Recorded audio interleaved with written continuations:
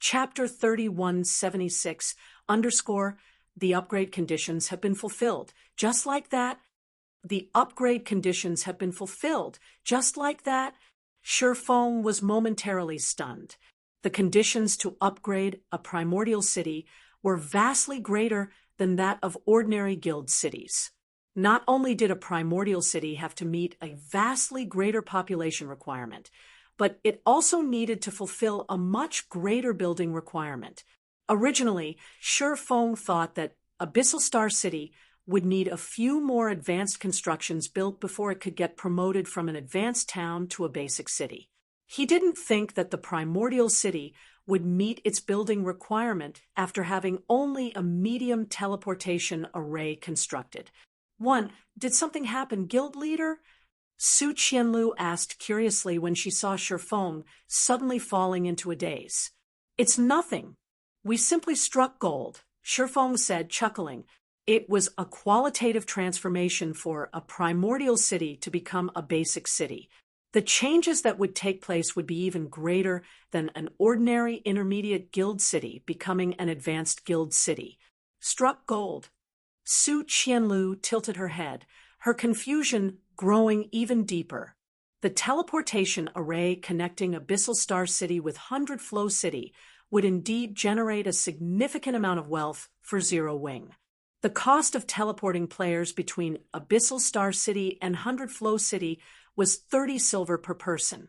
If the city charged each player 1 gold, that would be a profit of 70 silver.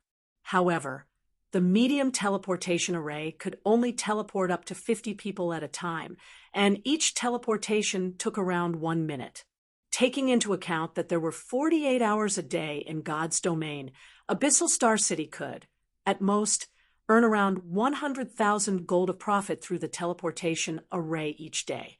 That might be a significant sum of money, but it was nothing compared to the money earned from Abyssal Star City's entrance fees. Currently, Abyssal Star City was making 2 million gold per day through entrance fees alone. Even after deducting the maintenance cost of the city's constructions and NPCs, the city would still be left with 600,000 gold, which was still multiple times more than what the city could make through the teleportation array. Hence, Su Qianlu couldn't understand how Zero Wing had struck gold. In fact, let alone striking gold, the teleportation array couldn't even allow Abyssal Star City to match the income players could make from managing a small NPC city. Even a small NPC city had upwards of 10 million in population. Moreover, aside from entrance fees, players that held management rights over an NPC city would also receive a portion of the profits generated by the city's auction house. Overall, Abyssal Star City's total net income couldn't even match 1/3 of what players could earn from managing a small NPC city, let alone medium and large NPC cities. Moreover, considering that Zero Wing's member count was now over 500,000, an additional income of 100,000 gold was nowhere near enough for Zero Wing to consider it striking gold. At the end of the day, the addition of the teleportation array only allowed Zero Wing to have stronger bargaining power against the foreign god's domain's powers. How much are advanced lineage crystals selling for in auction houses now, Blackie? Sherfong asked as he turned to Blackie. Advanced lineage crystals? After pondering for a moment, Blackie answered, they're going for 200,000 gold each on average. Many superpowers are buying the advanced lineage crystals that the foreign powers have brought in, so prices aren't going any lower for the time being. That's very cheap already, Sherfong said, a smile appearing on his face. Previously, he had sold ordinary lineage crystals for several 100,000 contribution points through the Azura Mercenary Alliance. Meanwhile, each contribution point was worth 40 silver. Yet, now, advanced lineage crystals, which were much better and rarer than ordinary lineage crystals, were being sold at only 200,000 gold. This was definitely a very low price. Do you plan on buying some guild leader? Su Qianlu asked worriedly. Advanced lineage crystals might be excellent items, but Zero Wing's expansion had drastically increased its expenditure. The change in the miniature ancient world's environment had only worsened things. Nowadays, it had become normal for players to die at least once when grinding out in the fields. If players were unlucky, their entire team might get wiped out. In that case, resurrection would become impossible, and they'd lose an entire level plus a piece of equipment. Because of this, Zero Wing needed to spend large amounts of gold coins each day purchasing weapons and equipment from the auction house to restock its guild warehouse. Although the guild could also obtain weapons and equipment through dungeons and grinding out in the fields, the amount obtained was nowhere near enough to meet demands. So, Zero Wing was in no situation to be purchasing advanced lineage crystals that cost 200,000 gold each. Even purchasing only one advanced lineage crystal a day would immediately put Zero Wing into the red. At that time, Zero Wing's many members would have to stop grinding for levels and focus entirely on raiding team dungeons just to prevent the guild from running out of weapons and equipment. Of course. Moreover, we're going to buy in bulk, Shifeng said, chuckling. Then, he shared the system notification he had just received with Su Qianlu.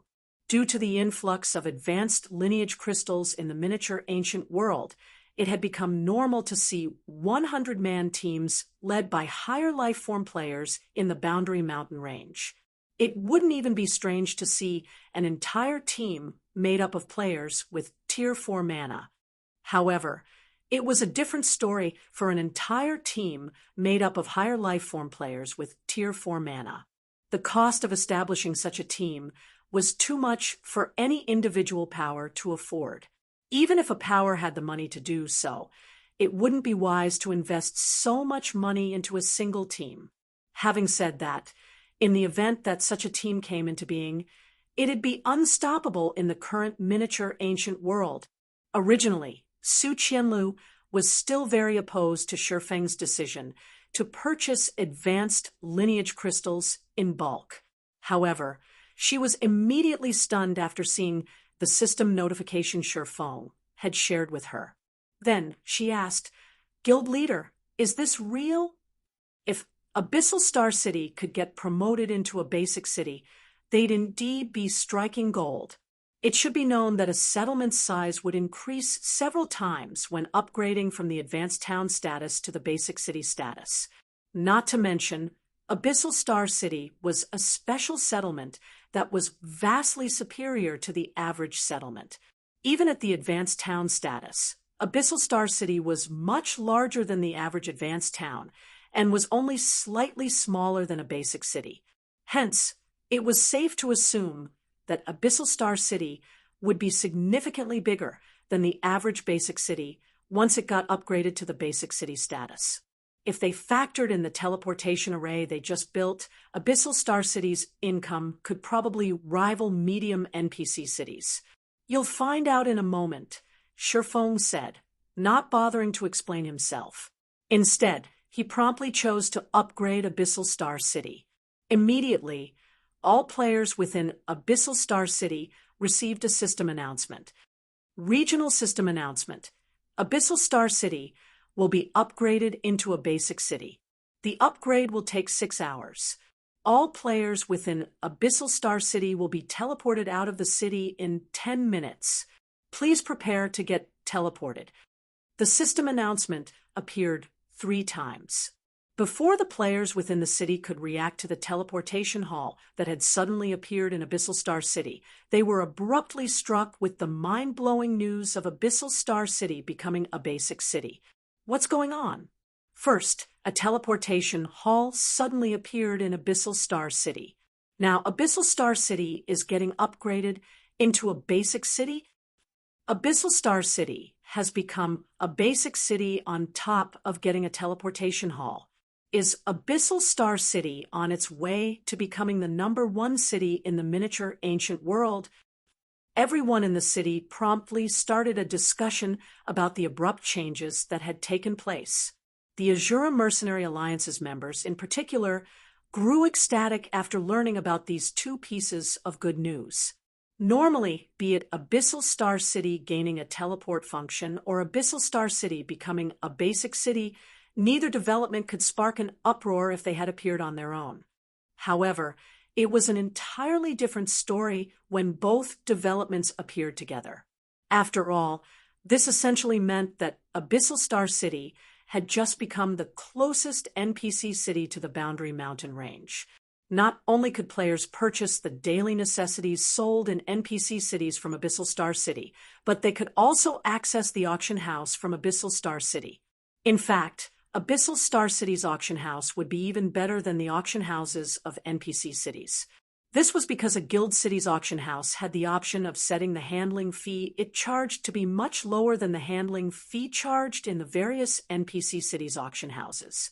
Combined with the convenience of teleportation, it wasn't hard to imagine that Abyssal Star City would become the miniature ancient world's trade center in the future. Meanwhile, as members of the Azura Mercenary Alliance, they had priority to enter Abyssal Star City. So, they would no longer have to worry about not being able to purchase their daily necessities. They also wouldn't have to worry about not being able to sell their harvests for a good price. Subsequently, after everyone was forcibly teleported out of Abyssal Star City, news of Abyssal Star City's promotion and acquisition of a teleportation hall quickly spread across the entire miniature ancient world. TL notes. 1. Apparently, Abyssal Star City was an advanced town all this time. I have an excuse as to why I made such a mistranslation. Primordial City, Guqing City, Qingshi Town, Xiaojin. Up until this chapter, the author hasn't ever clearly stated whether his was referring to a primordial city or a primordial town. When people use the term, they're usually talking about an ancient city or a primordial city in this case. It is also the case for when someone mentions X, it's assumed that they are talking about X city, not X town. In the case of towns, people will usually use Z or Z when referring to Z town. To prove my point, here are two examples of how the author names his towns and cities. 1. Silverwing Town, Chapter 1728 of Main Story. 2. 100 Flow City. However, I will not be changing Abyssal Star City to Abyssal Star Town. Since the author has insisted on using Abyssal Star City since Chapter 95, I am going with the assumption that Abyssal Star City is a settlement named Abyssal Star City, but had the status of advanced town. This is quite a confusing development, so if you have any questions, feel free to join my Discord and ping me your questions. Discord. https://discord. GG/JDMQSX 9 p.m. If you find any errors, broken links, non-standard content, etc., please let us know so we can fix it as soon as possible.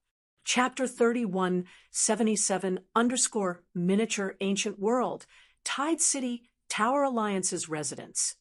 Miniature Ancient World, Tide City, Tower Alliance's residence. The Tower Alliance's residence occupied an area of 2 sports stadiums. In the large city that housed over 100 million players, the residence was a unique existence. As for the guild members and independent players that walked in and out of the residence, many of them had reached the standard of peak experts. Even after the Myriad Worlds Descent expansion pack took effect and powers from the many gods' domains entered the miniature ancient world, many independent experts were still seeking to join the Tower Alliance. The Abyssal Star Primordial City that's under Zero Wing's control has been upgraded into a basic city already. Great Elder Favre. Combined with its ability to facilitate teleportation to NPC cities, it will definitely become a densely populated large city in the future, the demi-dragon woman Maria said excitedly as she looked at Favre, the young-looking lady sitting at the center of the conference table while quietly reading the document in her hands. I suggest we establish a trade center in Abyssal Star City as soon as possible. That way, the Tower Alliance will have an even greater advantage in the miniature ancient world. Although we still can't access level 120 plus maps, I agree that we should deepen our partnership with Zero Wing, Vice Guild Leader Flanders said in agreement. Abyssal Star City was a guild city that bordered the Boundary Mountain Range. On top of that, it even had a teleportation hall that allowed players to teleport to Hundred Flow City, an NPC city. It wasn't hard to imagine that Abyssal Star City would become a transit hub or base of operations for the many Gods Domains players in the future. At that time, the city's popularity would exceed every one of the current NPC cities. As icing on the cake, Zero Wing was also a guild with extraordinary potential. Hence, nothing could go wrong with furthering the Tower Alliance's partnership with Zero Wing. We can indeed carry out further cooperation with Zero Wing, but establishing a trade center in Abyssal Star City will require more consideration. You too should know that the establishment of a trade center is of utmost importance. Zero Wing's Abyssal Star City might be considered the #1 guild city in the current miniature ancient world, but that might not necessarily be the case once level 120 plus maps open up, and the myriad world's powers begin developing their own settlements. Favre, the young-looking lady, said, shaking her head, "Our Desolate Star Corporation only has a limited number of trade center slots. Wasting even one slot will incur us severe losses." Trade centers. This might be a term foreign to players from isolated gods' domains, but it was one of the main methods for the various gods' domain powers to generate income in the greater world. A trade center was a special shop that allowed players to conduct transactions using real-world currency directly. Unlike offline transactions made to trade in-game resources for real-world currencies, transactions made through the trade center were absolutely confidential. Players wouldn't have to worry about exposing their identities when trading through a trade center. Hence, so long as the option was available, players in God's domain would always choose to trade through a trade center, even if they had to pay a slightly higher processing fee. Because of this, almost every prosperous guild city would have a trade center. Moreover, so long as a guild city could maintain a stable player population of 100 million, the annual income the city could generate through the trade center alone could rival 15% of a greater God's domain's hegemonic power's annual income. Of course, increasing a guild city's player population to 100 million was easier said than done. Even hegemonic powers in the greater God's domain would only have a few of such guild cities under their control. After all players sought to grow stronger, and to do so required them to transition to better maps at some point. Unless a guild city was established in a strategically important location, it'd be very difficult for it to thrive for very long. This was also one of the main reasons the many gods' domains' various powers had come to the miniature ancient world to develop. The miniature ancient world was one of the few unexplored lands in the greater gods' domain. After factoring in the miniature ancient world's massive player population, developing a guild city with over 100 million player population wouldn't be difficult. In fact, developing 1 or 2 mega guild cities with a player population of over 500 million wasn't even out of the question. Meanwhile, aside from Abyssal Star City, the Desolate Star Corporation had many other options to establish its trade center. After all, while the Desolate Star Corporation might only be a subpar conglomerate in the greater world, it was still the majority shareholder of over a dozen hegemonic powers. The Tower Alliance wasn't the only hegemonic power the conglomerate owned shares in. What if I exercise my right as the 6th successor? Maria asked, reluctant to give up even after hearing Favre objecting to her suggestion. "Have you lost your mind, Maria?" Favre yelled as she looked at her niece in astonishment. "Every successor only has 1 trade center slot. It is also your only capital to develop in the greater world. You'll lose your qualifications as a successor if you mismanage this slot." Life in the greater world was incredibly harsh. Hence, competition between the successors of a conglomerate was extraordinarily intense. Depending on how a successor handled the competition, they could end up living even worse than the average civilian for the rest of their lives. Favre had high hopes for Maria. Not only did this niece of hers have great talent, but the girl had also managed to become a vice commander in one of the Tower Alliance's frontline teams at such a young age. At this rate, it probably wouldn't take more than a year for her to rise to the position of commander of a frontline team. Then, maybe in another 2 or 3 years, she might be able to join the Tower Alliance's main force and become a vice commander there. At that time, Maria would have considerable authority in the Tower Alliance, and she'd be able to cultivate a group of trusted aides to help her in competing for the position of family head in the Desolate Star Corporation.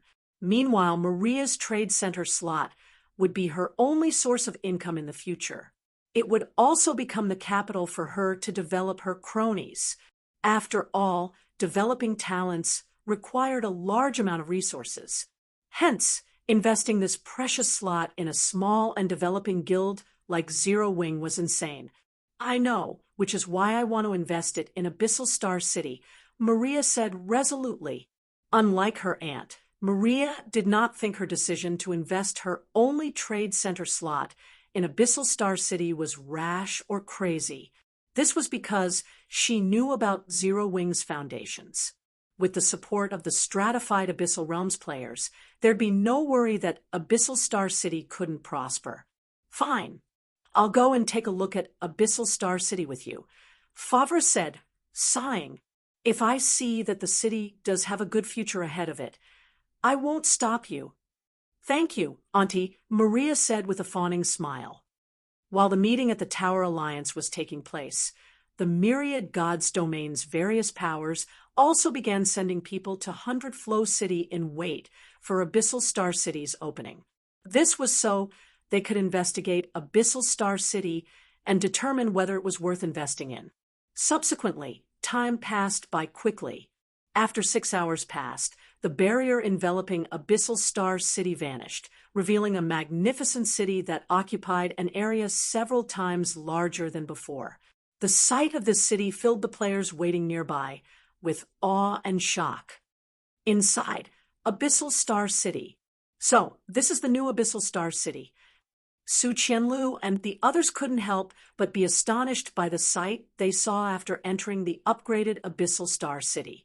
Although they hadn't started exploring the city yet, they could already tell that the city was extraordinary. If speaking purely in terms of size, Abyssal Star City was already comparable to a small NPC city. Now, the revenue Abyssal Star City could generate through entrance fees alone would most likely surpass the total income a power could earn through occupying a small NPC city. Aside from size, the density of Abyssal Star City's mana had also increased by a significant margin, so much so that the city's mana environment could already rival the stratified Abyssal Realms mana environment. This also meant that Abyssal Star City's mana environment far surpassed that of the miniature ancient world's various NPC cities. However, what surprised Su Qianlu and the others the most would still have to be the city's improved purification effect. Originally, Abyssal Star City's ability to purify the corrosive mysterious energies was already very amazing. However, after the upgrade, the city's purification effect had transcended to an entirely different level.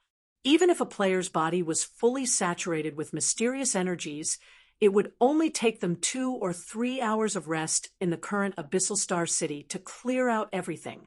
The purification rate had more than doubled compared to before. This would give players more time to spend out in the fields. While Su Qianlu and the others were awed by Abyssal Star City's changes, Shifeng had set his sights on the heart of the city, the Primordial Tower. The second floor is finally open. A flash of excitement appeared in Shifeng's eyes when he saw the system notification before him.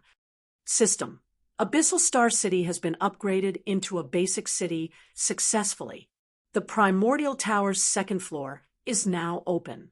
If you find any errors, broken links, non-standard content, etc., please let us know so we can fix it as soon as possible. Chapter 3178 _ as expected of a primordial settlement. To think it would undergo such a drastic change just by becoming a basic city. When Hidden Soul sensed the change in Abyssal Star City's mana environment, flames of excitement ignited in her eyes.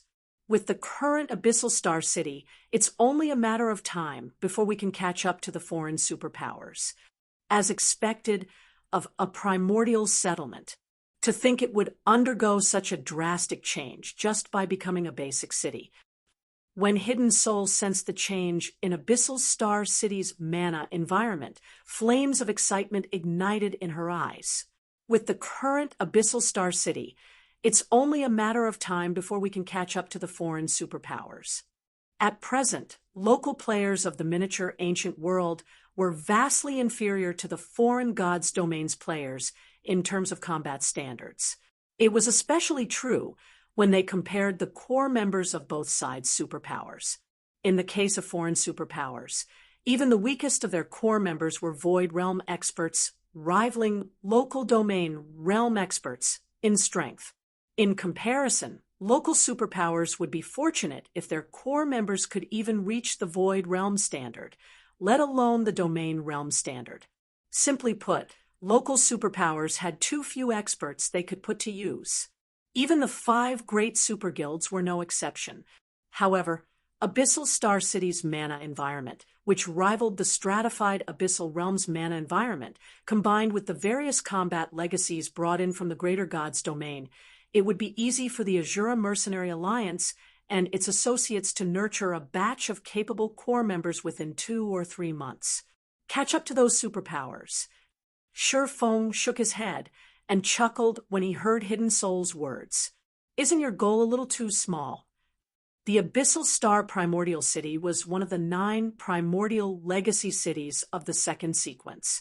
Moreover, going by the Primordial Tower's effects, Abyssal Star City was most definitely ranked near the front of the 9 primordial legacy cities. With Abyssal Star City, it'd be child's play for the Azura Mercenary Alliance and its associates to surpass the various superpowers from the Greater Gods domain. Small, Lu Wuxing, Galaxy Past, and Crimson Heart, who stood nearby, couldn't help but be stunned by Feng's response. They might not have understood how powerful the Greater Gods domain's superpowers were in the past. However, after these superpowers displayed a portion of their strength in the miniature ancient world, they realized just how massive of a gap existed between their local superpowers and the Greater Gods domain's superpowers. Setting aside core members, just the number of God-ranked experts they had was different by orders of magnitude. Even the weakest among the foreign superpowers had dispatched over a dozen God-ranked experts into the miniature ancient world, while the stronger ones had mobilized 2 or 3 dozen. In comparison, the Azura Mercenary Alliance, in its entirety, only had 9 God-ranked experts under its service. I doubt you'll believe anything I say now, so it's best if you check it out for yourselves, Feng said, as he glanced at Lu Wuxing and the others. Then, he led everyone to the primordial tower located at the center of the city. The 9 primordial legacy cities would undergo a qualitative transformation whenever they underwent an upgrade. It was especially true for the city's core structures. In Abyssal Star City's case, this core structure would be the primordial tower. Primordial Tower.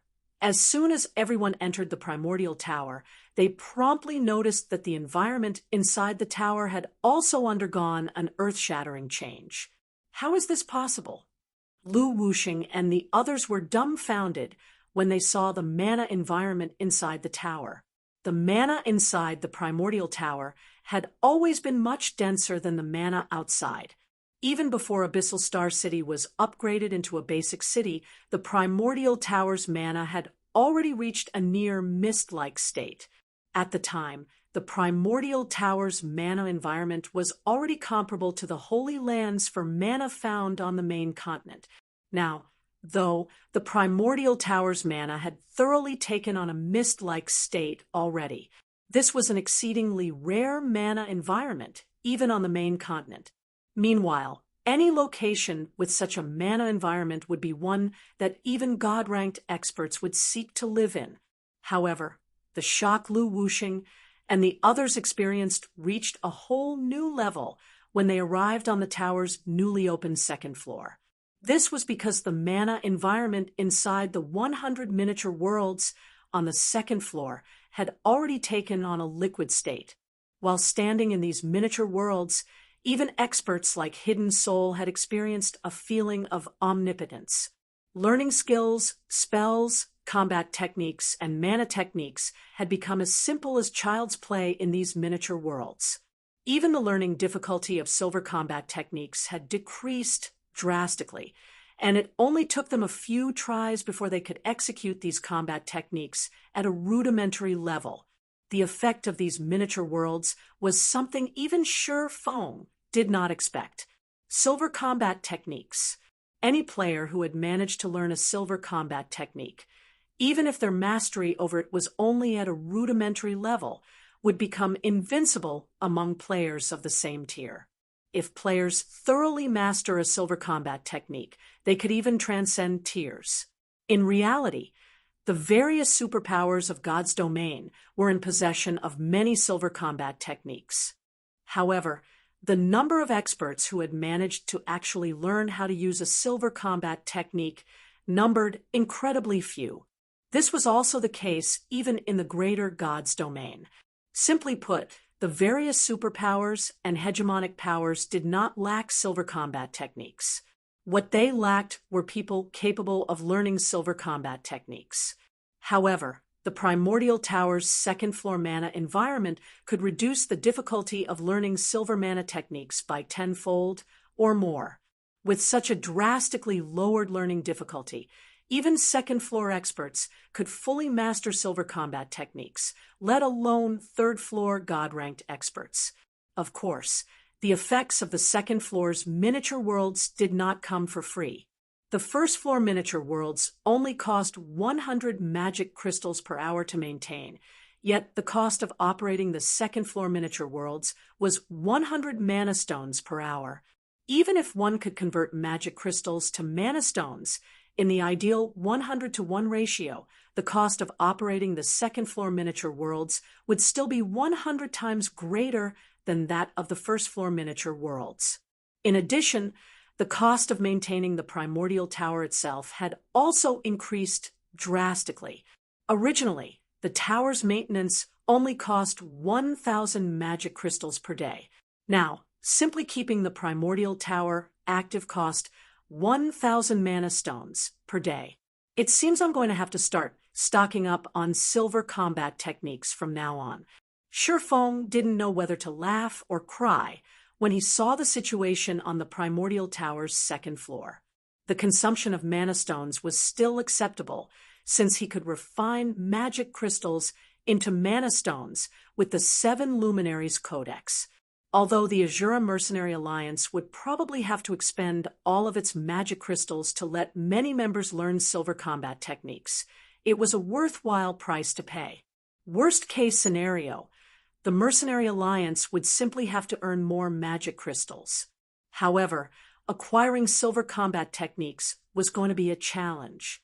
Silver combat techniques were incredibly valuable, each one as valuable as a fragmented legendary item. Moreover, the legacy items holding silver combat techniques would usually break after a few uses. The effects of the second floor's miniature worlds are simply too frightening, Guild Leader Black Flame. I suggest we only allow contracted members of the Azura Mercenary Alliance to use them, Lu Wuxing hurriedly said to Feng after snapping out of his daze. We should also raise the price and usage requirements of the first floor's miniature worlds. Crimson Heart, Galaxy Past, and Zhuo Yalan also nodded in agreement. The upgraded Primordial Tower was simply terrifying. Just the changes to the first-floor miniature worlds would already be enough to attract the attention of countless powers, let alone the second-floor miniature worlds. After all, the first-floor miniature Worlds mist-like mana could allow Refinement Realm experts to quickly master bronze combat techniques, and possibly even advanced bronze combat techniques. It should be known that even peak experts had trouble mastering advanced bronze combat techniques. Meanwhile, peak experts who had mastered advanced bronze combat techniques could threaten even domain realm experts. If a peak expert managed to master multiple advanced bronze combat techniques of various types, even defeating domain realm experts wouldn't be out of the question. Domain realm experts. Even in the greater world, domain realm experts were not cabbages that could be found everywhere. They were existences inferior only to God-ranked experts. I do have such plans, Sherfoam said, nodding. Aside from the primordial tower, I also plan to tweak the city's entrance fee. The standard entrance fee will be increased to 50 silver per person, and teleportation fees must be paid in magic crystals. 50 silver? Blackie's mouth widened when he heard Sherfeng's words. Because of the myriad world's descent, competition in the miniature ancient world had become much more intense than before. As a result, even Refinement Realm experts could only earn around 3 or 4 gold a day. If they were unlucky and failed to find any good equipment or rare materials, their daily earnings might even fall to just 1 gold. As for players beneath the Refinement Realm standard, they'd be fortunate if they could earn enough to break even with their daily expenditure. Previously, when Abyssal Star City charged 20 silver for its entrance fee, the average expert could still afford to enter the city. However, if the entrance fee were to be raised to 50 silver, even Refinement Realm experts might hesitate to enter the city. After all, they'd be left with hardly any money after paying the city's entrance fee, renting a hotel, repairing their equipment, and having a meal. If you find any errors, broken links, non-standard content, etc., please let us know so we can fix it as soon as possible. Chapter 3179 _ outside of Abyssal Star City. Outside of Abyssal Star City. After the magic barrier enveloping Abyssal Star City disappeared, the millions of players outside looked at the city eagerly. The changes to Abyssal Star City were visible to the naked eye.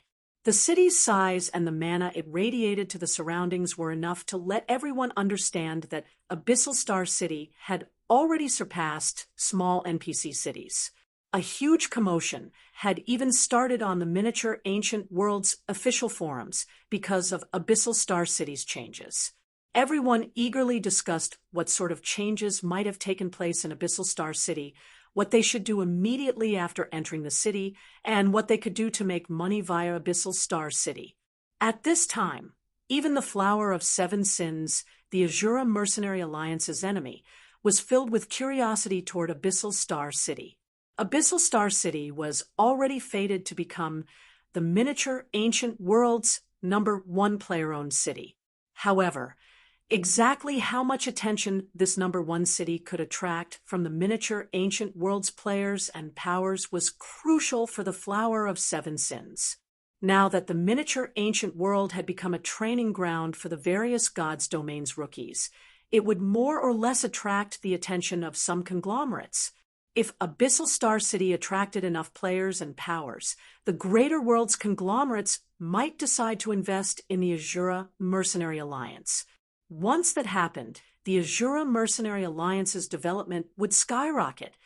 Shadowfog City, Flower of Seven Sins residents, Big Sis Omen, do you think those conglomerates will really set their sights on Abyssal Star City?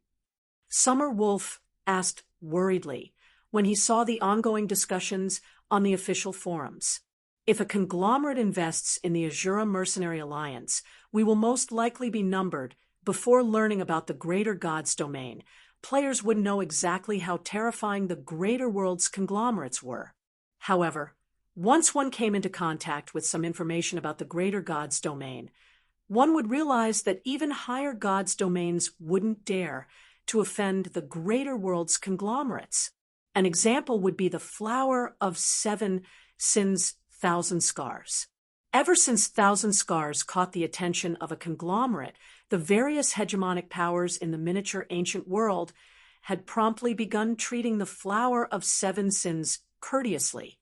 However, if Abyssal Star City managed to attract the attention of a conglomerate, the Flower of Seven Sins would probably cease to exist in the miniature ancient world.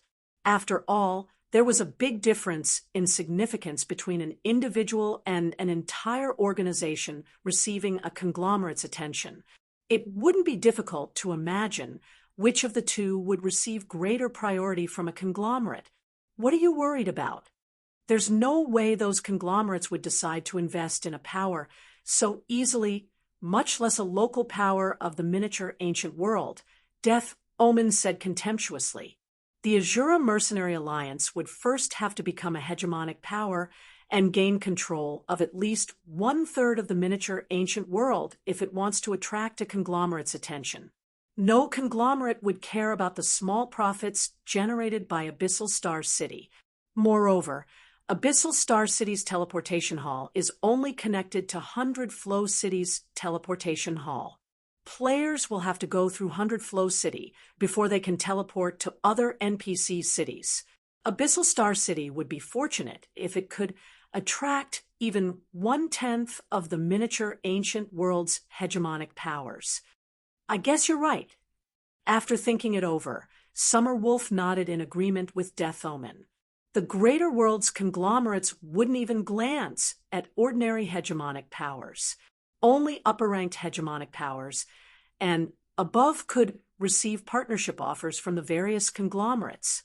Meanwhile, every upper-ranked hegemonic power was a frightening existence that had successfully established an empire in the greater God's domain and whose rule spanned over 100 God's domains. So, the likelihood of the Azura Mercenary Alliance attracting a conglomerate's attention with the Abyssal Star Primordial City alone was incredibly slim. What's the status of Thousand Scars? Death Omen asked. Whether the Flower of Seven Sins can secure a stable position in the miniature ancient world all depends on her now. We've delivered all the life potions and combat techniques we purchased to her already. I believe she can achieve further improvements within the near future, Summer Wolf reported. Good. So long as she can become a prioritized core talent, it's only a matter of time before we can make the Azura Mercenary Alliance disappear. Death Omen nodded, her mood improving significantly. Zero Wing's foundations might have exceeded her expectations. However, so long as the Flower of Seven Sins had a conglomerate to rely on, it wouldn't matter even if Zero Wing had multiple fourth-floor experts defending it. As soon as Death Omen finished speaking, both Death Omen and Summer Wolf received a message notification simultaneously. Is Zero Wing crazy? If it sets the entrance fee at 50 silver, even the various powers will give up on Abyssal Star City, let alone independent players, Summer Wolf exclaimed, a look of disbelief appearing on his face when he finished reading the report on Abyssal Star City's situation.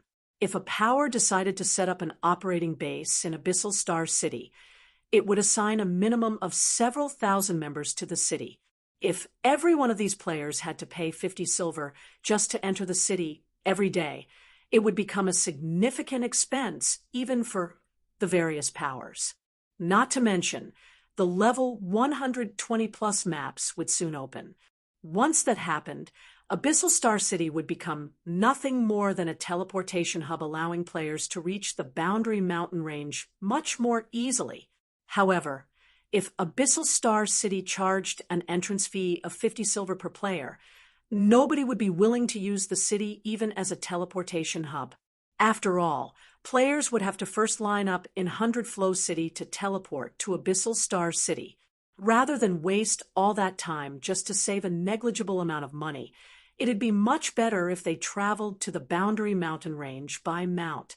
It seems this is all Zero Wing amounts to, Death Omen said, sighing in relief. If Zero Wing freely let the miniature ancient world's various powers enter Abyssal Star City, a large number of powers would flood the city. At that time, there'd be a real possibility of the city attracting a conglomerate's attention. Meanwhile, if the Azura Mercenary Alliance truly managed to gain the support of a conglomerate, Hidden Soul's status would skyrocket, and the Flower of Seven Sins would become a joke. However, after the stunt Zero Wing just pulled, Abyssal Star City could, at most, attract the attention of local players and powers. The city would have great difficulty attracting the attention of the various foreign powers, let alone conglomerates. At this time, the Flower of Seven Sins wasn't the only one surprised by Abyssal Star City's new rules. This change also caught the various local and foreign powers and players off guard. Is the Azura Mercenary Alliance crazy? Rather than secure itself a good future, it's choosing to target natives only? I doubt even natives will buy into an entrance fee of 50 silver. After all, the level 120 plus maps will be opening soon. All players above level 115 will definitely move their base of operations to the level 120 plus NPC cities. Who would want to settle in Abyssal Star City? 50 silver? Is Azura attempting daylight robbery? Moreover, teleportation fees can only be paid in magic crystals, and each teleportation costs 2 magic crystals. I only earn 3 magic crystals per advanced quest I complete for the Adventurers Association, and I can only pick up 1 advanced quest every 2 or 3 days. I know, right? Repairing epic weapons and equipment already costs a lot of magic crystals. Magical classes might only need to spend around 1 magic crystal per day for repairs, but plate armor classes like us need to spend at least 2 magic crystals even on a good day, or 4 magic crystals on a bad day. Is Azura telling us to fight naked? That's not all. Now, even Azura's members are in a miserable state. Although bronze members will still receive discounts when entering the city, they'll no longer qualify to train in the Primordial Tower. Now, only silver members and above can train in the tower. Moreover, the hourly usage fee has increased to 300 magic crystals.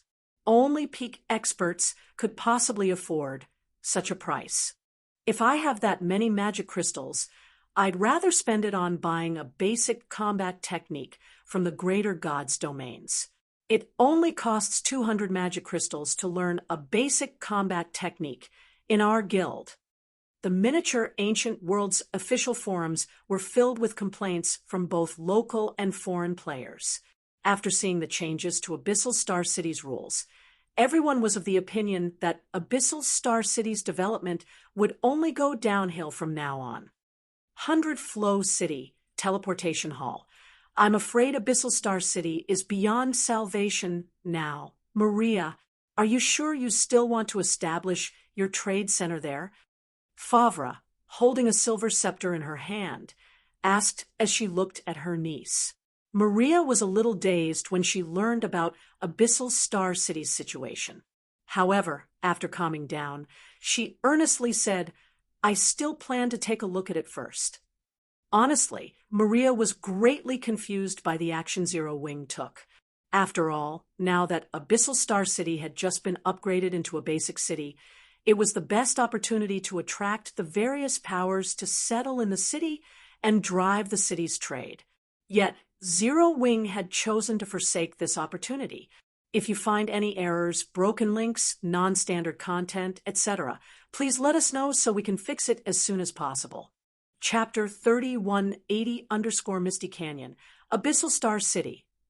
Misty Canyon, Abyssal Star City. Guild Leader. Less than 4 million players are gathered in Abyssal Star City right now.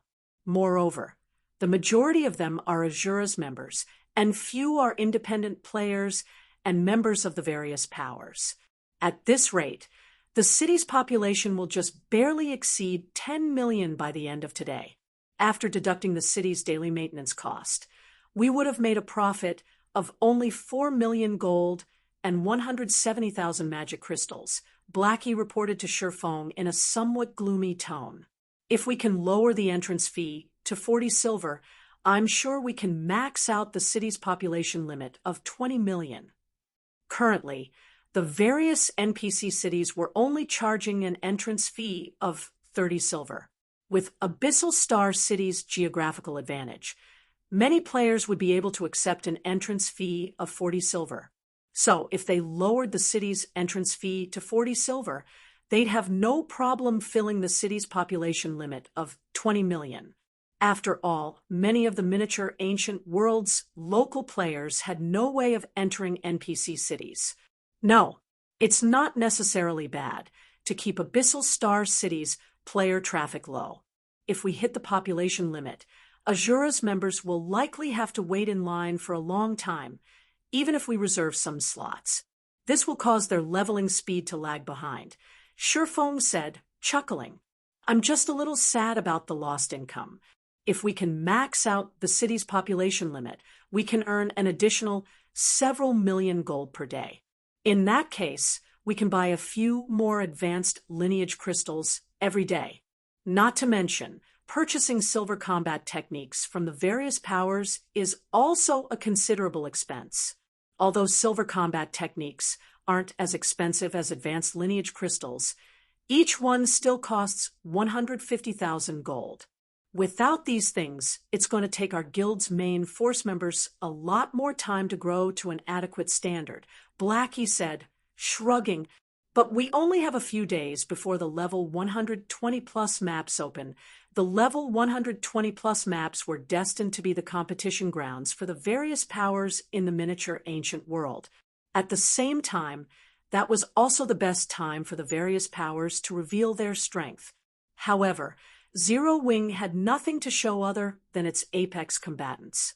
Its main force members were nowhere near as strong as the various superpowers' main forces.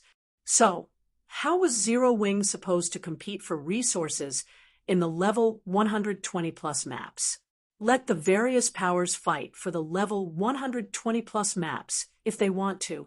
For the time being, it's best if Zero Wing and Azura accumulate strength quietly, Shifeng said with a faint smile as he looked at the reluctant look on Blackie's face.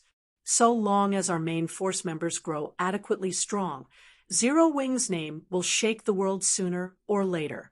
While Shifeng was chatting with Blackie, he suddenly received a message from Su Qianlu stating that the Green God Corporation's representative had already arrived at the God's Domain Association building's entrance. They're here already? After taking a deep breath, Shifeng quickly passed his remaining work in Zero Wing to Blackie before going offline. The greater world. This was the place where everyone would eventually go to live in the future. It was the place where people from many worlds converged. It was also the place where people from many worlds competed with each other for the right to live. Whether a guild could prosper in the greater God's domain depended entirely on whether it could establish a foothold in the greater world. If a guild couldn't establish a foothold in the greater world, it would be as good as finished in the greater God's domain. During Shifeng's previous life, Zero Wing had entered the greater world without any prior preparations. As a result, it had gotten targeted by a conglomerate very early on, which led to Zero Wing encountering numerous struggles in the greater world. At one point, Zero Wing had even nearly been eliminated by the Apex Power Demon's Gate and lost its ownership over its God's domain. However, Shifeng did not intend to repeat his past mistakes. This time, he must lay a solid foundation in the greater world before their God's domain was thoroughly linked with the greater God's domain.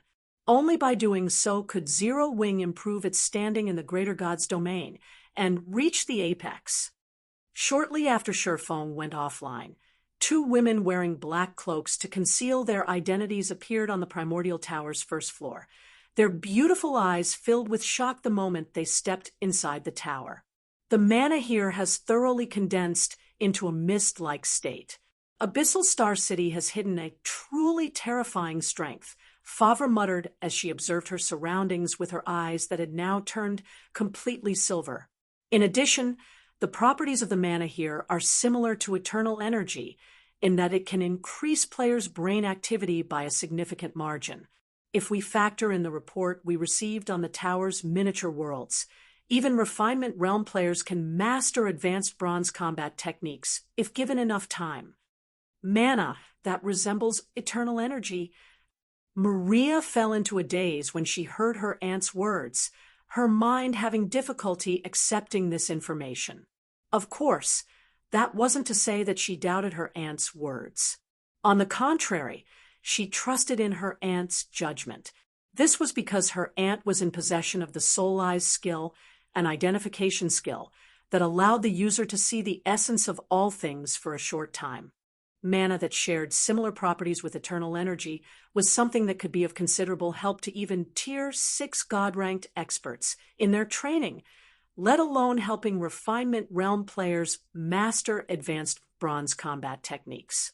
Meanwhile, the Primordial Tower's ability to provide players with such a mana environment was something that could be incredibly useful to any power in the Greater Gods domain. This was because third-floor experts, also known as superior adventurers, were incredibly rare. Most of the experts the various powers had under their command were only advanced adventurers who were at the second-floor standard.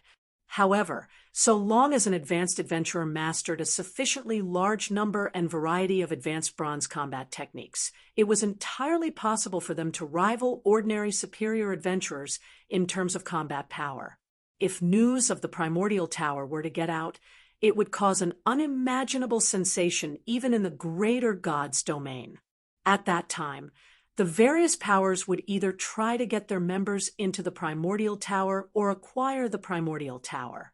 However, so long as Zero Wing could successfully defend Abyssal Star City, it would no longer have to worry about prospering. No matter how many new maps appeared in the miniature ancient world in the future, Abyssal Star City would forever remain the best place for superior adventurers and below to settle in.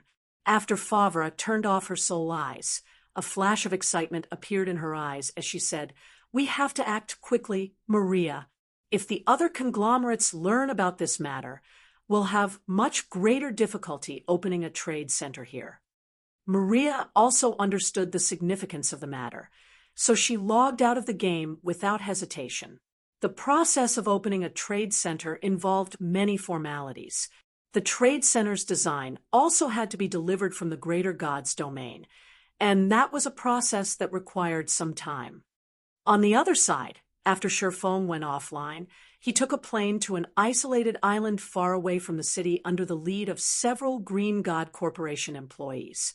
Upon arriving at the island, he found that there was actually an upper zone established on the island. However, unlike the upper zones found in first-tier cities, the one on this island was much smaller. There were also only several thousand people living here. After passing through a series of inspections, Sherfong arrived inside a large room that was situated several dozen kilometers underground. There weren't many people in the room, only 10, excluding Sherfong. Out of these 10 people, the oldest appeared to be in their 40s, while the youngest appeared younger than 20. In addition, all 10 of these people were big names that everyone knew on the main continent of God's domain. These people were either known as monsters or peerless geniuses by players. The 5 commanders of the 5 great super guilds' main forces were the most famous among these people. Out of these 5 commanders, the most famous would have to be the mythology's silver ghost Prosciutto. Aside from the 5 commanders, the 5 other people in the room were the Secret Pavilion's Empress Purple Jade, Divine Tribe's Magic Eye Hunter Phythalia, Miracle's Witch of the West Alice, the Flower of 7 Sins #1 Genius Thousand Scars, and last but not least, the legendary adventurer team Midnight Tea Party's first commander Breeze Wine. Except for Thousand Scars, the other 9 people in the room were all bona fide Tier 6 God-ranked experts. This was a gathering that most players in God's domain would probably never imagine happening. When Breeze Wine, who wore a pair of sunglasses, saw Sherfong entering, he swept his gaze across the others in the room and said, "Since the last person has arrived, we can go now. If you find any errors, broken links, non-standard content, etc., please let us know so we can fix it as soon as possible." Chapter 253, Tier 3 Instructor. Chapter 253. Tier 3 instructor inside the isolated room the size of a football field. The 9 other people in the room began scrutinizing Sherfong as soon as they heard Breeze Wine's words. He is the last person? Everyone grew confused after they were done scrutinizing Sherfong. Logically, anyone capable of getting into this room shouldn't be a nameless nobody in God's domain. However, aside from Purple Jade, nobody else managed to recognize Sherfong. To further their confusion, Sherfong had an inconspicuous appearance and did not have any presence whatsoever. Did our God's domain have such an expert? Phythalia quietly asked the others around her as she looked at Sherfong strangely. Shaking her head, Alice said, "I've seen every known Tier 6 God-ranked expert in our God's domain. He shouldn't be any of the God-ranked experts we know." Prosciutto and the others weren't surprised when they heard Alice's statement. Aside from the Tier 6 God-ranked experts that had abruptly disappeared, every God-ranked expert in their God's domain had met each other in the real world at least once or twice. In fact, one could easily find the real-life information of all known Tier 6 God-ranked experts on the internet nowadays. However, Sherfong definitely wasn't any of these known God-ranked experts. "I know him," Purple Jade said. "His name is Sherfong. He isn't a God-ranked expert, but an instructor of a God's Domain Academy instead. He was a level 200 Tier 3 Sword King at his peak. He used to be the guild leader of the second-rate guild Shadow, but he was dismissed from Shadow and is currently the acting guild leader of Zero Wing." Purple Jade had paid close attention to Wu Lingling ever since the latter had won against her disciple Lei Li. Hence, she naturally looked into Wu Lingling's instructor as well.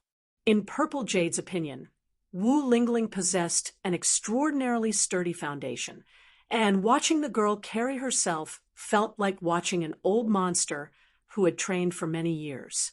So, it wasn't hard to imagine that the person responsible for teaching Wu Lingling possessed incredible knowledge and control over the human body. Even a God-ranked expert couldn't necessarily produce a student of Wu Lingling's caliber. Only, the result Purple Jade got from investigating Sherfong was disappointing. Sherfong was the acting guild leader of Zero Wing, while Zero Wing's true guild leader was Black Flame, a God-ranked expert from a different God's domain. After connecting the dots, it was obvious that Sherfong must have handed Wu Lingling a special training method that he had received from Black Flame. There was also no way Sherfong could be responsible for teaching Wu Lingling, since Sherfong was barely a refinement realm expert. Hence, when Purple Jade saw Sherfong appearing in the room and learned that he would be heading to the greater world with their group, she couldn't help but be surprised. The greater world was a very dangerous place. Even someone as strong as Breeze Wine had only recently managed to secure himself a foothold in the greater world. Yet, a refinement realm expert like Sherfong was planning on heading to the greater world. Zero Wing. When Thousand Scars, who wore a white dress, heard Purple Jade's introduction, the gaze she used to look at Sherfong immediately turned cold. Although she had no personal grudges against Sherfong, Zero Wing was the Flower of Seven Sins' sworn enemy. The Flower of Seven Sins had even suffered severe losses recently because of Zero Wing. Originally, Thousand Scars had planned on challenging Zero Wing's guild leader Black Flame after the recent improvements she had made. That way, she could reduce Zero Wing's momentum to a certain extent. However, because she needed to enter the greater world and focus on becoming a core genius of the Paimon Corporation as soon as possible, she had no choice but to give up on challenging Black Flame. Now that she had come across Zero Wing's acting guild leader, she wouldn't mind taking care of him if the opportunity arose. "All right, that's enough talking. All of you put on the quantum watch assigned to you, and follow me inside." Breeze Wine interrupted and pointed at the translucent glass door standing in the middle of the room. "If you don't wish to listen to me now, you don't have to listen to me once we reach the greater world, either. Breezewine was the first commander of the legendary Midnight Tea Party. Even though most of the people he was currently dealing with were God-ranked experts, he did not bother being courteous with them. Moreover, he had already proven his strength by securing himself a foothold in the greater world without external help. So, Thousand Scars quickly dismissed her thoughts and followed Breezewine's command.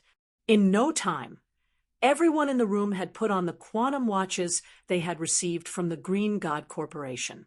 Then, they followed Breezewine through the glass door and seemingly arrived in outer space.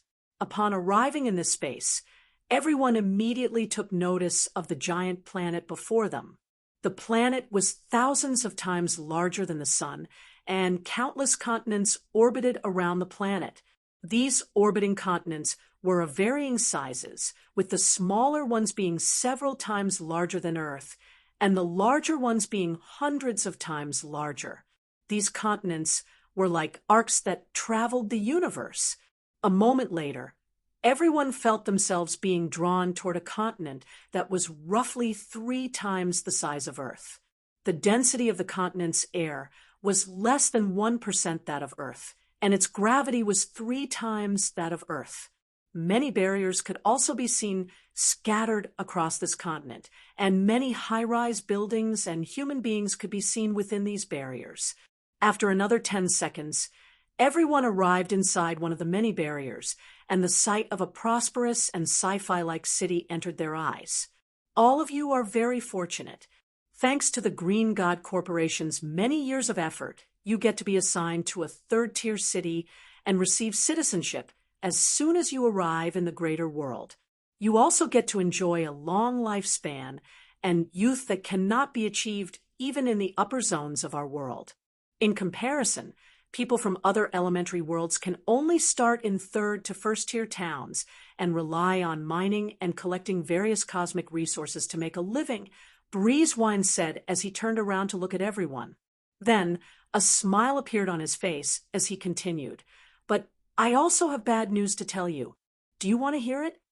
If you find any errors, broken links, non-standard content, etc., please let us know so we can fix it as soon as possible. Chapter 254, Contention in the Greater World. Chapter 254, Contention in the Greater World despite Breezewine mentioning bad news. Everyone present behaved as if they didn't hear him, their expressions remaining calm. Bad news. Alice, who had tied her hair into a ponytail and was wearing a light blue sports top, looked at Breezewine curiously. Then, she revealed a faint smile as she asked in a mature tone, "Could you perhaps be talking about how we will only be permitted to live in this city for a month, Commander Wine?" Purple Jade, Prosciutto, Thousand Scars, and the others showed no reaction to Alice's words. This was because they, too, knew about this piece of information. It was something they had learned through the players of the other gods' domain, according to the foreign players. Although the greater world was a vast world with technology far more advanced than what was available in their homeworld, there was very little space suitable for human life. It was especially true for living spaces like the greater world's cities. The number of cities in the greater world wasn't even 1% of the number of towns. Yet, as it just so happens, the resources available in the greater world's cities were vastly superior to that of towns. One example of the difference between towns and cities would be the residents' average life expectancy. People living in the greater world's towns could expect an average life expectancy of around 200 years. In contrast, the average life expectancy in even the lowest third-tier city was 500 years. 500 years were enough for a country to change dynasties multiple times during ancient times. Yet, people living in a third-tier city in the greater world could easily outlive ancient dynasties. Not to mention, their bodies could also remain in peak condition for up to 300 years. Unfortunately, there were just far too many parallel worlds. As more and more of these parallel worlds merged with the greater world, it became increasingly difficult for people to live in the greater world's cities. Each city could only accommodate a limited population. Normally, unless one came from a world that had managed to establish a city in the greater world, one would have to pay a certain amount of contribution points each month to stay in a foreign world city. Contribution points had to be earned by completing tasks issued by the city. Either that, or one could complete quests in the greater god's domain. These were the two main methods a person could earn contribution points through. If a person failed to earn enough contribution points after a month, they would be kicked out of the city. Even Tier 6 God-ranked experts were no exception. Of course, if a person didn't have enough contribution points to pay their rent, they could also purchase contribution points using star coins. Only contribution points were not easy to come by, and few people were willing to sell them. Even if one chose to sell contribution points, one would typically only sell to close friends and relatives.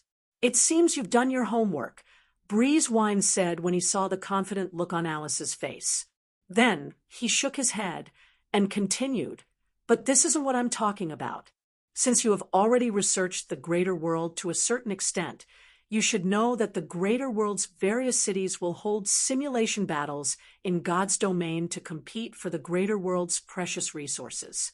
These simulation battles will be held at 3 levels, and all participants must be under 50. In order to win these simulation battles, the various cities will form their own city legions to recruit and nurture young experts. The training the various cities offered to their respective city legions might not be comparable to that of the various conglomerates, but it is still vastly superior to the average corporation.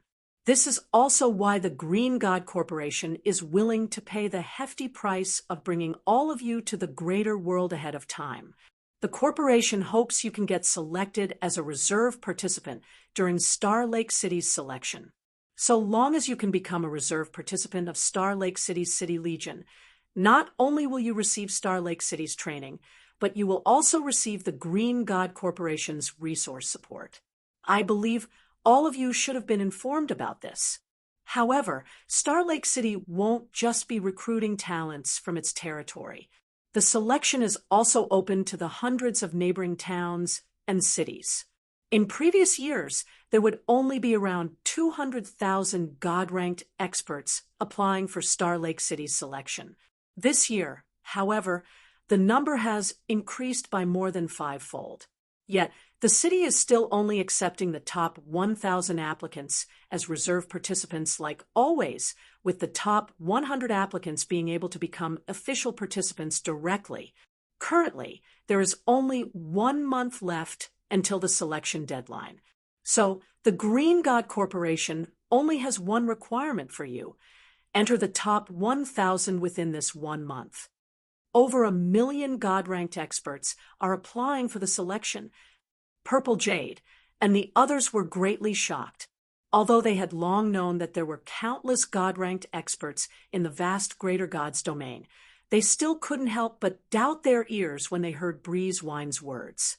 It should be known that the various superpowers of their God's domain treated every one of their God-ranked experts as their backbone. Yet, God-ranked experts were only the most common experts participating in Star Lake City's selection. At this moment, Purple Jade and the others weren't the only ones feeling pressured by the information Breezewine had just shared with them. Even Thousand Scars, who had many interactions with the greater God's domain's experts due to the Flower of Seven Sins, was experiencing much stress. Thousand Scars might have caught the Paimon Corporation's attention. Still, she needed to enter the top 100 of Star Lake City's selection should she wish to become an internal member of the Paimon Corporation. If she couldn't do that, she'd have to get into the top 300 at the very least to become an outer member. Originally, Thousand Scars had scoffed at this requirement. After all, she was strong enough to be close to entering the top 100 of the miniature Ancient World's God-ranked expert list. However, compared to the God-ranked expert list, the scale of the competition she needed to face in Star Lake City's selection was on an entirely different level. The selection is even open to experts from other cities? Surefoam was a little surprised by this news. It was very rare for a city in the greater God's domain to recruit experts from other cities. He had only ever heard of such situations happening in the greater world before. Never had he actually seen it happening. He didn't think Star Lake City would be taking such action. After concluding his explanation, Breeze Wine turned to Surefoam and said, "As for you, Guild Leader Surefoam, Zero Wing has paid for your travel to Star Lake City, so the Green God Corporation does not have any requirements for you. You are free to move independently once you complete your first entrance test." Nobody was surprised to hear Breeze Wine's words. This was because everyone knew there was no way a Tier 3 player like Surefoam could remain in the city. All of you don't have to worry too much about scoring poorly in the selection. The simulation battle between cities is different from the standard combat in God's domain. Aside from combat standards, the simulation battle mainly tests participants' mental strength standards. Your mental strength standard will directly correlate to the quality of the weapons and equipment you receive in the simulation battle. The greater your mental strength, the better the weapons and equipment you will receive, Breeze Wine explained as he returned his attention to the others.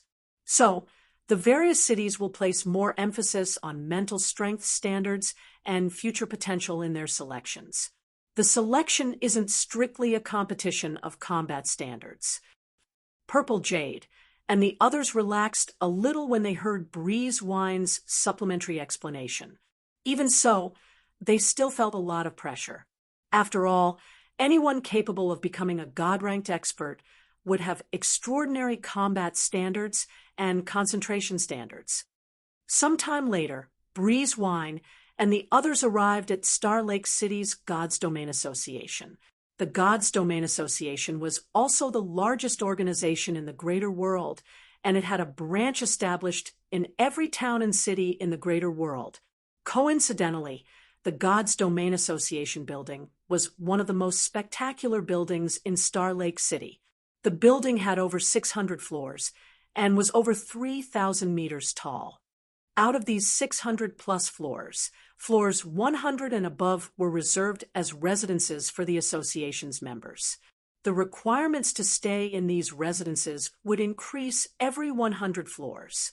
Those qualified to live on floors 600 and above were big shots that even conglomerates had to treat with care. Meanwhile, even the weakest person inside the God's Domain Association building had physical fitness at the standard of Hunlian masters, while more than 30% of the building's occupants were at the standard of Hunlian grandmasters. There were even replays of duels between Tier 6 God-ranked experts being played in the lobby, the replays free for all to watch and learn from. I recommend that all of you take your first test now. It will give you an idea of your current placings. It will also decide which floors you will stay in the association for this month. Your first month's rent is free. This is the greatest welfare offered by the God's Domain Association to people entering the city for the first time. This will save you from living out on the streets and starving, Breeze Wine said. Then he pointed at a long line in the distance and continued, "The Green God Corporation has already credited 3 test attempts into your watches, so your first 3 tests will be free. If you want more attempts, you'll have to spend star coins to buy them yourselves." Everyone nodded and felt their shoulders growing a little heavier. It cost 10,000 star coins to attempt the God's Domain Association's test every time. This was nearly the average resident's annual salary in the greater world's various cities. It should be known that anyone capable of living in a city is an extraordinary individual. Yet, even then, these individuals would have to go through great pains just to earn 1,000 star coins a month. Naturally, earning star coins would be even more challenging for people new to the greater world. Although the powers behind them were incredibly powerful in their home world, their respective powers had only managed to prepare several tens of thousands of star coins for them. That was only enough for them to make a few extra attempts. Meanwhile, after waiting in line for several hours, it was finally Surefang's and the others' turn to test their mental strength. If you find any errors, broken links, non-standard content, etc., please let us know so we can fix it as soon as possible. Chapter 255, Mental Strength Standard. Chapter 255, Mental Strength Standard. This must be the first time you all are taking the test, right? In that case, I have to remind you of two things the receptionist at the front desk said after scanning your phone, and the others with a device. The receptionist was a woman dressed in black office attire with long hair that cascaded down her back, and her figure and appearance were comparable to Hidden Soul. Firstly, while you are in the mental space, staying longer inside doesn't mean you will get a better score. Instead, you are scored based on how quickly you can conquer the obstacles on each floor. Secondly, be wary not to push yourselves too far past your limits. Otherwise, you will suffer a mental breakdown, and it is unlikely you'll be able to make a second attempt within a month. Purple Jade and the others nodded when they heard the receptionist member's words, none of them daring to behave disrespectfully to her. Although they didn't know how old the other party was, judging by the dangerous aura they sensed from her, they could tell that the other party's physical fitness was far superior to theirs. A mental strength grandmaster? Feng couldn't help but be surprised when he looked at the woman behind the front desk. Mental strength grandmasters were existences that thoroughly transcended mental strength masters. Even in the greater world, a one-star mental strength grandmaster would be an executive-level individual in the various corporations, while three-star mental strength grandmasters were existences that even conglomerates would try their best to recruit. Although the Gods Domain Association was the largest organization in the greater world, it still wasn't at the level where it could afford to have mental strength grandmasters work as receptionists. So, Feng couldn't help but be surprised and confused by this situation. A moment after the receptionist was done giving her advice, a man who had just completed his test walked out of the test hall. At the same time, his result also appeared on the test scoreboard in the lobby. Mental grade, 2-star mental strength master. Potential rating, 71. Mental strength rating, C. Mental control rating, B. Overall ranking, 13,452. The receptionist read the man's result.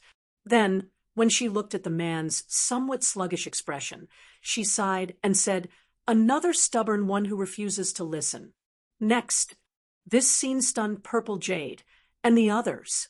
The man who had just walked out of the test hall looked no older than 40. An individual capable of becoming a 2-star mental strength master before 40 was an incredibly rare talent even in the various upper zones. Yet, in this place, such a mental strength master couldn't even rank within the top 10,000. Out of everyone present, only Breeze Wine and Feng weren't surprised by this situation. The standard of mental strength development available in their homeworld was vastly inferior to even the greater world's towns, let alone cities. This remained true even for the upper zones created by the Green God Corporation. Regardless, Alice was the first in the group to challenge the mental strength test. After entering the mental space for around 10 minutes, Alice walked back into the lobby with a somewhat ugly expression. At the same time, her results appeared on the lobby's scoreboard. Mental grade, 2-star mental strength master. Potential rating, 87. Mental strength rating, B. Mental control rating, A. Overall ranking, 856. When the receptionist saw Alice's result, she said in praise, "You'll have a chance of becoming a 3-star mental strength grandmaster in the future if you already have such standards as a newcomer to the greater world." Good. Beautifully done. Joy appeared in Breeze Wine's eyes when he saw Alice's result. Although he had long since known that Alice could definitely enter the top 1,000 within the selection period, he didn't think she would accomplish this feat on her first attempt at the selection test. Support us at Hosted Novel. It should be known that newcomers to the greater world for the first time would typically see great improvements in their first month in the greater world. This was also why the God's Domain Association would offer to cover newcomers' food and accommodation expenses for the first month. Alice had scored such a high rank on her first attempt, so it wasn't out of the question for her to get within the top 300 within the next month. Meanwhile, individuals who joined the City Legion would receive significantly different treatment depending on whether they were ranked within the top 100, top 300, or top 1,000.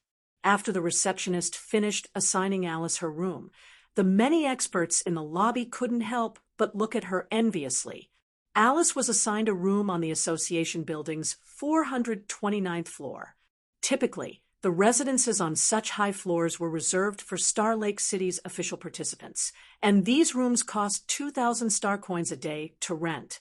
The average God-ranked expert could only dream of staying in such a room.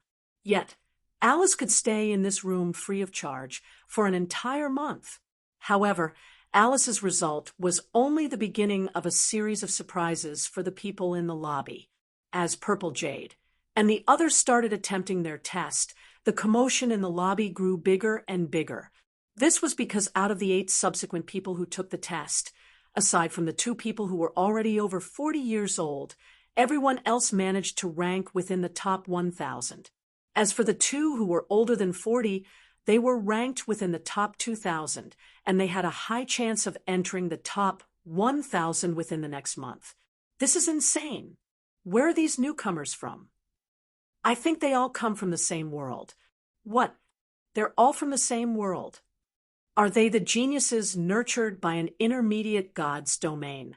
The many God-ranked experts in the lobby began making all sorts of conjectures as they looked at Alice and the others. Due to the nature of Star Lake City's selection this time, individuals capable of ranking within the top 3,000 would already be considered geniuses among geniuses, let alone the top 1,000. Yet, 7 out of 9 newcomers from the same world had managed to enter the top 1,000. Even intermediate God's domains could not produce so many geniuses in the same generation. Not to mention, out of these 9 newcomers, 3 had managed to rank within the top 500, their ranks hovering in the 400s. These 3 people were Magic Eye Hunter Phythalia, Silver Ghost Prosciutto, and Thousand Scars Shui Qianhen. All 3 had received a potential rating of around 90 and AA ratings for their mental strength and mental control.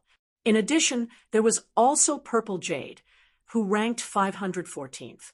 These 4 individuals had a high chance of entering the top 100 within the next month and competing against the peerless geniuses of the various higher God's domains. Breeze Wine grew ecstatic when he saw this outcome. With such results, he could easily complete the task the Green God Corporation assigned to him. After all, the corporation's task was, for him, an official participant of Star Lake City, to produce 3 other official participants. When Prosciutto saw Sherfong entering the mental space, he turned to Breeze Wine and said indifferently, "We've completed our tests already, Commander Wine. Shouldn't we start familiarizing ourselves with the training facilities here?" Guild leader Sherfong still hasn't completed his test. Prosciutto, "Isn't it too early for us to leave now?" Purple Jade said, frowning, "Is his test result even important?" Prosciutto glanced at Purple Jade.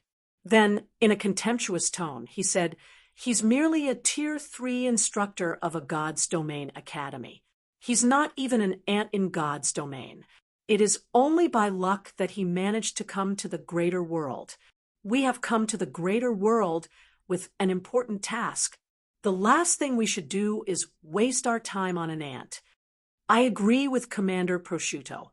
Commander Wine has also previously said that we are free to move independently once we finish our tests. Now that that person has entered the mental space, he no longer has anything to do with us. Thousand Scars said, nodding in agreement with Prosciutto. "If you wish to wait for him, you can wait by yourself, Commander Jade. Do not waste everyone's time." After saying so, Thousand Scars promptly turned around and left. She had no interest in Sherfang's test result whatsoever. She only had one goal in her mind: to enter the top 100 as soon as possible. After seeing Thousand Scars leaving, Prosciutto and the others also left for their respective residences, leaving only Breeze Wine and Purple Jade in front of the test hall. The crowd in the lobby grew confused at this sight, and they couldn't help but wonder if Sherfong wasn't actually from the same world as Thousand Scars and the others. You should head upstairs with them, Commander Jade. You all will be comrade in arms when you enter the Star Lake Legion in the future. You will meet each other regularly at that time, and you might even have to work together to complete tasks. So, it's best not to strain your relationship with them. Breeze Wine advised Purple Jade when he saw Prosciutto and the others leaving. It's enough for me to wait here by myself. Zero Wing might have some interactions with the secret pavilion, but Sherfong and Purple Jade were destined to live in completely different worlds. In Breeze Wine's opinion, it would be very unwise for Purple Jade to sour her relationship with Prosciutto and the others for Sherfong. After all, the greater world wasn't an easy place to live in. Take himself, for example. It had taken him several years of struggling in the greater world before he managed to join the Star Lake Legion.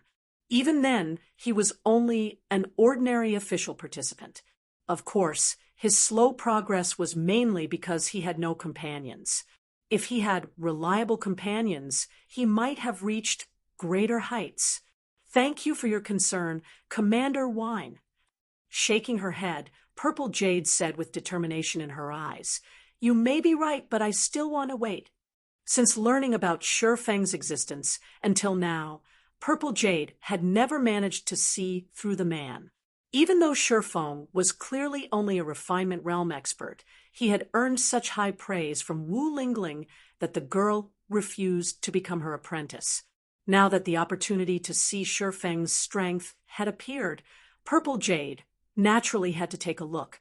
Breeze Wine could only sigh in regards to Purple Jade's decision. He simply couldn't understand why Purple Jade was willing to sacrifice her future for the sake of a Tier 3 instructor. Sometime after Breeze Wine and Purple Jade concluded their conversation, a new result appeared on the lobby's test scoreboard. If you find any errors, broken links, non-standard content, etc., please let us know so we can fix it as soon as possible. Chapter 256, S-Rank Control. Chapter 256, S-Rank Control God's Domain Association, Mental Space. When Sherfong stepped into the mental space, he was greeted by the size of a spacious hall the size of a football field and a large staircase with over 100 steps. The staircase was brightly illuminated, and every step had stone pillars of varying sizes erected. Before Sherfong could approach the staircase, the lights suddenly went out, and the hall was drowned in darkness.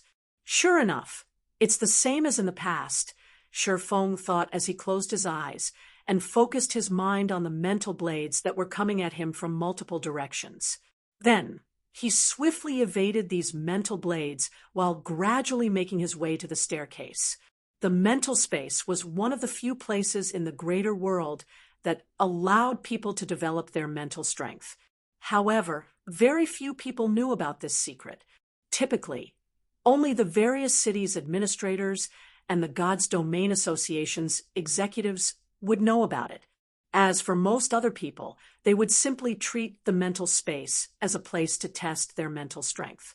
Hardly anyone knew about the intricacies and benefits of the mental space. Even Sherfong had taken quite some time to figure out this secret during his previous life.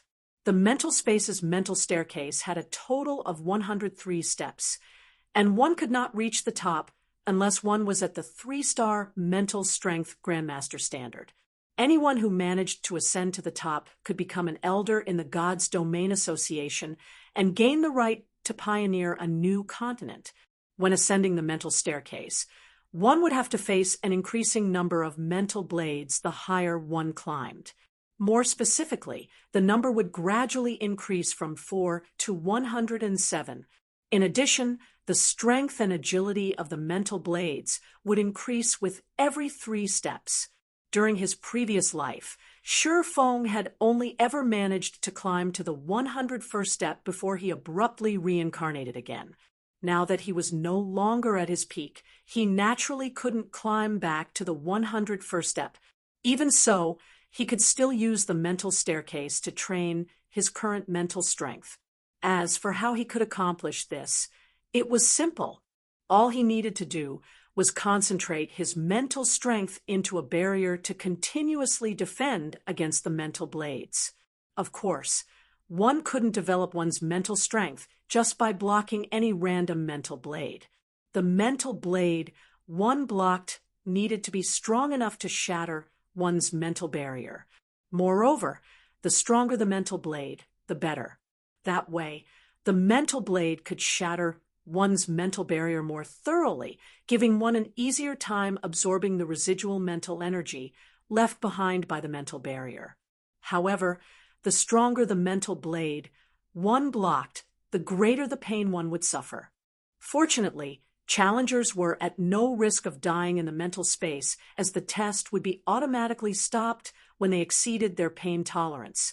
So, challengers could let the mental blades shatter their mental barrier without worry. As for how long a challenger could last, that would depend on their willpower. Subsequently, Shi Feng continuously evaded the oncoming mental blades and swiftly ascended the mental staircase, having no intention of wasting time on the lower steps. The mental space's difficulty didn't only increase with the number of steps a challenger had climbed. It would also increase along with time. Simply put, the longer one spent dawdling around, the greater the difficulty one would face in ascending the mental staircase. This prevented people from taking their sweet time training their mental strength in the mental space. If Shi Feng wished to take full advantage of the mental space's training properties, the best way would be to ascend the mental staircase as quickly as possible until he reached his limit. Fortunately, Shi Feng was already familiar with the attack patterns of the mental space's mental blades. Even though he only had the physical fitness of a Hunglian master right now, he reached the 60th step, a place only Hunglian grandmasters and above could reach in no time. However, after reaching the 67th step, despite his familiarity with the mental blade's attack patterns and trajectories, Shi Feng could no longer evade the overwhelming number of mental blades that attacked him. So, he was left with no choice but to conjure mental barriers one after another to block the oncoming mental blades. Bang! Bang! Bang! As a half-step mental strength master, the mental barriers Shi Feng conjured were only as thick as a sheet of paper. As a result, the mental blades instantly shattered his mental barriers into countless fragments and ruthlessly stabbed into his mental sea, causing him to feel as if his body was being torn asunder. The pain was so overwhelming that Shi Feng nearly lost consciousness when the pain first hit him. Hold on. I must hold on until I hit my gravity limit. The consecutive instances of pain Shi Feng suffered caused him to instinctively want to retreat. However, he resisted his instincts and kept pushing himself forward. The mental space's training effect would be at its best during one's first attempt. Aside from facing the mental blades, one would also be subjected to an increasing gravity as one remained in the mental space. Meanwhile, the rate at which the mental space's gravity increased would also increase with the number of times one challenged the mental space. This, in turn, would reduce one's mental tolerance and the time one could spend in the mental space. Hence, when a person was challenging the mental space for the first time, they should try to challenge the strongest mental blades they could and stay within the mental space for as long as they could to achieve the best training effect. 1 minute, 2 minutes, 3 minutes. Time passed bit by bit as Shi Feng continuously ascended the mental staircase with gritted teeth. However, even though Shi Feng's face was currently as pale as a sheet, the speed at which he conjured mental barriers was getting faster and faster. Evidently, the training offered by the mental space was doing wonders for his mental strength. At this point, his mental strength was already on par with 2-star mental strength masters. When Shifeng climbed to the 79th step, a height only 3-star mental strength masters and above could reach, 83 mental blades shattered all of his mental barriers simultaneously and stabbed into his mental sea. Before the pain could take effect, the mental spaces test abruptly came to an end. It seems this is my current limit. Shifeng clenched his teeth as he gazed at the top of the staircase that was only a short distance away from him. Thanks to the mental spaces training, Shifeng's mental strength was now at the 2-star mental strength master standard.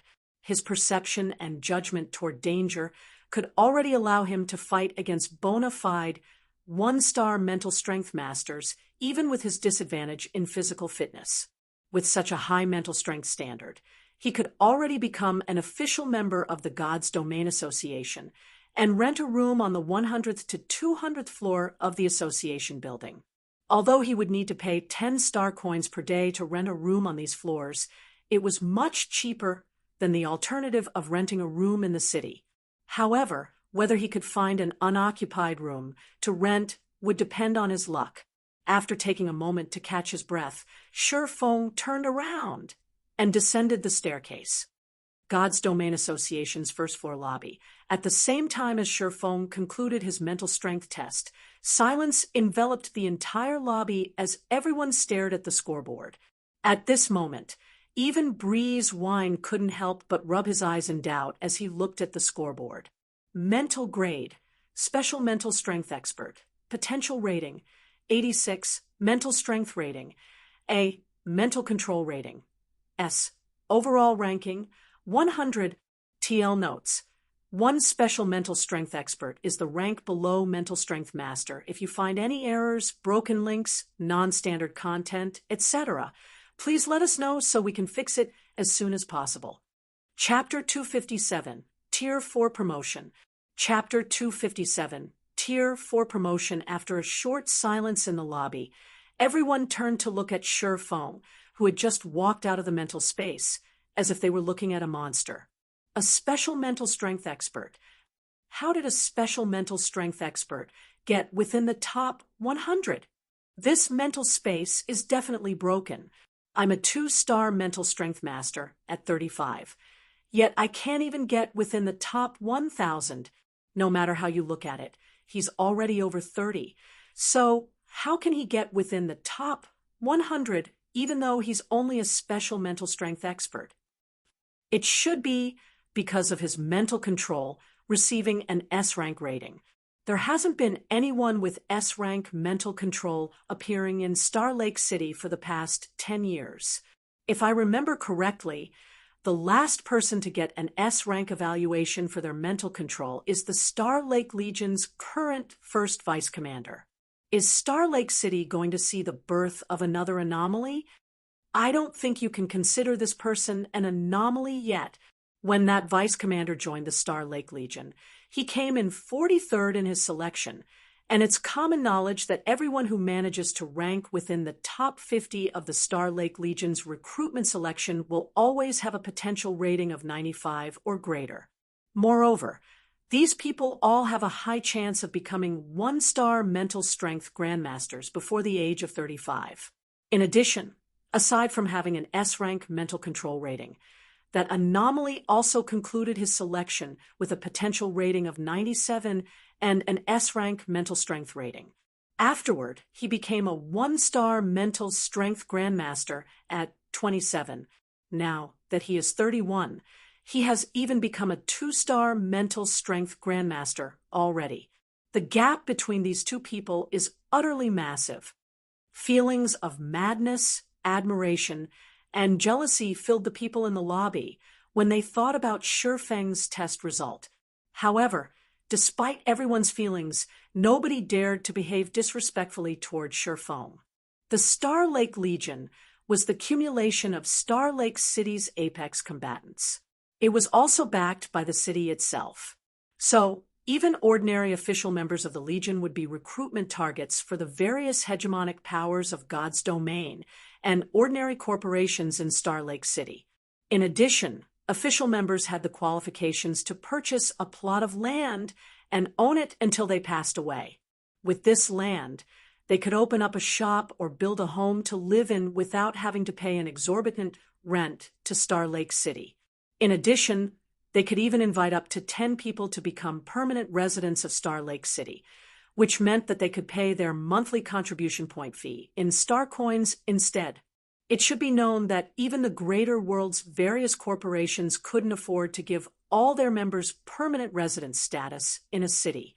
The greater world had existed for a very long time already, and many corporations and powerful families with long histories had gigantic family trees. To make matters worse, people living in the greater world could easily live up to 500 years old if nothing unexpected occurred.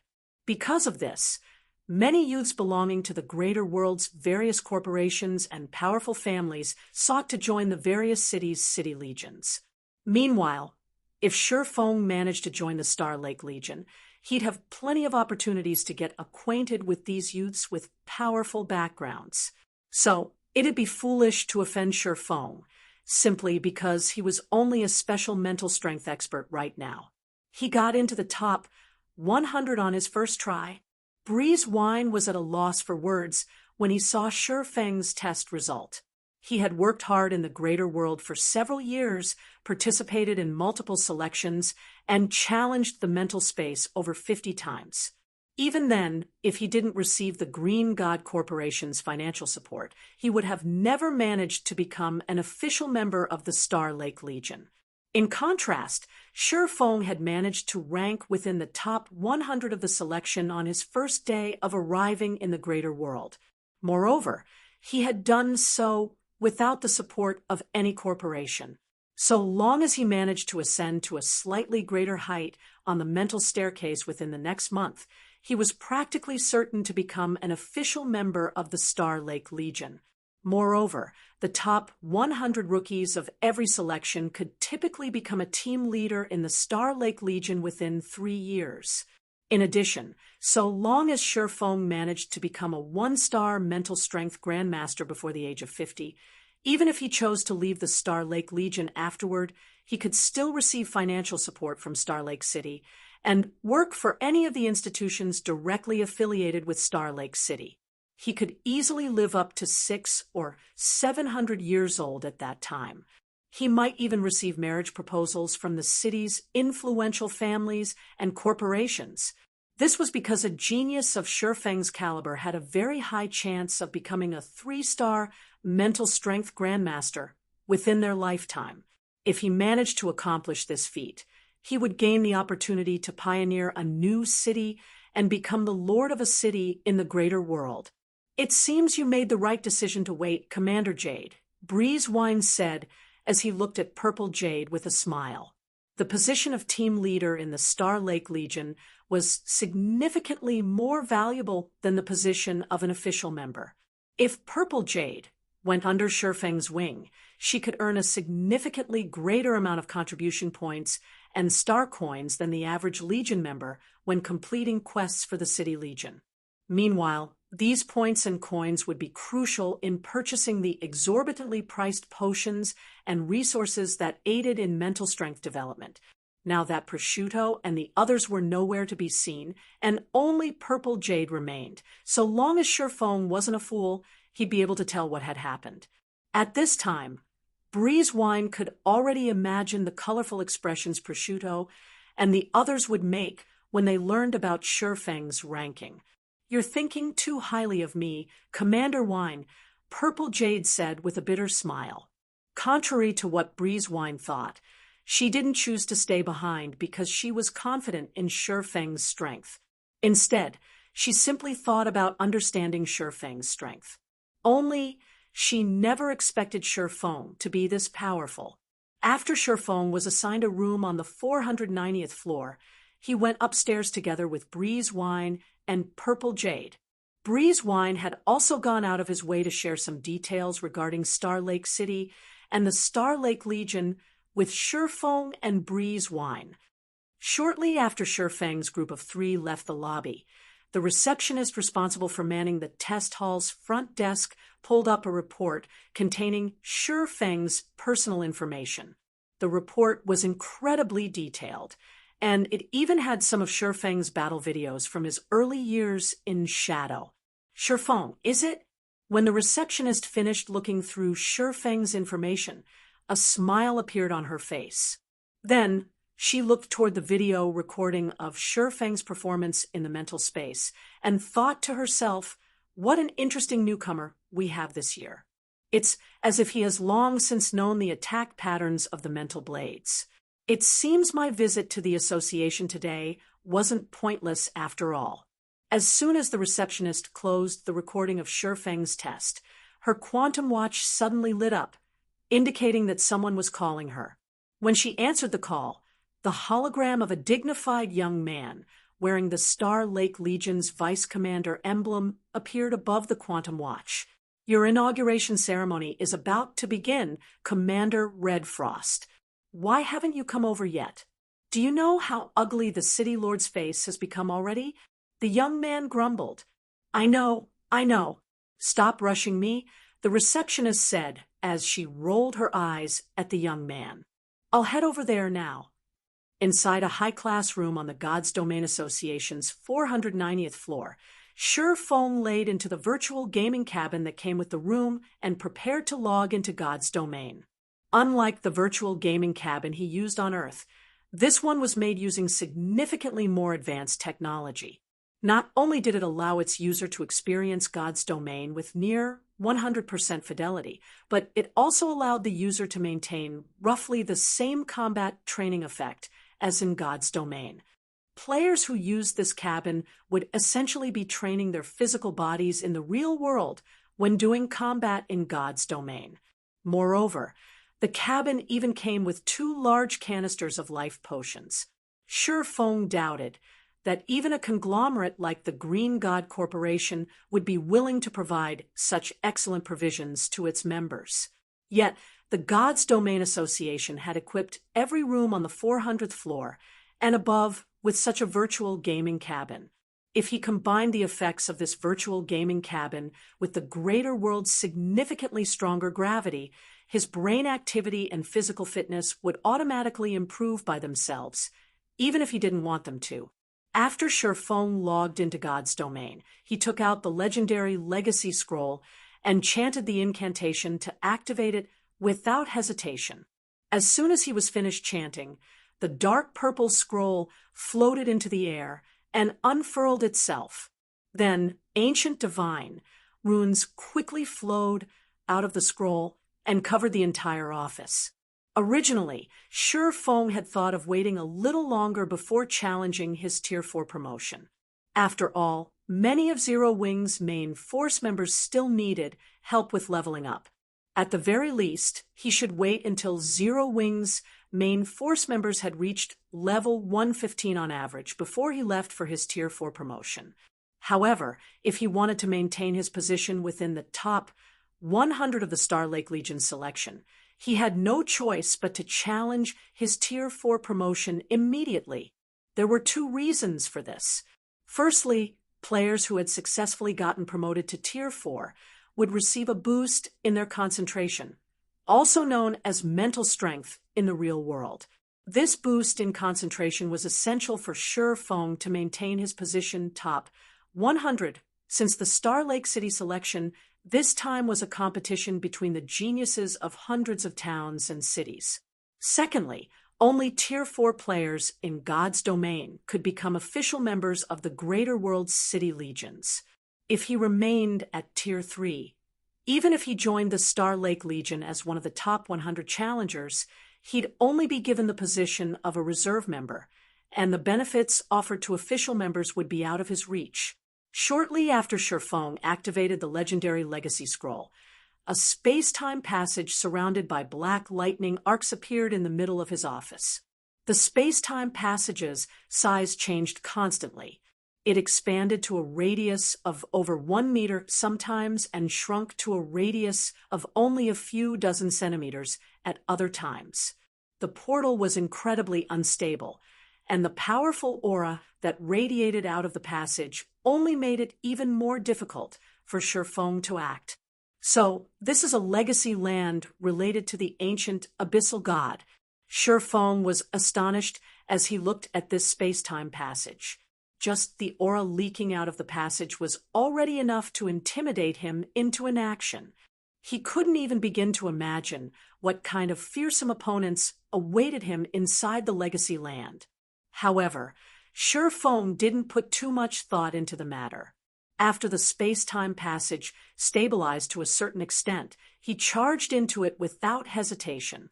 If you find any errors, broken links, non-standard content, etc., please let us know so we can fix it as soon as possible. Chapter 258, Immortal Equipment Set.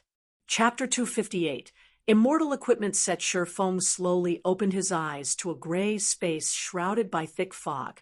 At the same time, his brain was assaulted by a severe sense of dizziness, and he found it difficult to even stand up. Before Shifeng could stand up from the ground, a series of system notifications entered his ears. System: you have discovered the ancient god graveyard. Starting Tier 4 Abyssal Sword Emperor Promotion Quest. Quest content: obtain the ancient god legacy power in the ancient god's graveyard. Rewards unknown. System: you cannot make contact with the outside world while in the ancient god graveyard. If you die in the ancient god graveyard, you will be forcibly teleported out of the ancient god graveyard, lose 10 levels, and have your soul weakened for 15 days. So, even with a legendary legacy scroll, I only get one opportunity. What a harsh condition. It seems I can't recklessly take risks now. Shifeng didn't know whether to laugh or cry when he finished reading the system notifications. An ancient god's legacy land. He didn't think the legendary legacy scroll could teleport him to a legacy land related to the ancient abyssal god. However, it would seem that this unbelievable privilege also came at an extraordinary price. Just the penalty for failure was more than enough to ruin him completely. On top of losing 10 levels, he would also have his soul weakened for 15 days. Should he fail his promotion, he'd need at least a month to return to his current level. In the current miniature ancient world, losing a month's worth of progress was no laughing matter. A god-ranked expert wouldn't necessarily be able to catch up to frontline experts if they doubled their efforts after taking such a loss.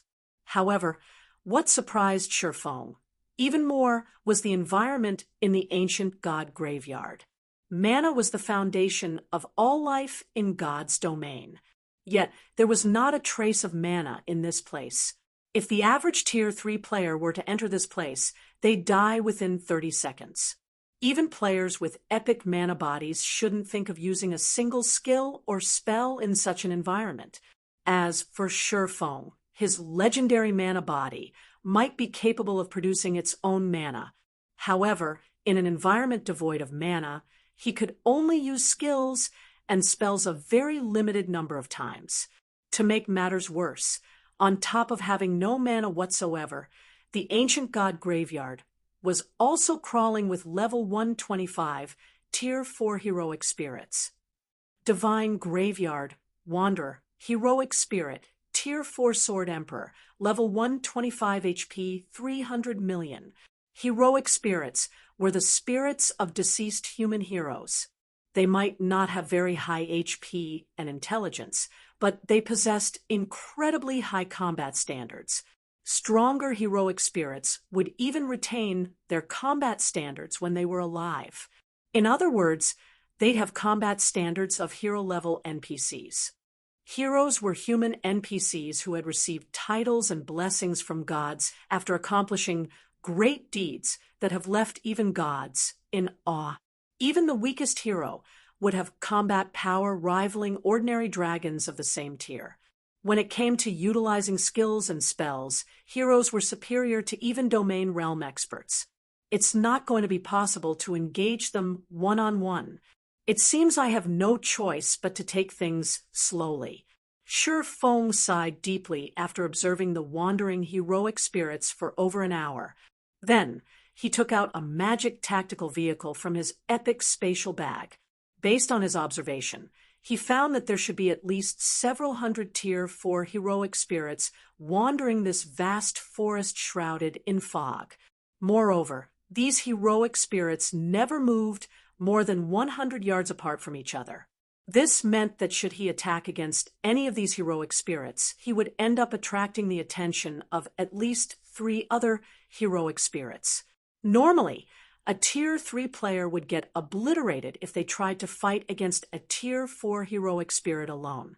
Although Shi Feng had Tier 4 physique and mana in an environment without mana, he could, at best, defeat a Tier 4 heroic spirit in a one-on-one situation. If he had to go up against 4 heroic spirits simultaneously, only death would await him. The only solution to this problem would be to fight numbers with numbers. Subsequently, Shi Feng found the closest divine graveyard wanderer and threw a rock at the latter. Under the acceleration of Shi Feng's Tier 4 strength, the rock flew forward like a shooting star, penetrated through a tree, and exploded on the wanderer's back. However, the wanderer's armor had absorbed most of the impact, so the wanderer only lost around 9,000 HP, which was an insignificant amount considering he had 300 million HP. Meanwhile, the struck wanderer promptly unsheathed his greatsword and left behind an afterimage as he charged at Shi Feng. The Berserker-type wanderer's speed was so fast that even Tier 4 assassin experts would be put to shame. In addition, the wanderer's advance was made without any excess movements. Every movement the wanderer made thoroughly utilized the forest's complex terrain to let him effectively close the distance while making it hard for Shi Feng to predict the exact trajectory of his approach. The struck wanderer wasn't the only one who was approaching Shi Feng. 3 other nearby divine graveyard wanderers had also simultaneously charged toward Shi Feng. Moreover, despite not having communicated in any way, the 4 wanderers moved with perfect coordination, some approaching from Shi Feng's blind spots, while some distracting Shi Feng with ranged attacks. You have good coordination, but it's a pity that I'm not alone. Shi Feng smiled when he saw the 4 wanderers entering within 50 yards of him. Then, he promptly injected 2,000 magic crystals into the Dragonhorn tactical vehicle to activate the advanced anti-magic barrier and hexagram protection simultaneously. Immediately, the movement of all 4 wanderers turned awkward, and none of them could use Tier 4 skills and spells any longer. In contrast, Shi Feng's mana was instantly elevated to the Tier 4 standard, even with the restraining effects of the surrounding environment.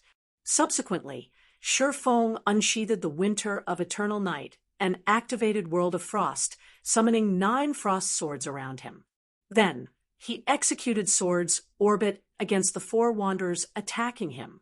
The Sword's Orbit he executed with the 9 frost swords might not reach the standard of silver combat techniques, but it still reached the bronze standard.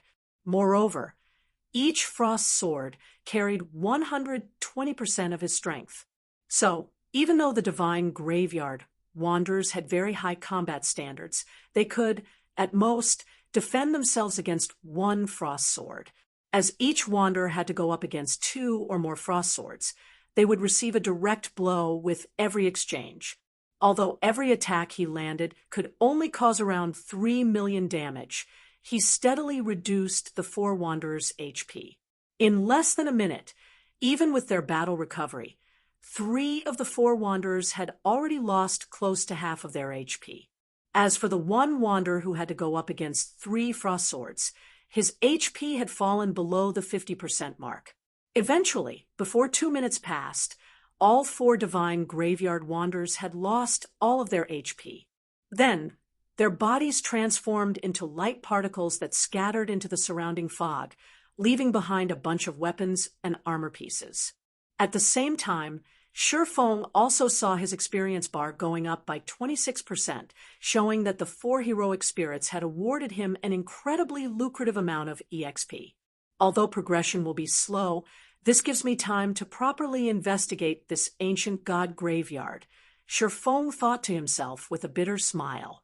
If it weren't for the winter of eternal night, he would have definitely died to the 4 tier 4 heroic spirits. Unfortunately, World of Frost only had a 3-minute duration, so he couldn't fight another group of divine graveyard wanderers even if he wanted to. He'd have to wait for the skill's 2-hour cooldown to complete before he could start another fight. In the meantime, he could take his time investigating the ancient god graveyard.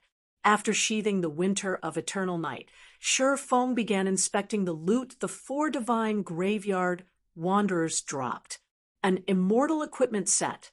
Feng was a little surprised when he saw that the runic weapons and armor that the wanderers had dropped all radiated a dark gray glow.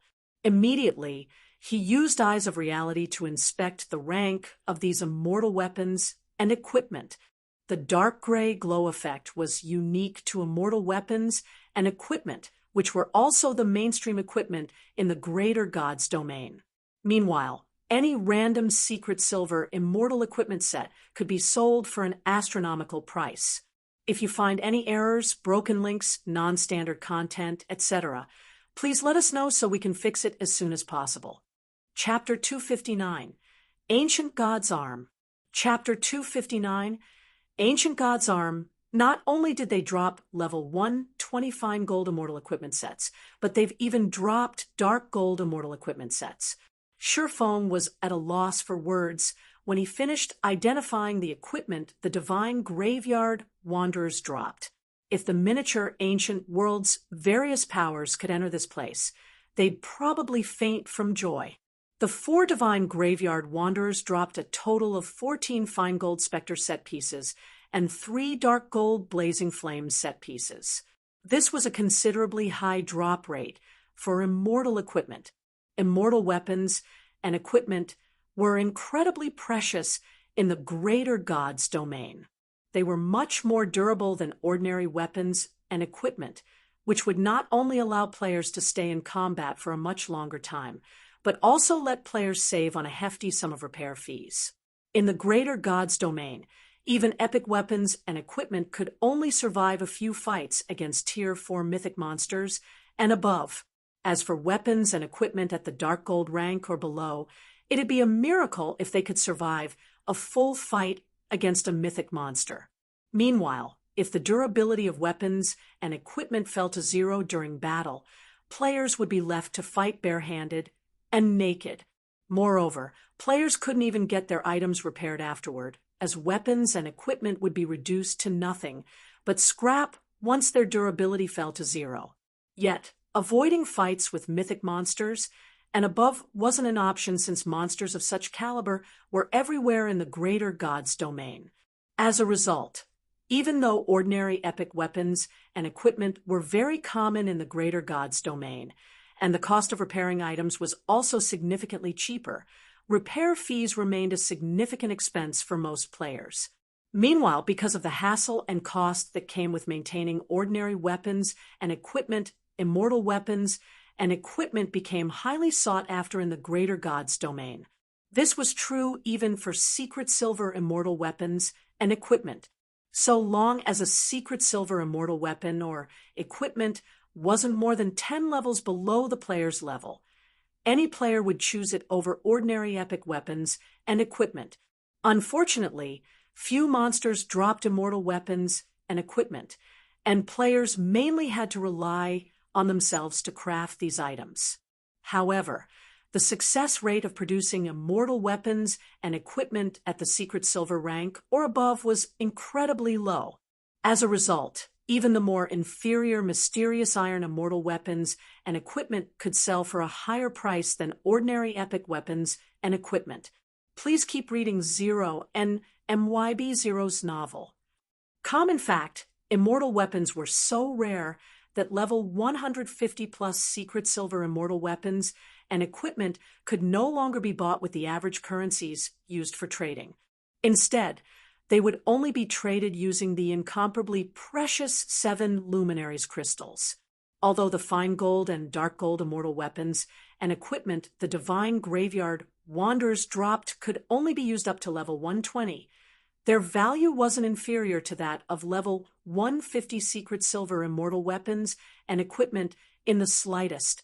This was because a complete immortal equipment set would generally grant far more basic attributes than the average equipment set of the same rank and level. Equipping a complete immortal set was akin to wearing an equipment set of a higher level. As for how big the difference was, a fine gold immortal set would grant basic attributes that were 10 levels higher, while a dark gold immortal set would grant basic attributes that were 15 levels higher. In other words, a level 120 dark gold immortal set would grant its wearer the basic attributes of a level 135 dark gold set. Even a player geared in level 120 epic equipment would be 2 thresholds behind a player geared in a level 120 dark gold immortal set in terms of basic attributes. If an ordinary expert obtained a level 120 dark gold immortal set, they could use it up to level 150 without a problem. The combat environment in the current miniature ancient world was essentially the same as the greater god's domain already. It was just that monsters in the miniature ancient world weren't as powerful. So, while ordinary experts could still barely make do with fine gold and dark gold weapons and equipment, frontline teams were already starting to face great pressure. The cost of repairing epic weapons and equipment after fighting against several mythic monsters was a significant expenditure. Currently, a frontline expert would need to spend around 40 magic crystals per day on repair fees alone, while a 1,000-man frontline team would have to spend around 40,000 magic crystals. This was a frightening expense considering there were very few sources for players to acquire magic crystals from in the current miniature ancient world. Most of the magic crystals in the hands of players still consisted of magic crystals brought in by new players. However, if players could switch to using immortal weapons and equipment, they'd only need to do some simple mana maintenance to keep their gear at 100% effectiveness. In that case, they would, at most, have to spend 1 or 2 magic crystals a day. There was a stark contrast between the two, not to mention the immortal equipment sets dropped by the divine graveyard wanderers were far above the average level of current players. If I wasn't trying to get promoted to Tier 4, I could have made a fortune from this place, Sher Fong thought to himself as he looked at the patrolling divine graveyard wanderers. Then, he quickly avoided these heroic spirits and advanced toward locations where he could avoid combat. Sher Fong only had one opportunity to challenge the ancient god graveyard, different from the leveling maps found in the outside world. So long as he died here, he would not get another chance to return. Players needed to collect legacy power to complete their Tier 4 promotion. The monsters in Legacy Lands were similar to monsters of leveling maps in that they would respawn after a certain period of time. Yet, World of Frost had a long cooldown of 2 hours. It'd be unreasonable to try to clear out all of the patrolling divine graveyard wanderers. So, the wisest move to make now would be to prioritize searching for his legacy fragments and collecting enough legacy power to complete his Tier 4 promotion. Killing monsters and acquiring loot should only remain as his secondary objectives. Meanwhile, after Sher Fong had defeated the 4 divine graveyard wanderers, an obvious blind spot appeared in the wanderers' patrol route. This allowed Sher Fong to advance without having to worry about getting discovered. Please keep reading on MY Novelful. However, for precaution's sake, Sher Fong would still kill 4 divine graveyard wanderers every 2 hours, further enlarging the blind spot of the patrolling wanderers as he progressed deeper into the foggy forest. After advancing for 2 days, Sher Fong finally exited the foggy forest and arrived at a graveyard. In these 2 days, Sher Fong had not only leveled up to level 120, but he had also obtained over 200 Spectre set pieces and over 40 Blazing Flame set pieces. In the case of the 6-piece Spectre set, he had managed to gather 7 complete sets. As for the 8-piece Blazing Flame set, it was a pity, but he didn't manage to complete a single set. Otherwise, he could have replaced his current mana equipment set and elevated his basic attributes to an entirely new standard. The graveyard was set on a vast plain, and the fog here was much denser than in the forest. The divine graveyard wanderers had also stopped moving independently, all of them moving in groups of 3 to 5. Instead, the difficulty of advancing had increased exponentially. If Shifeng accidentally attracted the attention of 2 groups of wanderers, he'd definitely be beaten to a pulp. Fortunately, not all was bad news. When Shifeng spread his senses, he noticed that the many glowing tombstones that covered the plains all radiated divine might. The divine might each tombstone radiated varied in strength.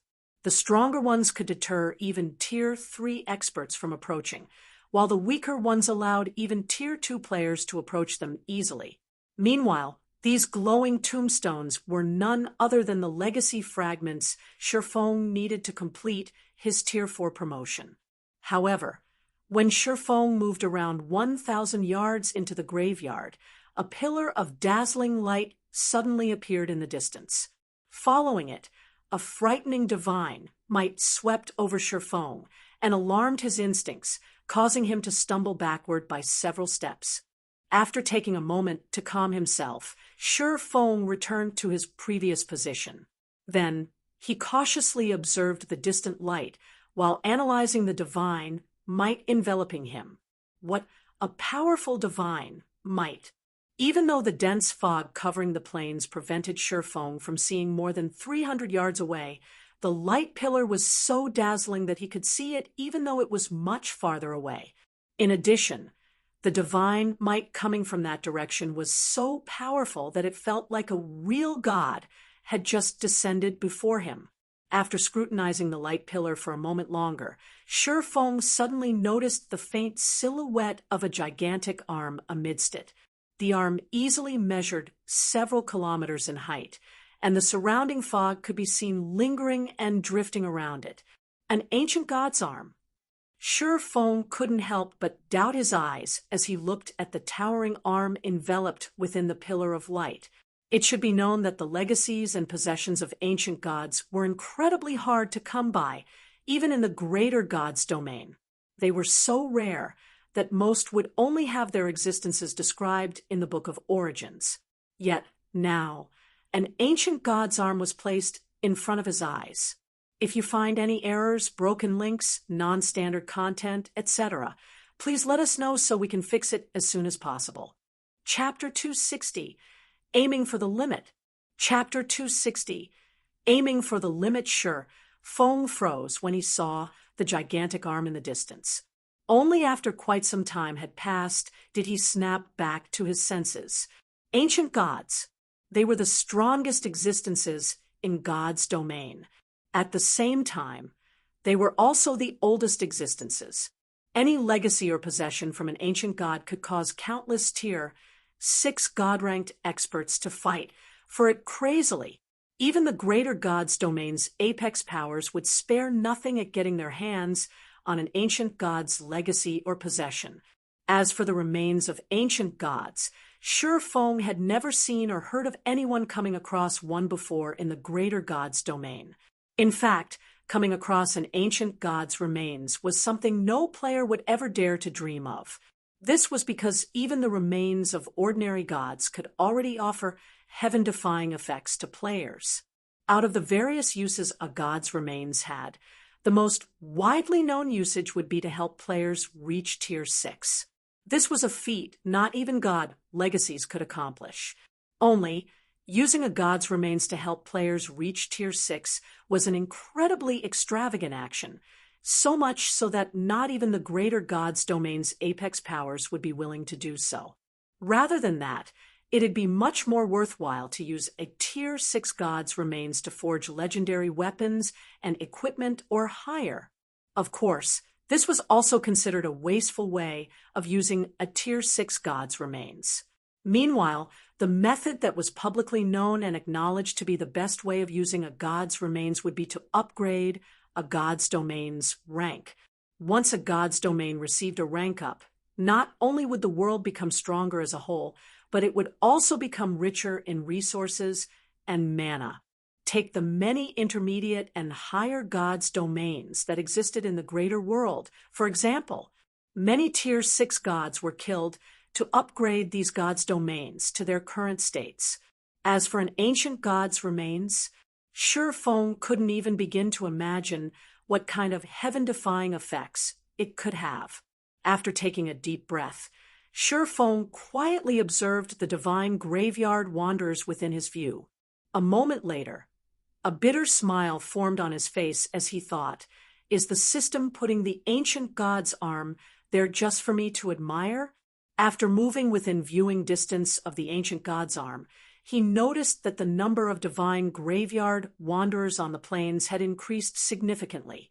Instead of moving in groups of 3 to 5, every wanderer was now moving in parties of 6 or more. In addition, the frightening divine might the ancient god's arm radiated constantly interfered with his focus, which forced him to allocate a portion of his attention to blocking the mental interference. If he had to defend against the ancient god's arm's mental interference, even if he used World of Frost, the sword's orbit he executed wouldn't be able to reach the standard of bronze combat techniques. Should he fight against a party of divine graveyard wanderers under such circumstances, he'd quickly be worn down and killed. No, I'm not completely out of options. After pondering for a moment, Shi Feng's eyes widened in excitement as he suddenly came up with an idea.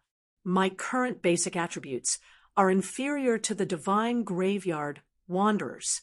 If I can raise my basic attributes to a sufficiently high level, I should be able to wear down the wanderers, even if I can't execute bronze combat techniques. The Blazing Flame set might only be a level 120 Dark Gold Immortal set. However, so long as he could complete the 8-piece set, he'd have a level 135 Dark Gold equipment set at his disposal. At that time, he should be able to suppress the divine graveyard wanderers even without the help of bronze combat techniques. Thinking up to this point, Shi Feng promptly retreated from his current location and began harvesting the lives of the divine graveyard wanderers that moved in groups of 3 to 5. Although opportunities to strike at these grouped wanderers didn't come by very often, Shi Feng still managed to find 4 opportunities to strike after laying in wait for half a day. Unfortunately, even after killing 14 divine graveyard wanderers and obtaining over 40 Spectre set pieces and 11 Blazing Flame set pieces, Shi Feng was still missing the Blazing Flame set's headpiece. As Shi Feng was considerably exhausted, he took a break from God's domain after lamenting his bad luck. While Shi Feng had gone offline to rest, access to the top of 2 worlds, the place where the miniature ancient world's level 120-plus maps resided, was made available to players. When this long-awaited moment finally arrived, the frontline teams of the miniature ancient world's various powers flooded into the top of 2 worlds. For a time, the 2 of 2 worlds became the biggest battlefield in the miniature ancient world as countless powers fought to get an advantage over each other. The competition was so fierce that some superpowers were forced to withdraw. This was especially true for the various local powers. In only a day, aside from the Flower of 7 Sins, which had suddenly gained an additional 20-plus God-ranked experts, the main force of every other power was forced to withdraw from the top of 2 worlds. Now, only the various powers' God-ranked experts and apex experts could afford to roam the top of 2 worlds. Even then, they had to move covertly and carefully. This situation caused the Flower of 7 Sins fame to become unrivaled among the various local powers, and the organization was now recognized as the #1 local power in the miniature ancient world. Countless geniuses also sought to join the Flower of 7 Sins. Guild leader, I don't know what happened to the Flower of 7 Sins, but it has suddenly started recruiting the younger generation's geniuses without any regard for costs. The Flower of Seven Sins is accepting all Refinement Realm experts under 22 as its core members. Moreover, it is offering all core members the privilege of buying 3 bottles of S-rank nutrient fluid every year, Su Qianlu said anxiously as she looked at Shifeng through their video call. Many of Azura's and Zero Wing's geniuses have already shown signs of flocking to the Flower of Seven Sins. If we don't do something about this now, it's only a matter of time before they make up their minds and leave. Should we loosen the conditions to use the Primordial Tower's second floor? Geniuses of the younger generation might not be able to become useful combatants right away, but they represented the future of a power. If Zero Wing allowed the Flower of Seven Sins to steal all of its young geniuses, Zero Wing's aim of expanding a development would vanish like a dream. 3 bottles per person? How generous of them! Shifeng was quite surprised when he heard Su Qianliu's report. Typically, the various superpowers would only offer the peak geniuses they recruited the privilege of purchasing 2 or 3 bottles of S-rank nutrient fluids per year. Yet, the Flower of Seven Sins was now offering this privilege to all of its core members. However, a moment later, Shifeng shook his head and said, "We cannot allow more people to use the Primordial Tower's second floor. We need to ensure every person who uses the second floor's rooms successfully learns their silver combat techniques as soon as possible. As for the guild's privileges, we can let core members purchase 1 bottle of S-rank nutrient fluid per year, but that is the most we can afford." He had just arrived at the greater world, so he didn't have any star coins.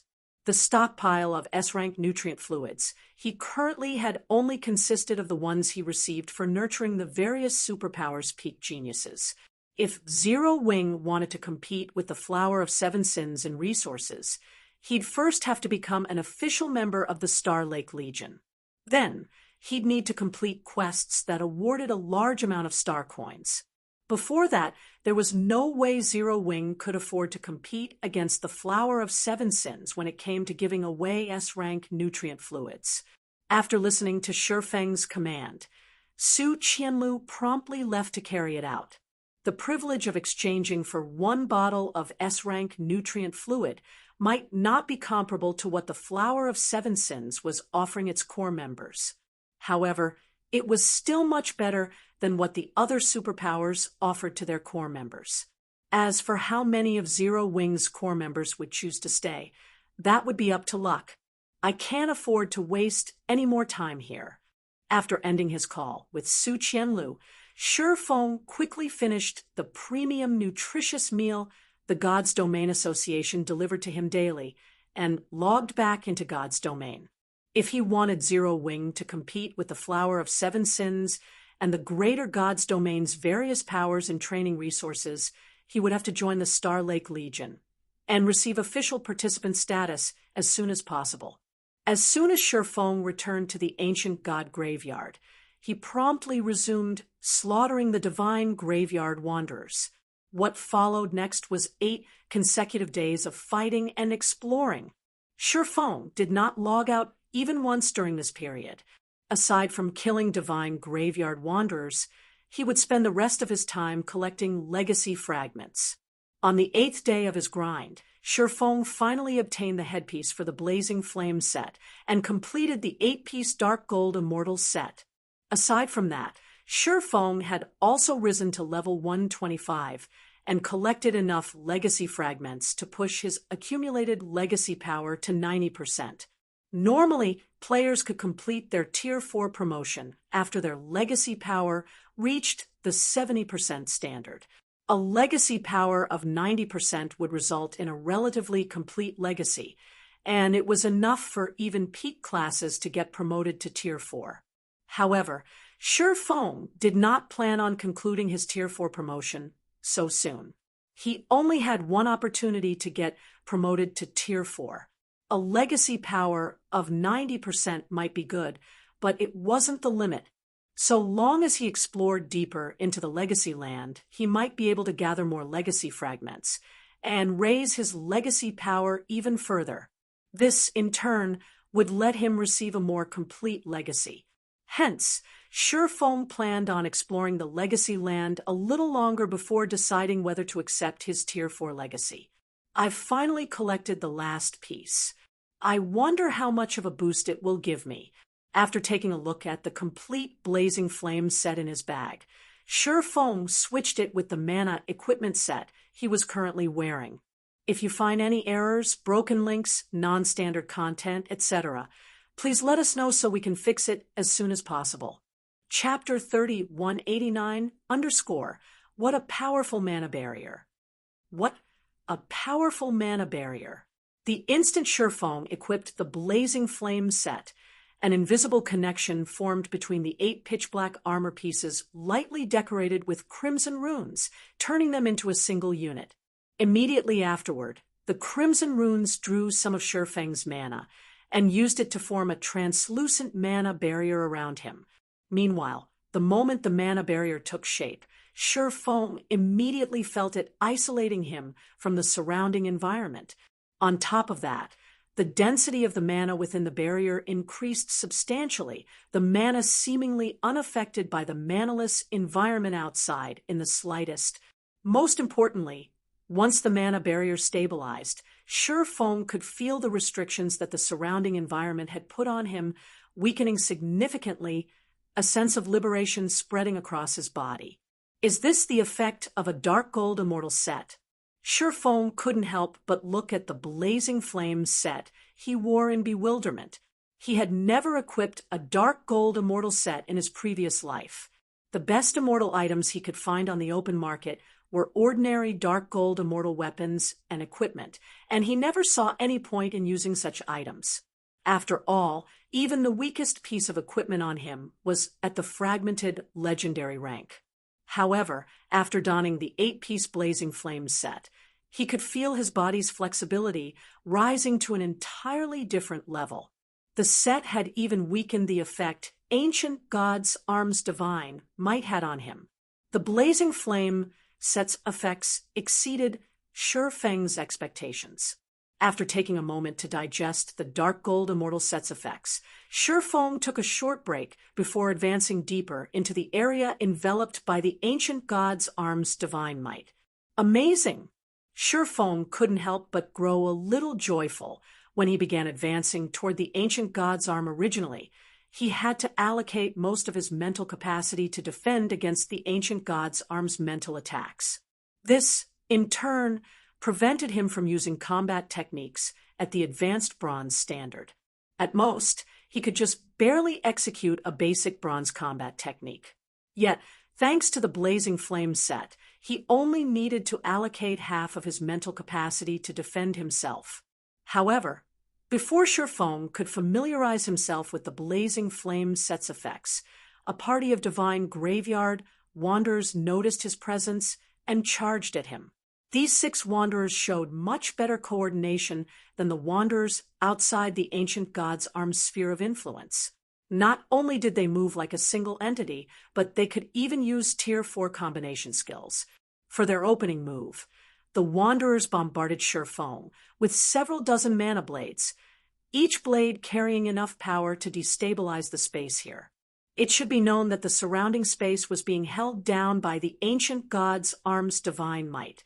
It would take at least a full-powered attack from a superior mythic monster to destabilize such a stable space. However, Feng remained unfazed when he saw the mana blades raining down on him. On the contrary, he revealed an excited look as he unsheathed the Winter of Eternal Night and the Blasphemer. Sword's Orbit! Boom, boom, boom. A lotus flower made of sword lights bloomed around Feng, and all of the descending mana blades were stopped 10 yards away from Feng. The collision between the sword lights and mana blades also created countless sparks and caused the space within a 50-yard radius to tremble violently. The 6 divine graveyard wanderers froze at this scene. None of them expected a Tier 3 human to stop their combination attack. Shatter! Feng naturally wouldn't let go of this opportunity. Immediately, he executed Light Shadow with the Winter of Eternal Night and swept the illusory great sword at the six wanderers. When he was directly enveloped by the ancient god graveyard's manaless environment, previously, mana techniques became a luxury he could not afford to use. However, now that he was protected by the blazing flame set's mana barrier, not only was he surrounded by mana again, but this mana was even denser than the mana found in the miniature ancient world. As a result, the Light Shadow he now executed exhibited power nearing the Tier 5 standard. At the end of the day, heroic spirits were merely the remnants of deceased heroes. They weren't actual heroes, and they definitely didn't have the strength to match dragons of the same tier. Hence, when they were struck by Shifeng's Light Shadow, even with their armor dampening some of the mana technique's power, they still lost over 10 million HP to the attack. Moreover, Shifeng's attack had also put the Wanderers in a heavily injured state, which caused them to be at an absolute disadvantage when it came to strength and speed. Now, even without relying on mana techniques, Shifeng could easily strike the Wanderer's vitals and cause significant damage. Furthermore, as he could now exhibit power at the level of bronze combat techniques, with his every move, every attack he landed caused over 5 million damage to the Wanderers. In less than 3 minutes, the 6th-level 125 Divine Graveyard Wanderers fell under Shifeng's blade, loot appearing all around their corpses. Shifeng did not choose to rest after defeating the 6 Wanderers. After collecting the loot, he promptly resumed his advance toward the Ancient God's Arm. The Ancient God's Arm was constantly unleashing mental attacks at him. Although he had a much easier time defending against these mental attacks now, it still didn't mean he could shrug them off like nothing. It still drained his concentration to defend against these mental attacks. Even if Shifeng stood still and did nothing, he would run out of concentration and lose consciousness after 4 or 5 hours within the Ancient God's Arm's sphere of influence. Meanwhile, losing consciousness in such a dangerous place was no different than a death sentence. Thankfully, it isn't as far away as I thought. 4 hours should be enough for me to make a round trip. After advancing for another few hundred yards, Shifeng couldn't help but sigh in relief when he saw the Ancient God's Arm becoming a little bigger. This showed that he was moving closer to the Ancient God's Arm and that the distance between them wasn't unimaginably big. If the distance between him and the Ancient God's Arm showed no signs of shrinking even after he had run several hundred yards, he definitely couldn't reach it within 2 hours, even if he had a Tier 4 player's movement speed. In that case, he'd give up on approaching the Ancient God's Arm without hesitation. After all, there was no guarantee that he could obtain the Ancient God's Arm even if he could reach it. For all he knew, he might very well be wasting his time. So, to ensure he could complete his Tier 4 promotion under the best circumstances, he had to leave enough time to make a return trip. This meant keeping the time he spent advancing toward the Ancient God's Arm under 2 hours.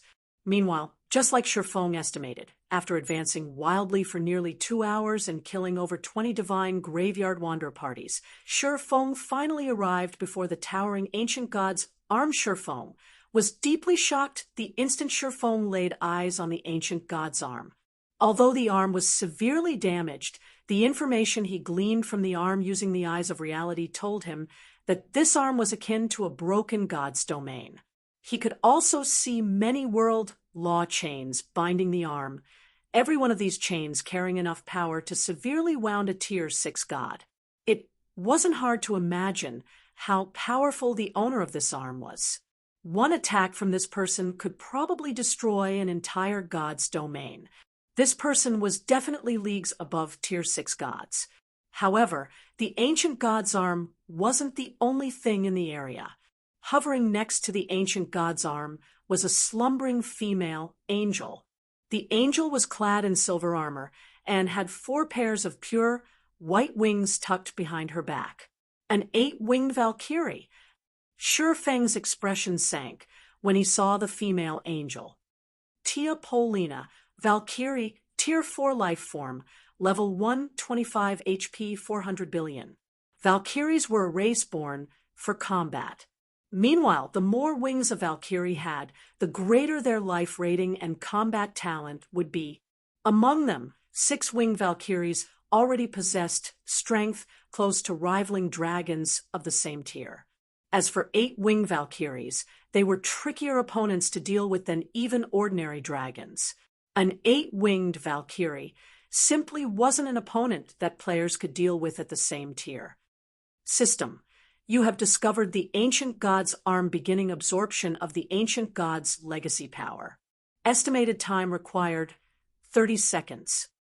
Before Shifeng could snap out of his daze, the radiance the Ancient God's Arm radiated began flowing into his body. This, in turn, caused his accumulated legacy power to increase rapidly. 90%, 95%, 91%. At the same time, the slumbering 8-winged Valkyrie suddenly opened her eyes. Immediately afterward, Shifeng felt an aura that could cause even Tier 4 mythic monsters to tremble, locking onto him. Human, how dare you disturb the almighty ancient god's resting place? Disappear from this world. Tia Polina bellowed as she looked down at Shifeng. Then, she conjured a spear made of silver lightning and threw it at Shifeng. Chapter 261, 8-winged Valkyrie. If you find any errors, broken links, non-standard content, etc., please let us know so we can fix it as soon as possible. Chapter 262, Sword Law Saint. Chapter 262, Sword Law Saint, damn it. Shifeng's expression turned grim when he saw the oncoming lightning spear. He didn't think the system would be so ruthless as to start the legacy power absorption without giving him any options or time to prepare. However, Shifeng dared not withhold his cards as he activated the Abyssal Eye's abyssal power.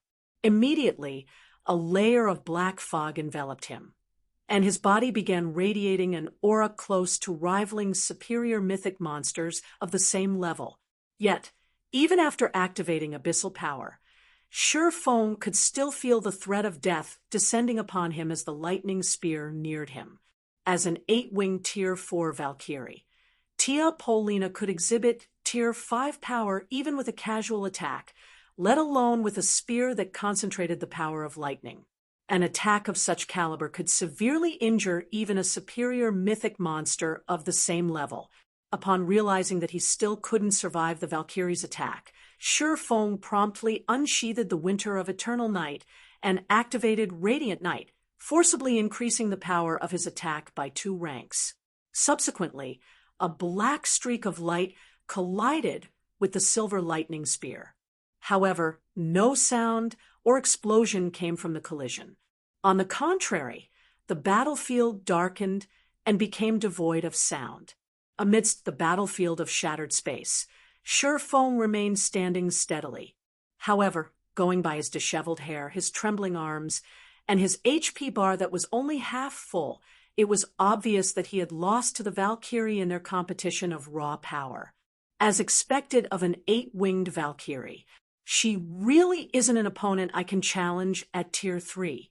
Shifeng couldn't help but reveal a bitter smile when he saw that Tia Polina had already conjured a second lightning spear during the time he was defending against her first lightning spear. It should be known that Shifeng had used Sword's orbit in conjunction with Radiant Night to defend against Tia Polina's attack. This was the strongest combination he could currently muster, and it allowed him to exhibit power at the Tier 5 intermediate standard. Yet, even his strongest attack was only enough to just barely keep him alive. Moreover, he wouldn't be able to use this attack again within a short period of time. In fact, if he hadn't switched out his mana equipment set for the Blazing Flame set, he might not even be alive right now. Yet, the system wanted him to hold out for 30 seconds. This was just asking him for the impossible. Atone for your sins. Human. When Tia Polina saw that Shifeng no longer had the strength to replicate his previous attack, she coldly threw the second lightning spear she conjured at him. She did not plan on giving Shifeng any time to rest.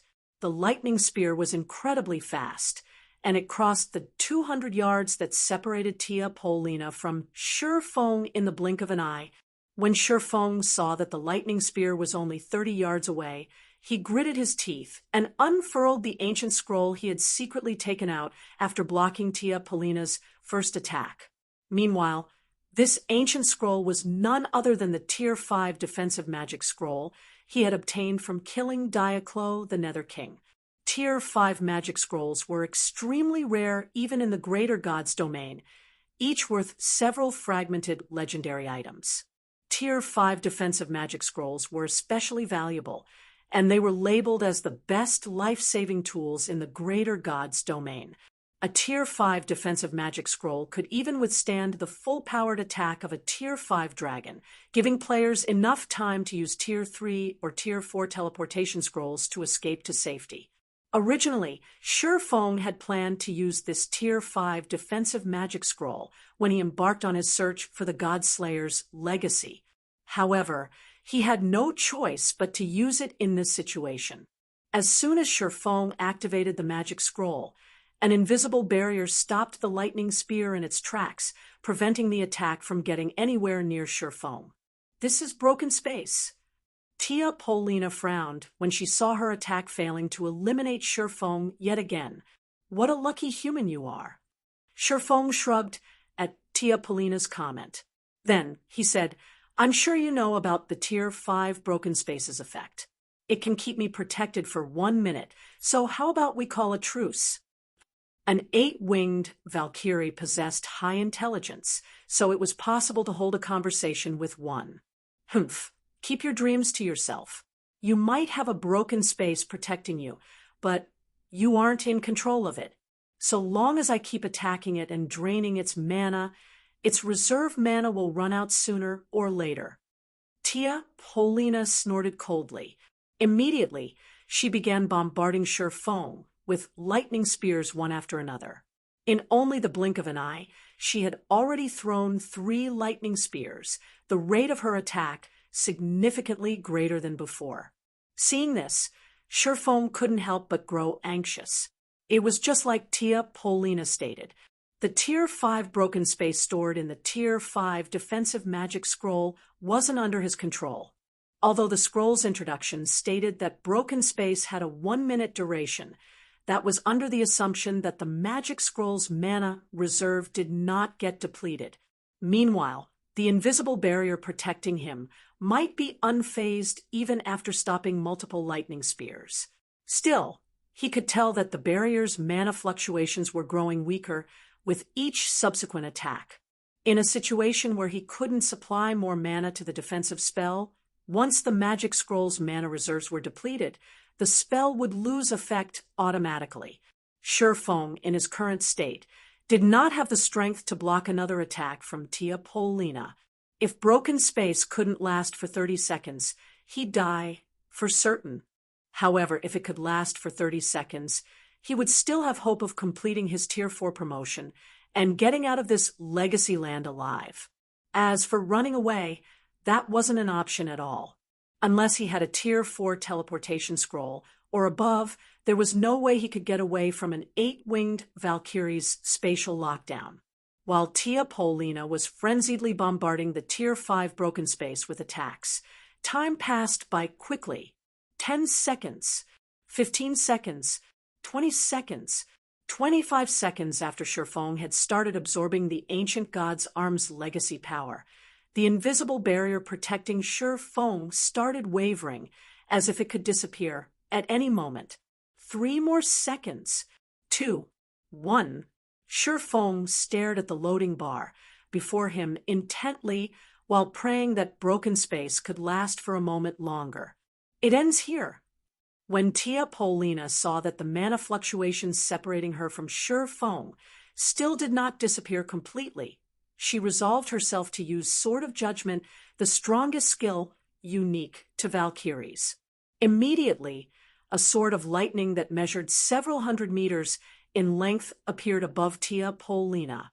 Then, before Shifeng could react, Tia Polina swung the lightning sword at Shifeng. Bang! The sound of glass shattering echoed throughout the battlefield as the invisible barrier generated by broken space crumbled. With the barrier gone, Sure Foam was now thoroughly exposed to Tia Polina's wrath. Die! Tia Polina conjured a lightning spear and threw it at Sure Foam without hesitation. However, Sure Foam did not grow anxious even after seeing this attack. This was because he had already received his long-awaited system notification a second before broken space lost effect. System: your accumulated legacy power has reached 110%. Do you wish to activate the Tier 4 Sword Law Saint legacy and change classes into a Sword Law Saint? If you find any errors, broken links, non-standard content, etc., please let us know so we can fix it as soon as possible. Chapter 263, Lightless Sword. Chapter 263, Lightless Sword, Sword Law Saint. When Sure Foam saw the system notification, he chose to activate his Tier 4 legacy without hesitation. Immediately afterward, a series of notifications rang in his ears. System: you have activated your Tier 4 legacy. You have unlocked all 3 learning topics of your legacy. You have 1 hour to learn them. So long as you learn just one topic listed below, you will be promoted to Tier 4. Holy Law, action type, requires Sword Tier 4 Apex, legacy skill, integrate your weapon with the world, and transform every object within a 200-yard radius into your weapon. All weapon bonuses will be increased by 100%. Duration: 10 seconds cooldown. 1 minute learning condition. Achieve 85% skill completion rate.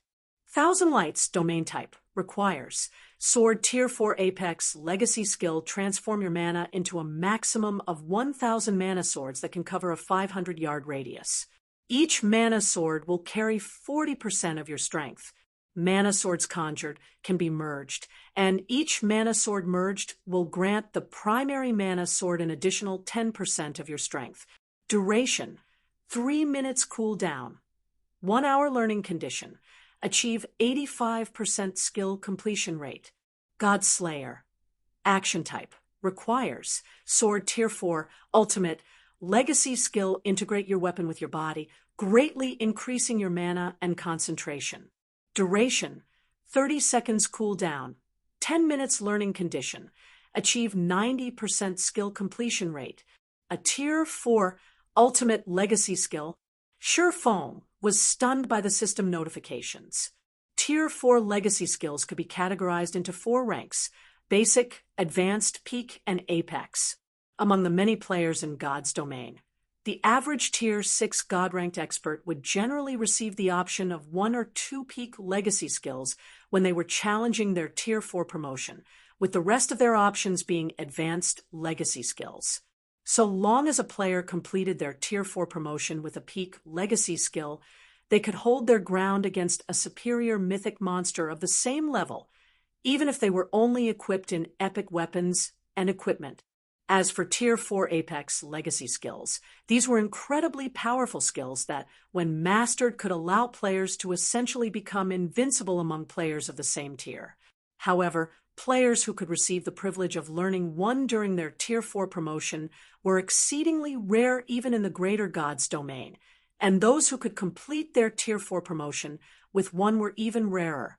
Yet now, 2 out of the 3 options Sure Foam had received were Tier 4 Apex legacy skills. As for Tier 4 Ultimate legacy skills, Sure Foam had never even heard of legacy skills having such a rank. However, before Sure Foam could ponder any further over this anomaly, the sound of broken space shattering brought him back to reality. Then he gritted his teeth and chose to learn Godslayer. The Tier 4 promotion was achieved by making a Tier 4 legacy skill into the core of the player's Tier 3 mana body. Completing this process would cause the mana body to undergo a qualitative transformation. This was the main reason Tier 4 players were vastly stronger than Tier 3 players. Now that Sure Foam had the option of choosing a Tier 4 Ultimate legacy skill, which was superior to Tier 4 Advanced legacy skills, he naturally wouldn't consider the other two options. Moreover, Godslayer was the only skill that could help him survive his current predicament. Mana was the basis of everything in God's domain. If he could elevate the standard of his mana, he would receive a corresponding boost in all aspects. After Shifeng chose to learn Godslayer, all information and simulations related to the skill flowed into his mind. This difficulty, Shifeng's expression darkened when he finished processing Godslayer's information. The difficulty of learning Tier 4 skills and spells was very high. Even peak experts tended to only be able to achieve a completion rate of roughly 80% on their first learning attempt, and every subsequent increment of even 1% would require a lot of training. As for Tier 4 legacy skills and spells, their learning difficulty was even greater. Yet, players were only given 1 hour to learn their chosen Tier 4 legacy skill during their Tier 4 promotion. It was why many Tier 3 players failed to reach Tier 4.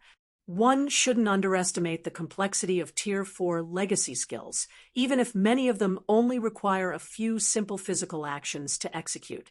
In reality, executing a Tier 4 legacy skill was far more than just a series of physical actions. It also involved the manipulation of one's mana and mana body, which wasn't something one could master within a short time. The complexity of Tier 4 legacy skills would naturally vary depending on their rank. In the case of peak legacy skills, they typically require the user to construct 3 to 5 magic arrays in their mana body. As for apex legacy skills, they require the user to construct no more than 15 magic arrays. Yet, Godslayer required the simultaneous operation of 28 magic arrays. Moreover, even the slightest interruption in the flow of the user's mana would result in the ultimate legacy skill failing to activate. However, before Shifeng could start to marvel at Godslayer's complexity, Tia Polina had already thrown another lightning spear at him. Let's hope this works. Shifeng manipulated his mana body according to the instructions he received and merged the winter of eternal night with his body, causing the standard of his mana and concentration to skyrocket.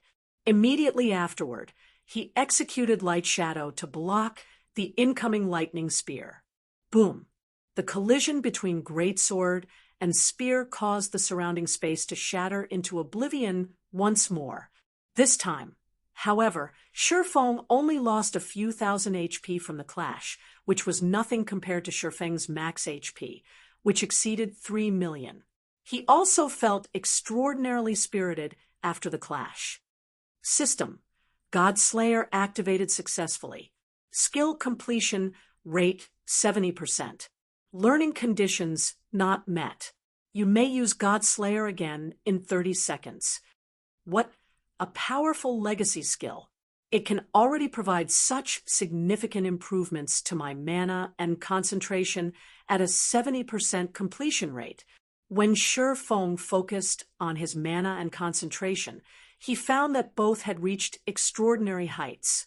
It should be known that a Tier 4 skill executed at a 70% completion rate could only exhibit 80% of the skill's original effects. Only after a skill's completion rate had reached 85% could it exhibit 100% of its original effects. Yet, even though Godslayer had only exhibited 80% of its effects, Shifeng found that his mana had not only reached a near-solid state in terms of density, but its strength was also nearing the Tier 5 standard. As for his concentration, it had grown so strong that he could shrug off the ancient god's arm's mental attacks entirely. In fact, his current mental state was even better than when he was in the outside world. Now he could execute Light Shadow without much thought, and executing the mana technique hardly depleted his concentration. Your mana might have improved, but it still isn't enough to get you out of this place alive. When Polina saw her attack failing to eliminate Shifeng yet again, she thoroughly grew serious as she began throwing lightning spears at Shifeng like a machine gun. She did not intend to give Shifeng any breathing room whatsoever. That remains to be seen. Shi Feng smiled and responded to the hail of lightning spears by executing light shadow without reserve. Whenever their attacks clashed, Shi Feng was bound to lose some of his HP. However, the amount of HP he lost could be entirely offset by his battle recovery, so this loss was negligible. Moreover, with each subsequent use of light shadow, Shi Feng also grew more familiar with manipulating his mana. This, in turn, allowed him to manipulate his mana with much greater ease. When 30 seconds passed, Shi Feng could finally use Godslayer again. Taking advantage of the gradually dissipating bonuses to his mana and concentration, Shi Feng quickly reconstructed the 28 magic arrays needed to activate Godslayer. Then, he swung the Winter of Eternal Night. He wielded at the 3 lightning spears that flew at him simultaneously. Second sword, Holy Devour. Boom!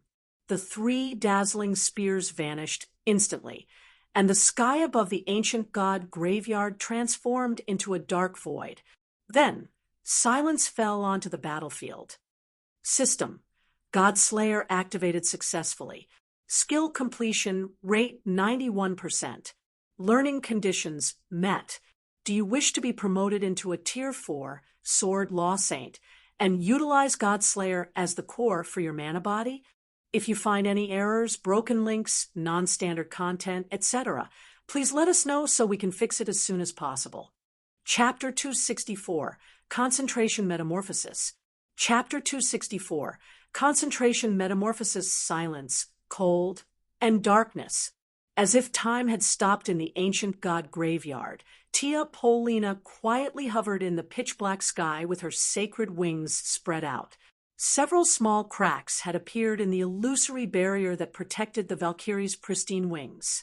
Although these cracks were gradually mending themselves, it was obvious that they had suffered damage beyond their tolerable threshold.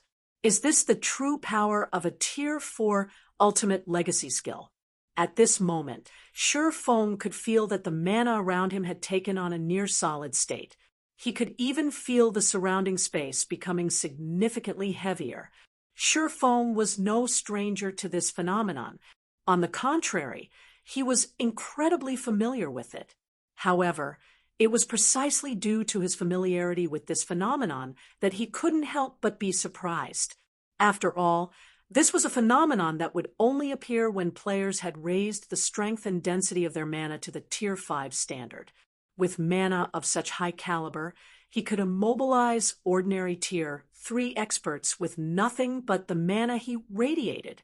I applaud you for the tenacity you've shown, Tia Polina said, a hint of admiration appearing in her eyes when she saw that Shi Feng still refused to die to her attacks. However, nothing will change even if you've gained Tier 5 mana. You are simply prolonging your suffering. Do not think even for a moment that you can leave this place alive. As soon as Tia Polina finished speaking, several dozen magic arrays suddenly appeared around her. Every one of these magic arrays was formed using divine runes and radiated an ancient and sacred divine might. Then, a moment later, several dozen 6-winged Valkyries emerged from these ancient magic arrays. Are you kidding me? Shi Feng's excited mood instantly fell to rock bottom when he saw the 6-winged Valkyries that filled the sky. These 6-winged Tier 4 Valkyries might not be as strong as Tia Polina, an 8-winged Tier 4 Valkyrie, but a force of several dozen of them was enough to erase an ancient empire that ruled over several hundred cities. There was no way a Tier 4 player, like himself, could go up against such a force. Disappear from this land, Tia Polina shouted as she swung an arm forward. Immediately, the 6-winged Valkyries began launching lightning spears at Shi Feng one after another, blotting out the sky with hundreds of lightning spears in the blink of an eye. Every one of these spears carried power at the Tier 5 basic standard, and even a Tier 5 expert would have to flee in the face of hundreds of such attacks. Needless to say, Shi Feng had chosen to flee as soon as he saw the rain of lightning spears. Now that I've completed my Tier 4 promotion, All I need to do is get out of the range of the ancient god's arm's divine might, and I should be able to leave using the legacy scroll, Shi Feng thought, while dodging the lightning spears flying at him. If he were still a Tier 3 player, he would have died instantly to the several dozen six-winged Valkyries. However, he had completed his promotion already. He was no longer a Tier 3 Sword King, but rather a bona fide Tier 4 Sword Emperor. Moreover, he was a Sword Emperor who had formed his mana body's core with an ultimate legacy skill.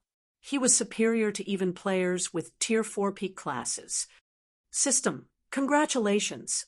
You have become a Tier 4 Sword Law Saint, Sword Emperor. You have activated the ultimate legacy core.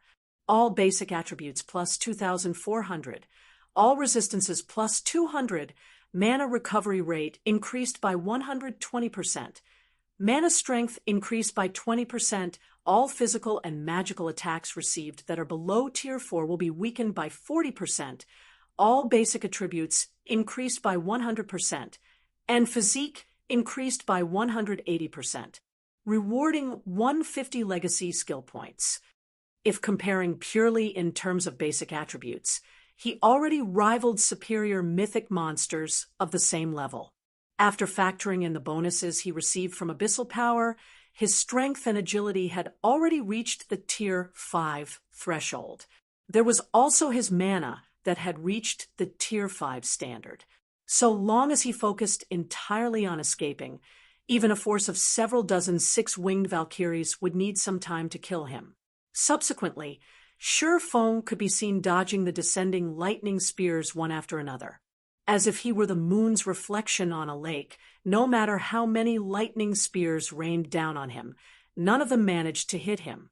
The only thing they managed to accomplish was to devastate the land around him. None of them are hitting.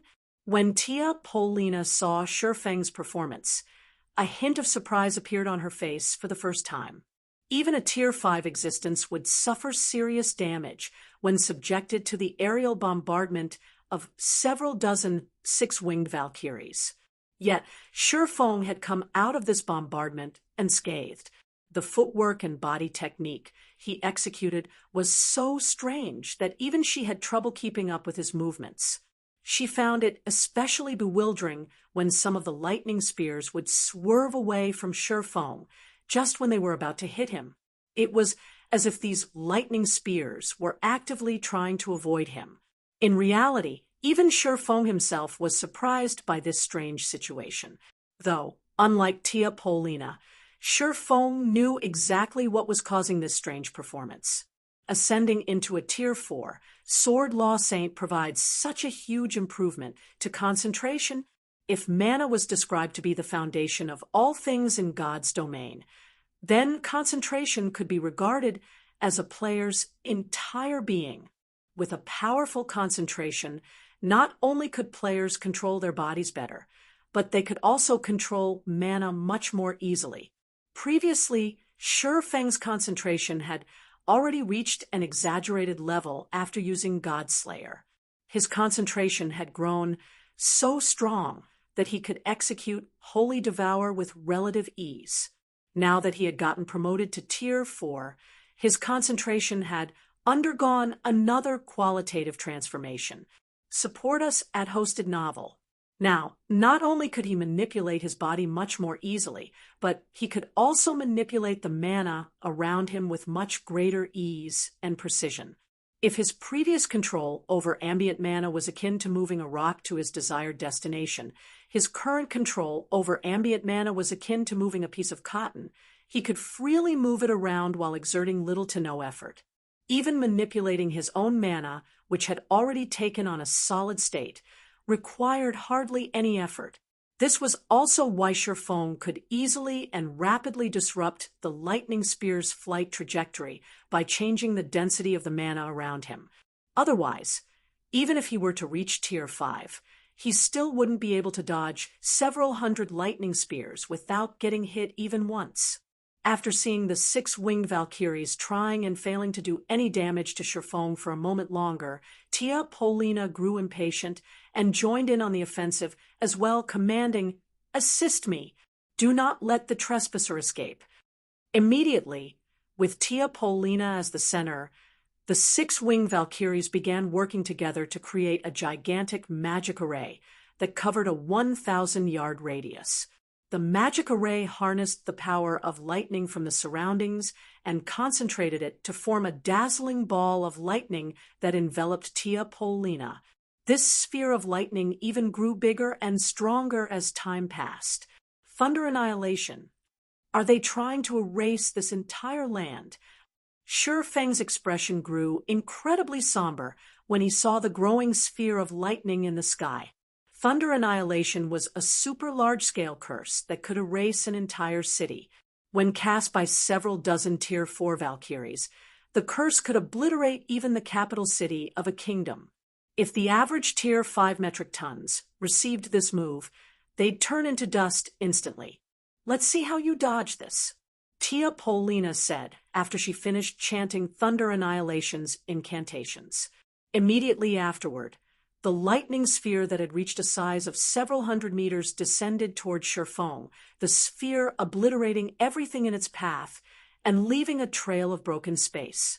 Without even looking back, Shi Feng left behind an afterimage as he flew forward as fast as he could. Faster! I need to be faster. There was no question that he would die should he get hit by the Valkyrie's Thunder Annihilation. Even his soul would be erased until nothing remained. However, as it wasn't feasible to flee out of Thunder Annihilation's massive attack range, his only way of surviving now would be to fly out of the ancient god's arm's influence and teleport out of the ancient god graveyard using the legendary Legacy Scroll. As the lightning sphere got closer and closer to hitting the ground, Shi Feng also flew closer and closer to the edge of the ancient god's arm's influence. 300 yards, 200 yards, 100 yards. The lightning sphere hit the ground, exploded, and unleashed countless arcs of lightning to the surroundings. Even the patrolling divine graveyard wanderers were instantly reduced to ashes when they came into contact with these lightning arcs. I'm out. Let me make it. At the same time, Shi Feng had also finally fled out of the ancient god's arm's influence. Immediately, he unfurled the legendary Legacy Scroll in his hands, causing it to split apart into countless fragments. Then, these fragments formed a silvery gray space-time fissure in front of him. The instant the space-time fissure formed, Shi Feng immediately jumped into it without waiting for it to stabilize and vanished from the ancient god graveyard. Even after Shi Feng had disappeared, the countless arcs of lightning continued devouring everything in their path. By the time the lightning arcs subsided, the land they traversed looked as if it had never existed. TL notes. For reference, this is what Shi Feng got when he became a Tier 4 Blade Saint, taken from Chapter 2694. System, congratulations! You have become a Tier 4 Blade Saint, Sword Emperor. You have activated the Apex Legacy Core. All basic attributes plus 2,000. All resistances plus 150. Mana recovery rate increased by 100%. All physical and magical attacks received that are below Tier 4 will be weakened by 30%. All basic attributes increased by 100%. And physique increased by 150%. Rewarding 100 legacy skill points. If you find any errors, broken links, non-standard content, etc., please let us know so we can fix it as soon as possible. Chapter 265, God List Rank 21. Chapter 265. God List Rank 21 under the blue sky, and several meters above a vast and boundless ocean, a space-time fissure that was hundreds of meters in height and width appeared all of a sudden. Then a black shadow shot out of the fissure and smashed into the ocean below. Just as this shadow was about to hit the calm ocean, an invisible force halted this shadow's descent and kept this shadow hovering a few meters above the ocean. Great! It worked! Shi Feng couldn't help but grow excited when he sensed that his surroundings were brimming with mana. He had very nearly lost his life in the ancient god graveyard and wasted the ancient god legacy he had acquired. Fortunately, the legendary Legacy Scroll did not disappoint. Even though he had entered the space-time passage before it had stabilized, it still allowed him to safely escape from the ancient god graveyard. With this, he had successfully completed his promotion. Now, all that was left to do was to report to the Adventurers Association and get himself certified as a Tier 4 player. What a strange place. It won't even let me use return scrolls here. Sure, Foam couldn't help but be a little surprised when he saw that he couldn't use any of his return scrolls or guild transfer scrolls. Have I not returned to the miniature ancient world? There were a few reasons return scrolls and guild transfer scrolls would fail to take effect. Meanwhile, one of these reasons was that the user wasn't in the same world as the target destination of these scrolls. After factoring in the situation he had just experienced, Sure Foam felt that this was a likely possibility. Thinking up to this point, Sure Foam bitterly smiled as he thought, it seems an unstable passage still comes with its risks. No matter. Although I don't know where this place is, at least I managed to escape from the ancient god graveyard. For now, I should find a place to settle down. Immediately, Sure Foam began flying in the direction that had denser mana. In God's domain, players could fly by manipulating their mana after reaching Tier 4, and their speed would be faster than even epic land mounts. Moreover, they could remain in flight for a much longer than Tier 3 experts who have grasped a mana domain. The only flaw with flying using this method was that it consumed players' concentration. It was similar to how players would expend stamina when running on land. Hence, players couldn't remain in flight forever. What a special place this is. The mana here is incredibly dense, and the mysterious energy here is astonishingly violent. Even a Tier 3 player with a gold mana body wouldn't last more than 5 hours in this place. After Sure Foam flew for around an hour, he took notice of the peculiarity of this foreign space. The density of the ambient mana in this foreign space was already close to rivaling Abyssal Star City. Even peak experts would see significant improvements if they lived in such an environment for a long time. However, the problem was that this place was also inundated with a kind of mysterious energy. Meanwhile, the rate at which this mysterious energy corroded players' bodies was several times greater than the mysterious energy found in the Boundary Mountain Range. Before reaching Tier 4, any player who tried to explore this space alone would meet a swift death. This was because apart from the violent mysterious energy, this foreign space was also filled with many wandering monsters, be it in the air or in the ocean. The sea monsters in the ocean were especially dangerous, and they were significantly stronger than land-based monsters of the same rank and level. When it came to HP, sea monsters had several times more HP than land monsters. After including their ability to fight freely in the ocean, even a level 120 Great Lord ranked sea monster would be beyond the strength of a 6-man party of level 120 Tier 3 players. If Tier 3 players wished to fight sea monsters, they'd need the support of ships. Otherwise, they'd only become food for sea monsters. HM? Players? At this time, Sure Foam suddenly noticed several dozen ships over 1,000 yards away from him. These ships were split into 2 groups and constantly shelled each other with cannon fire. The explosions were so intense that Sure Foam could hear them clearly even from over 1,000 yards away. Fire! Quickly get the defensive magic array ready. The other side's destruction spell is coming.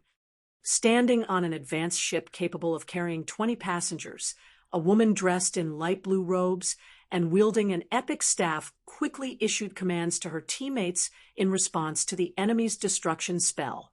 Boom!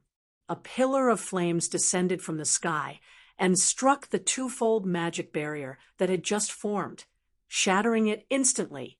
Although the barrier had blocked most of the flame pillar's power, some residue power that got past still caused the advanced ship's energy shield to tremble and crack a little. The ship's energy shield can only withstand 2 more of such attacks. Vice Commander Rain, a level 124 Elven Ranger reported when she saw the ship's dwindling energy reserve. At this rate, the energy shield will break in under 10 minutes. We should just hand that item to them. If we do that, they might stop troubling us. Stop joking, Commander Daybreak, Moonrain said, as she looked at the elven woman. You are Soulfire's ally. If we let you surrender that item after accepting your commission, Soulfire will become a laughingstock in the future. Not to mention, our opponents are only one of Divine Hunter's leveling teams. Our chances of escaping aren't zero. However, despite hearing Moonrain's words, the elven woman named Daybreak Mist shook her head and said, You aren't familiar with Divine Hunter's behavior, but the attacks they have used so far are only a warning to us. If we continue struggling and anger Divine Hunters, my side won't be the only one to suffer Divine Hunter's retaliation. Even Soulfire will most likely have trouble establishing a foothold in Crying Sea City. Such an offensive is only a warning. Moonrain grew a little speechless when she heard Daybreak Mist's words. Even now, there was a constant stream of cannon fire bombarding their energy shields, no matter how she looked at it. The other side clearly intended to obliterate them. Yet Daybreak Mist was saying that this was only the other side's way of sending them a warning, and the other side wasn't attacking them seriously at all. It should be known that their current fleet was Soulfire's main fleet. The fleet had 5 advanced ships and 15 common ships. Although the other side had 10 advanced ships and 10 common ships, they weren't without a chance of escaping. After all, naval battles differed from land battles. On land, the quality of expert players was very important. However, at sea, the importance of ships far exceeded the importance of expert players. In a naval battle, so long as the ships of both sides retained their energy shields, the only thing the players of both sides could do was fling range skills and spells at each other. In a situation where both sides were composed of only Tier 3 players, there wouldn't be a significant difference when it came to flinging ranged skills and spells. If Soulfire's fleet took advantage of the winds and tides, escaping from Divine Hunter's fleet shouldn't be a difficult challenge. Of course, Moonrain did not doubt Daybreak Mist's words. After all, Daybreak Mist was the commander of Nightblade, a top adventurer team that originated from one of the Four Saints' higher gods' domains. At the same time, Daybreak Mist was also a bona fide 4th floor expert. While Moonrain and Daybreak Mist were talking, a deep and cold voice suddenly came from afar. It seems you're quite the sensible person, Daybreak Mist. I guess it isn't without reason you managed to develop Nightblade to its current scale. Following this voice, a young man dressed in dark red robes and wielding a crimson staff suddenly appeared above Moonrain and Daybreak Mist's ship. What? Why is he here? Moonrain was greatly shocked when she saw the male elementalist hovering in the air. At this moment, Moonrain and Soulfire's members weren't the only ones panicking over this unexpected development. Even Daybreak Mist's expression sank when she saw the young man. Balrog Hart, currently ranked 21st on the God-ranked expert list, while also being one of the 2 little monsters nurtured by Divine Hunters. Moreover, 2 years ago, at the age of 27, Balrog Hart had already received the title of Balrog from the 7 Luminaries Alliance. After undergoing 2 years of training as one of Divine Hunter's future successors, nobody knew exactly how powerful Balrog Hart had become. The only reference everyone had was the fight in Crying Sea City's Coliseum a few days ago, where Balrog Hart had defeated a veteran titled expert in only 20 moves and received the 21st rank on the God-ranked expert list. Hand over the Tier 4 Legacy Guidance Scroll and all of your ships, and I will spare your lives, Balrog Hart said in a commanding tone. Otherwise, all of you will suffer triple the death penalty and be eliminated from Crying Sea City. You're going too far, Balrog. I can hand over the Legacy Guidance Scroll, but not the ships. We can't even survive in crying Sea City without them." Daybreak Mist shouted angrily. The ocean made up over 90% of the top of two worlds, so ships became crucial for players seeking to develop here. Because of this, ships were in great demand, and replacing even one lost ship would require a lot of magic crystals, time, and effort, let alone an entire fleet. Too far. Balrog Heart laughed. "Do you think you people can leave this place alive?" Nobody on Soulfire's side could offer a rebuttal in response to Balrog Heart's question. Even Daybreak Mist could only grit her teeth in silence. Just when Balrog Heart thought of starting another round of mockery, a deep and clear voice suddenly entered everyone's ears. "What if they can leave this place alive? If you find any errors, broken links, non-standard content, etc., please let us know so we can fix it as soon as possible." Chapter 266, Zero Wings Guild Leader Black Flame.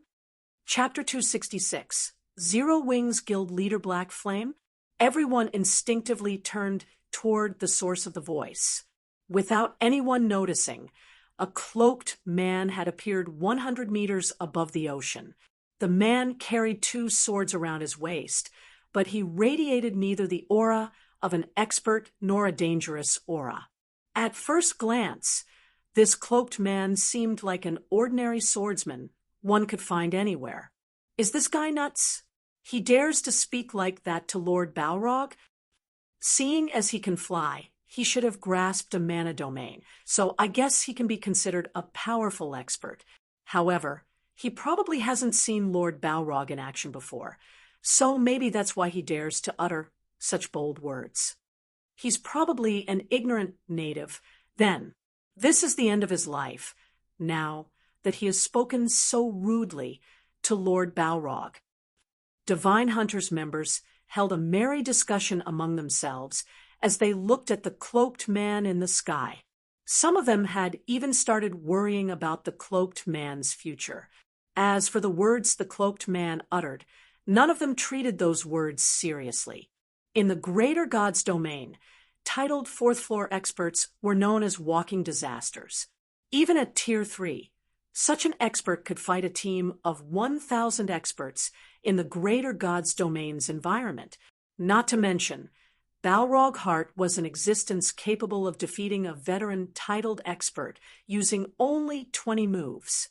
Experts capable of grasping a mana domain at Tier 3 might seem rare in the eyes of the miniature Ancient Worlds natives, but experts of such caliber were no different than a Tier 3 ordinary player in front of Balrog Heart. Balrog Heart could defeat such players with a flip of his hand. What a powerful expert! When Daybreak Mist looked at the cloaked man in the sky, a hint of surprise appeared in her silver eyes. She was in possession of the sacred eyes. Compared to ordinary experts, she could see the flow of mana much more clearly. Hence, she could see that the cloaked man had seemingly matched the flow of mana in his body with the ambient mana around him. This was a feat that required incredible control over mana. This was also why nobody present could sense the cloaked man's presence, even though he was clearly standing under the glaring sun. Experts capable of controlling their mana to such an extent were typically titled experts. However, Daybreak Mist quickly shook her head. Titled experts might be apex existences in the current miniature ancient world that even the various hegemonic powers had to be wary of, but Balrog Heart wasn't an ordinary titled expert. He was someone capable of defeating a veteran titled expert in 20 moves. Before Daybreak, Mist could give a word of advice to the cloaked man. Balrog Heart glared at the cloaked man and sneered. Immediately afterward, 2 Tier 3 twofold magic arrays appeared next to him, each magic array carrying mana nearing the Tier 4 standard. Of these 2 magic arrays, one was for the Tier 3 confinement spell Flame Lock, and one was for the Tier 3 destruction spell Lava Explosion. Double silent casting? Moonrain shuddered, her mind having trouble accepting this situation. Moonrain was an elementalist, so she knew how difficult it was to execute silent casting. It was also the technique she hoped to master. When players were casting spells in God's domain, they typically had to form an impression of the spell's magic array in their minds. Afterward, they would need to chant the necessary incantation to deepen their impression of the magic array. Then, their spell would take shape. Of course, a more convenient way to cast spells was to draw the magic array directly in one's mind. This would drastically reduce the chanting needed to strengthen the magic array's formation. This technique was also known by people as speed casting. Meanwhile, magical class players would only be considered experts if they could execute speed casting. As for players capable of executing double speed casting, they were typically peak experts. Currently, triple speed casting was Moonrain's limit. However, there was another type of spellcasting method that was superior to speed casting, and that was silent casting. Silent casting did not require the process of drawing a magic array. Instead, players would form the magic array directly with mana. Meanwhile, double silent casting was a feat Moonrain didn't even think was possible. Not to mention, Balrog Hart had created twofold magic arrays for both of his spells. This meant that he had created the same magic arrays twice, effectively doubling the power of his spells. Meanwhile, Daybreak Mist quickly shouted, "Quickly dodge!" The reason Balrog Hart had received the title of Balrog wasn't because of his player ID.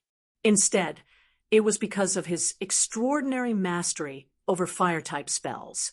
Not only could he manipulate fire-type spells effortlessly, but he also had the ability to resolve the slow mana gathering problem that plagued all fire-type spells. By the time Daybreak Mist had shouted her warning, Balrog Hart's twofold magic arrays were already done gathering the mana they needed. Suddenly, a flame barrier appeared in the air, enveloping the cloaked man entirely. This flame barrier was incredibly sturdy, and even a Tier 4 mythic monster would need several attacks to break this flame barrier from the inside. Immediately afterward, a sphere of lava with a radius of several dozen meters emerged from one of the magic arrays next to Balrog Hart and flew toward the flame barrier. "It's over." Daybreak Mist closed her eyes. Flame lock would not block attacks coming from the outside. In other words, Balrog Hart's lava explosion could bypass the flame lock and attack the cloaked man directly. Meanwhile, lava explosion was a destruction spell, so it couldn't be dodged or blocked. Just when the lava sphere was passing through the flame lock, the cloaked man's voice appeared once again. "This is quite the powerful move.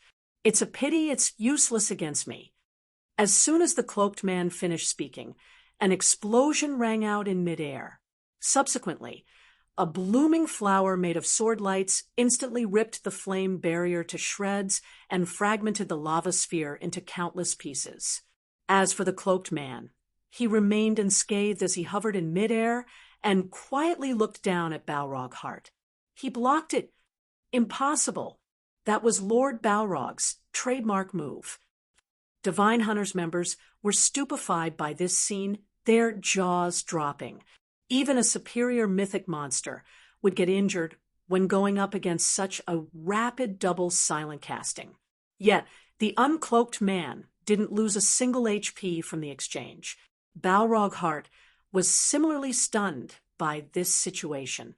Immediately, his expression turned serious, and he looked at the cloaked man in the air and asked, "Who are you?" Anyone capable of blocking his twofold lava explosion couldn't be a nameless nobody in the miniature ancient world. As for those capable of receiving his combination attack without taking a single point of damage, they numbered no more than a handful.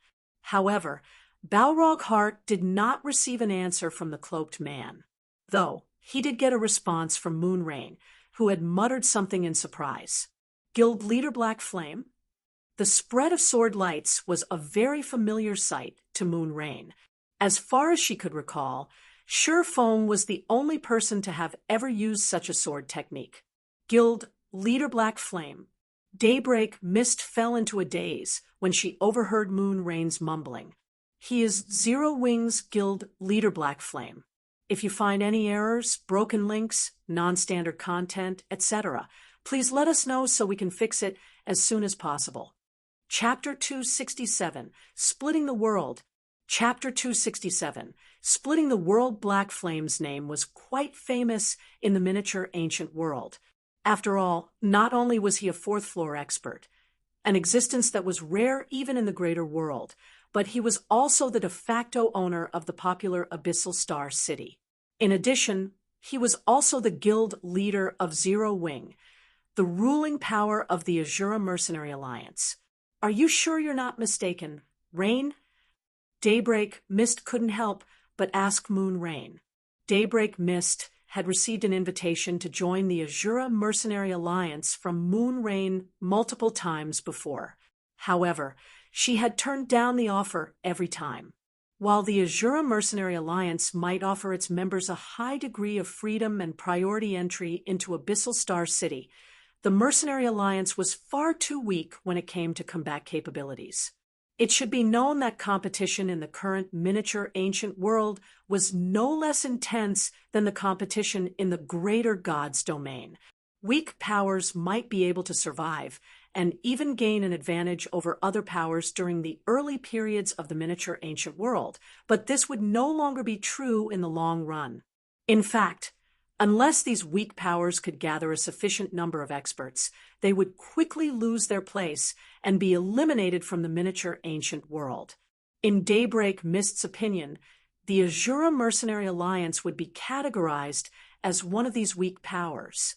After all, the Azura Mercenary Alliance only had a handful of fourth-floor experts, and not even one titled expert. With so few capable experts under its command, how was it supposed to contest against the various hegemonic powers over resources in the future? Yet, now, Moonrain was saying that the cloaked man, who had come out unscathed after receiving Balrog Heart's combination attack, was actually Zero Wings Guild leader Black Flame. This was a very astonishing revelation, so Daybreak Mist couldn't help but doubt it. It should be. I've only ever seen Guild leader Black Flame using that sword technique, Moonrain said, her eyes glowing with excitement. The achievement of fighting Balrog Heart, the 21st ranked player on the God-ranked expert list, would definitely become an inspiration for all players of their God's domain. It should be known that ever since the Myriad World's descent, apart from Casio, nobody else from their God's domain had managed to get onto the God-ranked expert list.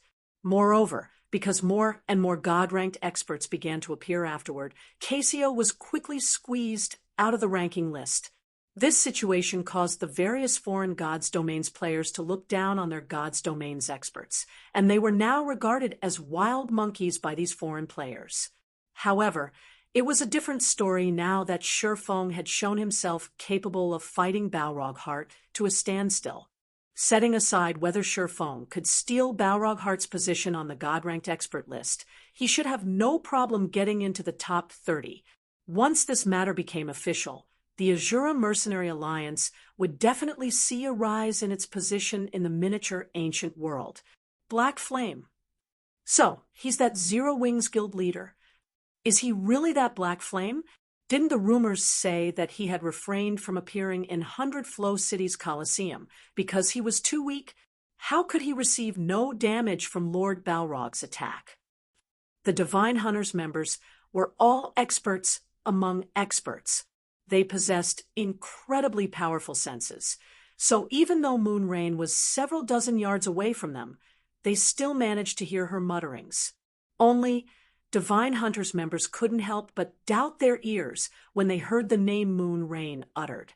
Balrog Heart's trademark move was an attack that even ordinary titled experts could not block without taking damage.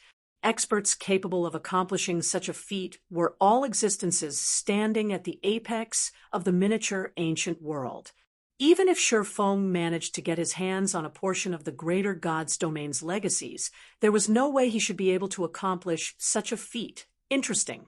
So, you're Zero Wings Guild leader? A hint of fighting spirit appeared in Balrog Heart's eyes as he looked at Shurfong.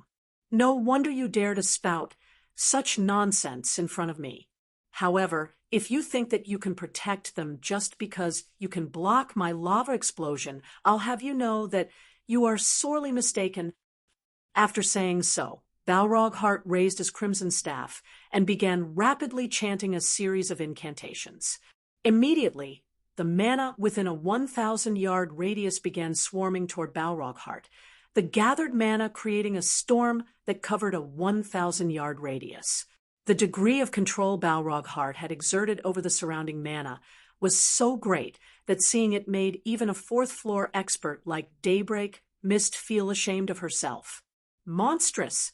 This was the only description Daybreak Mist could come up with to describe what was taking place before her. The influx of mana had not only increased Balrog Heart's mana to the Tier 4 standard, but it had also allowed Balrog Heart to create 4 twofold magic arrays simultaneously. Twofold Tier 3 Curse, Breath of Madness. Twofold Tier 3 Curse, Flame Domain. Twofold Tier 3 Curse, Scorched Blessing. Twofold Tier 3 Curse, Flame God Spear. Every one of these Tier 3 curses originally possessed power and effects rivaling Tier 4 spells already. Their complexity was also incredibly high. Although the twofold version of these Tier 3 curses could exhibit power beyond ordinary Tier 4 spells, their complexity also went beyond ordinary Tier 4 spells. Yet, Balrog Heart had successfully cast the twofold versions of all 4 of these Tier 3 curses simultaneously via quadruple speed casting. The strength he currently displayed was significantly stronger than what he had shown during his Colosseum fight in Crying Sea City.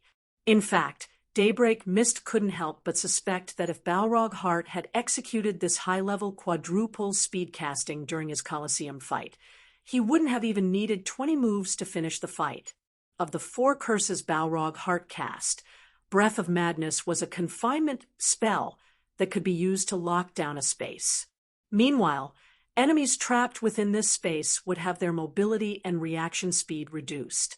Their control over mana would also be reduced by over 50%. While trapped within Breath of Madness, players would find it extremely difficult to use skills, spells, combat techniques, and mana techniques.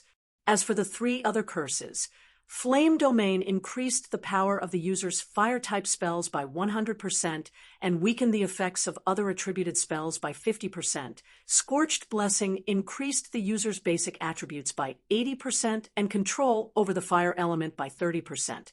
And Flame God Spear was a large-scale destruction spell capable of breaking a town's defensive magic array in one hit. These 4 Tier 3 curses synergized with each other incredibly well.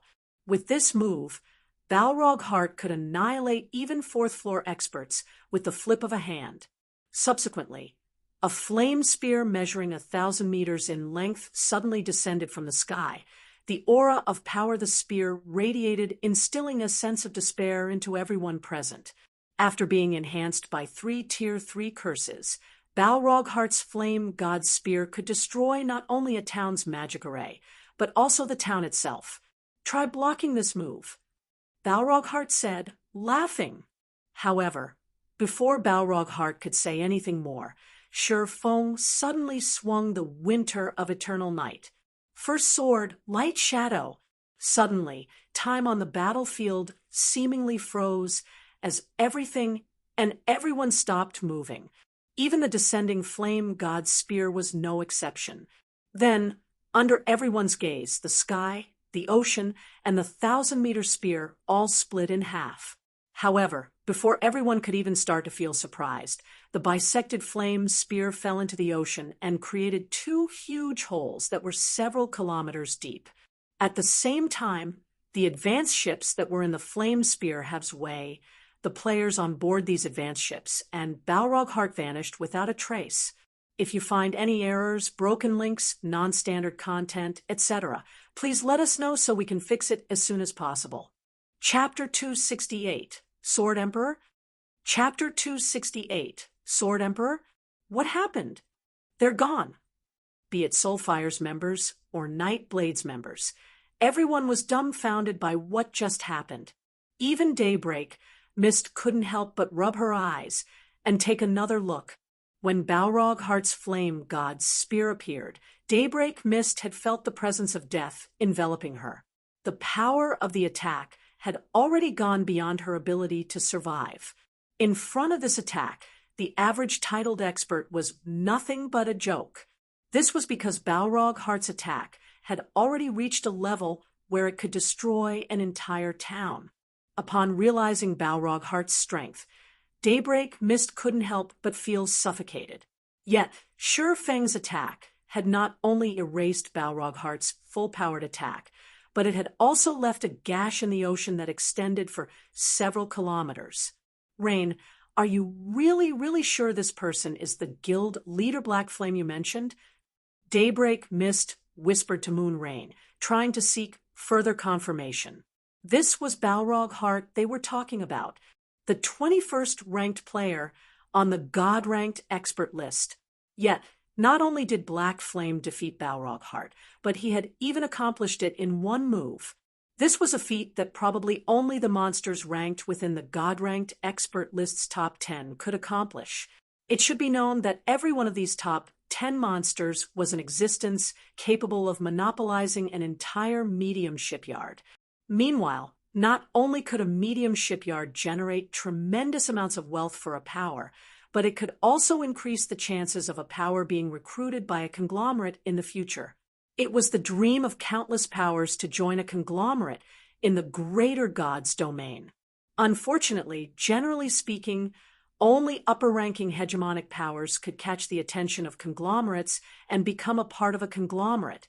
However, now that the miniature ancient world had become a gathering place for the myriad worlds, an immense amount of wealth was gathered here. Moreover, many ore veins capable of producing 7 luminaries crystals have been discovered across the top of 2 worlds.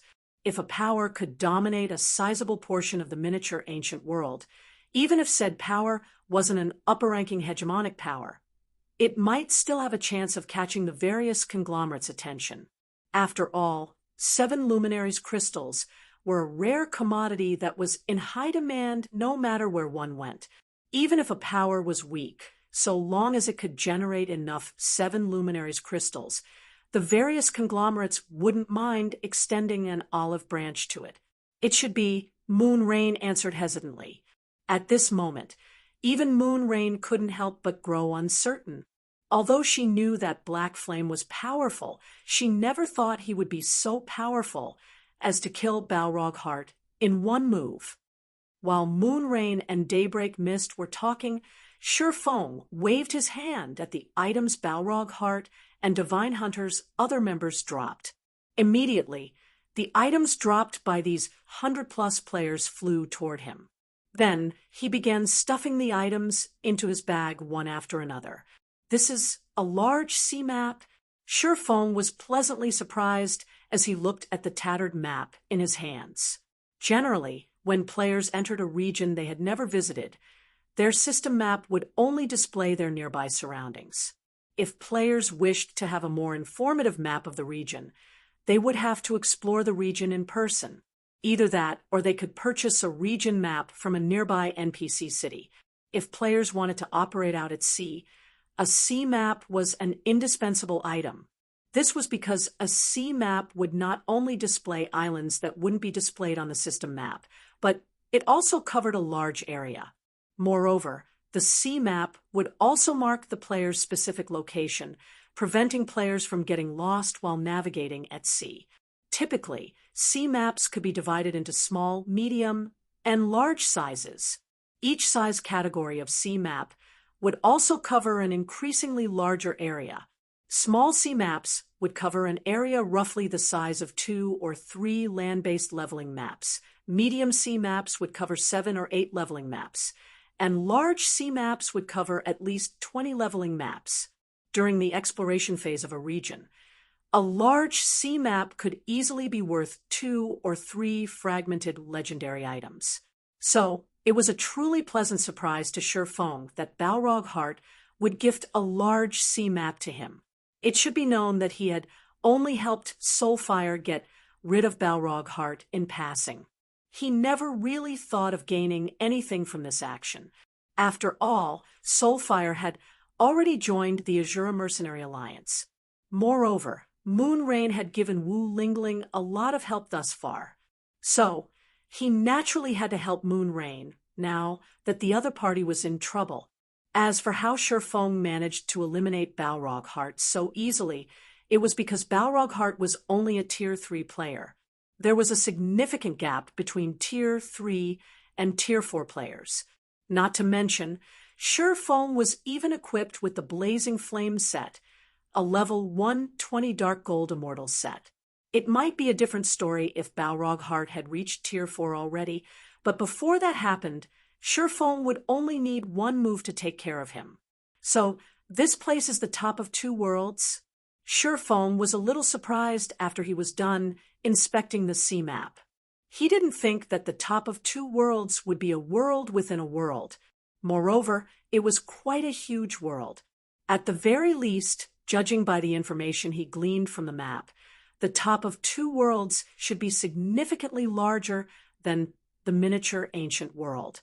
The nearest NPC city from here is Crying Sea City. I should head there and get some rest. Afterward, Shifeng stored the sea map and flew toward Crying Sea City. He's flying away. It will take him over 10 hours to reach Crying Sea City, even if he can fly with his mana domain.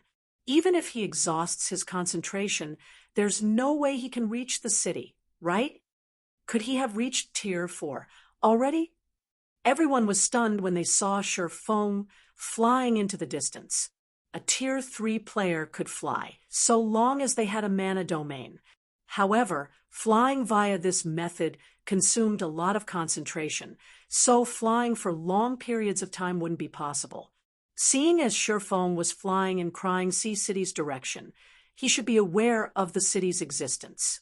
In that case, he should also know that the city was over 10 hours away from their current location. Yet, he had still chosen to fly there. This could only mean that he had already reached Tier 4 and gained the ability to fly for long periods of time. Only, Tier 4 should still be a goal far out of the reach of the miniature ancient world's various powers. Although many hegemonic powers had already found Tier 4 legacy lands, a few days had only passed since the first batch of challengers had left to challenge their Tier 4 promotion. Going by the average time it took for players to complete their Tier 4 promotion, this first batch of challengers would still need at least 10 days before they could complete their promotion. There was an incredible gap between Tier 3 and Tier 4 classes. If Shifeng had indeed reached Tier 4 already, it wouldn't even be an exaggeration to say that he was invincible in the current miniature ancient world. A Tier 4 Sword Emperor, Moonrain's eyes lit up in excitement as she looked at Shifeng's departing back. Crying Sea City is probably going to see a change of hands soon. Crying Sea City was a gathering place for over 100 million players, and it was currently under the rule of 2 tyrants, Divine Hunters and Morning Light. Both were hegemonic powers originating from a higher god's domain, and they had ruled over the city ever since players gained access to the top of 2 worlds. Now, though, Crying Sea City might be seeing a change of hands. So, this is the strength Azura has kept hidden. Daybreak Mist also fell into a daze after coming across this revelation. It was already astonishing that Shifeng had managed to kill Balrog Heart. The fact that Shifeng had reached Tier 4 was even more surprising. Daybreak Mist couldn't help but re-evaluate her opinion of the Azura Mercenary Alliance. At the same time, she also decided that she would have her adventurer team join Azura as soon as she returned. Meanwhile, shortly after Shifeng left, news of Balrog Heart's death also reached Crying Sea City, the news making waves in the city. If you find any errors, broken links, non-standard content, etc., please let us know so we can fix it as soon as possible. Chapter 269, Tier 4 Powerhouse. Chapter 269, Tier 4 Powerhouse 2 Worlds C, Crying Sea City. Crying Sea City was one of the few super-large NPC cities present in the 2 Worlds Sea, and it had become the gathering place of countless powers from the myriad gods' domains. However, out of all these powers, only two guilds had successfully garrisoned Crying Sea City: Divine Hunters and Morning Light. Both guilds possessed a guild residence in the city's central area. Because of this, the two guilds' members could freely teleport into the city via guild transfer scrolls. This situation not only caused the various powers and players to grow envious, but it also established the two guilds' authority in Crying Sea City. As for powers that failed to garrison Crying Sea City, they could only compete for the limited number of temporary guild halls available at the city's Adventurers Association. The guild leader killed Balrog Heart. Su Qianlu, who was resting in her office, was shocked when she heard the report Wu Lingling had just made to her. "Are you sure about this?" This matter has already reached the ears of Crying Sea City's various hegemonic powers, so it shouldn't be wrong. Soulfire has also messaged us offline, saying that the guild leader is on his way to Crying Sea City, Wu Lingling said excitedly. Because of this, the number of adventurer teams looking to join Azura has increased substantially. Everyone thinks that Azura can secure an administrative seat during the upcoming medium shipyard competition. Ships were the basis of survival in the Two Worlds Sea. Players couldn't do without ships if they wished to make progress here. However, obtaining ships from NPCs was incredibly difficult and costly. If players wished to acquire a large number of ships at an affordable price, their only option was to construct them at a shipyard. The only problem was that players needed to compete for the administrative rights of the various NPC cities' shipyards. Every shipyard had a fixed number of administrative seats, and this number would typically range from 2 to 3. So long as a power managed to secure a seat, it could spend materials to mass-produce ships. The advantages and wealth a power could generate through this were self-evident. Meanwhile, powers looking to compete for a shipyard's administrative seats could only send 6 experts to represent them. So, one could imagine how much of an advantage the Azura Mercenary Alliance would have if one of its representatives was a powerhouse capable of defeating the 21st ranked Balrog Heart. Not to mention, the Azura Mercenary Alliance's experts had grown significantly because of all the clashes they've had with the Myriad Worlds experts and the Primordial Towers effect. They've grown so much that Shurfong would probably be surprised when he saw them. With the help of a top 20 god list expert, it was entirely possible for the Azura Mercenary Alliance to secure an administrative seat in the upcoming competition. The guild leader is on his way here. Su Qianliu's expression suddenly changed when she heard Wu Lingling's words. Lingling, notify Hidden Soul and have her bring a team outside the city to meet up with the guild leader immediately. I'll head over with a team as well. What's wrong, Vice Guild Leader? Wu Lingling asked in confusion. The nail that sticks out gets hammered. While contacting some trustworthy core members of Zero Wing in the city, Su Qianlu explained, the various powers in Crying Sea City have only ignored Zero Wing, and Azura previously because we were only inconspicuous powers. Even establishing a foothold in the city had taken us a lot of effort. However, now that we've suddenly become a strong contender for Crying Sea City's medium shipyard, and there are only a few days left before the medium shipyard competition, how do you think Crying Sea City's various hegemonic powers will react? How will Divine Hunters and Morning Light react? They'll destroy the guild leader. Wu Lingling suddenly felt a chill crawling down her spine, her expression turning somber. Whoever gained control over Crying Sea City's shipyards would gain dominance over the city. Currently, Divine Hunters and Morning Light only held control over Crying Sea City's small shipyard. Even then, they had already become nigh invincible out at sea. They had also gained control over an important Orvane out at sea. A medium shipyard was capable of manufacturing ships of higher ranking than what a small shipyard could manufacture. If a power managed to secure it, its naval power would definitely skyrocket. Shurfong was the Azura Mercenary Alliance's only hope for winning an administrative seat. So long as the various hegemonic powers could kill Shifeng once, they would have one less competitor in the upcoming medium shipyard competition. That's right. Su Qianlu nodded. The guild leader might have the strength to kill someone as strong as Balrog Heart, but the mysterious energy at sea is incredibly violent. If the various hegemonic powers surround him, it won't be difficult for them to kill him. So, we must meet with the guild leader before the other powers find him. The top of two worlds was different from the rest of the miniature ancient world. Players could only communicate via the system if they were within a certain range of each other. At most, this range was enough to cover an entire city. Hence, it was incredibly difficult for players to communicate over long distances. If players wished to do so, offline communication would be the quickest method. However, they evidently couldn't contact Shifeng via offline, means now that he had already left for the greater world.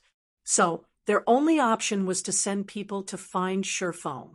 Search hosted novel for the original. I understand. I'll go and inform Big Sis Soul right away, Wu Lingling said before quickly logging out of the game. Zero Wing might be the heart of the Azura Mercenary Alliance, but the Mercenary Alliance's various teams did not operate in the same area. The quickest way to gather these teams would be to contact them offline. Not long after Su Qianlu and the others began making their move, a figure suddenly got enveloped by a magic barrier in the sky a short distance from Crying Sea City. Subsequently, a fleet of more than 500 advanced ships quickly gathered underneath the barrier. This was a rare sight even in Crying Sea City, and the ships passing by couldn't help but avoid this massive fleet. Damn it! We were too late. When Hidden Soul saw the figure enveloped in the magic barrier, her complexion turned incredibly gloomy. Hidden Soul had rushed back to Crying Sea City as soon as she heard the news from Wu Lingling. She originally thought that she could get in touch with Shifeng, first since friend communication had a much bigger range. Yet, Crying Sea City's various hegemonic powers still managed to get ahead of her. What is the meaning of this? Shifeng asked, a slight frown forming on his face as he looked at the four people before him. Shifeng was rather familiar with these four people. They were Titan Sword One Step, 100 Beast Florence, Dark Banner Melissa, and Shadow Emperor Convicted. All four were famous individuals in the greater gods domain. At the same time, they were also veteran-titled monsters. During their younger days, they were not the slightest bit weaker than the current Balrog Heart. Take Divine Hunter's One Step, for example. Although he was in his 50s now, he was more talented than even Balrog Heart, having received a title from the Seven Luminaries Alliance at the young age of 25. As for why he had received the title of Titan Sword, it was because he possessed the Titan bloodline, an extremely rare bloodline even in the greater gods domain. It was the bloodline of Titans, an apex race that rivaled dragons. The bloodline granted One Step with strength and physique that was beyond his tier. As for Divine Hunter's Florence, he received his title because of his unique class beast illusionist. He could absorb the strength of God's domain's monsters and turn it into his own. The more powerful monsters he defeated, the greater his strength would become. As for Dark Banner Melissa and Shadow Emperor Convicted, both were peerless monsters belonging to Morning Light. When they fought, they were just as strong as One Step and Florence. Among them, Melissa possessed a special legacy that granted her incredible affinity with the water attribute. She would essentially become invincible among opponents of the same tier when fighting out at sea. Although these four people didn't have very high levels, all four being at level 122 only, the life aura they radiated indicated that they were all bona fide Tier 4 players. You must be Zero Wings Black Flame, right? It seems you have indeed reached Tier 4 already. One Step clad in dark gray plate armor and carrying a great sword that was as tall as he was, said as he looked at Shifeng, arrogantly, I am Divine Hunter's One Step. Divine Hunters will only give you two options: submit or die. It seems you are quite lucky to be able to reach Tier 4 so quickly, Melissa, dressed in a black dress, said as she looked at Feng indifferently. If you submit to Morning Light can ensure your safety. Of the two people that spoke, one was arrogant while the other was indifferent. However, the meaning their words conveyed was obvious. Submit or die. There was no third option. If you find any errors, broken links, non-standard content, etc., please let us know so we can fix it as soon as possible. Chapter 270, 1/outside the city. Chapter 270, 1/outside the city. TL notes, changes made to Chapter 257. Anomaly - Paragon changes made to Chapter 265. One of two little monsters - one of two paragons changes made to Chapter 269. Veteran titled monsters - veteran titled paragons. Peerless monsters - peerless paragons. Shortly after Divine Hunters and Morning Light's Tier 4 experts appeared, chaos ensued among the massive fleet of advanced ships gathered beneath them. Damn it! Damn it! Now that Divine Hunters and Morning Light have taken action simultaneously, our chances of recruiting him are gone. Judging by the auras those four are radiating, they've definitely reached Tier 4 already. I really did not think Divine Hunters and Morning Light had hidden so much of their strength. It seems we have truly underestimated them. I heard that the city's medium shipyard only has 2 administrative slots. How are we supposed to compete with those 2 guilds now? The various powers making up the massive fleet of advanced ships were greatly shocked when they saw Divine Hunters and Morning Light dispatching a total of 4 Tier 4 experts. None of them thought that Divine Hunters and Morning Light had hidden so much of their strength. While the various powers were making a fuss over Divine Hunters and Morning Light's show of power, a noble-looking lady with long cyan hair and a pair of silver eyes was sipping tea as she observed this situation. Then she looked toward the demi-dragon woman next to her and smiled, saying, "It seems our trip this time wasn't a waste, after all, Maria. Divine Hunters and Morning Light have hidden a lot more strength than what was mentioned in the reports. But it seems they've decided to go big to deal with Black Flame. Moreover, they've even sent One Step and Melissa out of all people. It's not every day you get to see such a grand occasion. You're still in the mood for jokes, Auntie? Your niece has already wagered all of her resources into Abyssal Star City. If Zero Wings suffers a massive setback here, it'll definitely affect Abyssal Star City." Maria, who was clad in silver armor, complained, "Are you just going to watch as your cute and obedient little niece suffers?"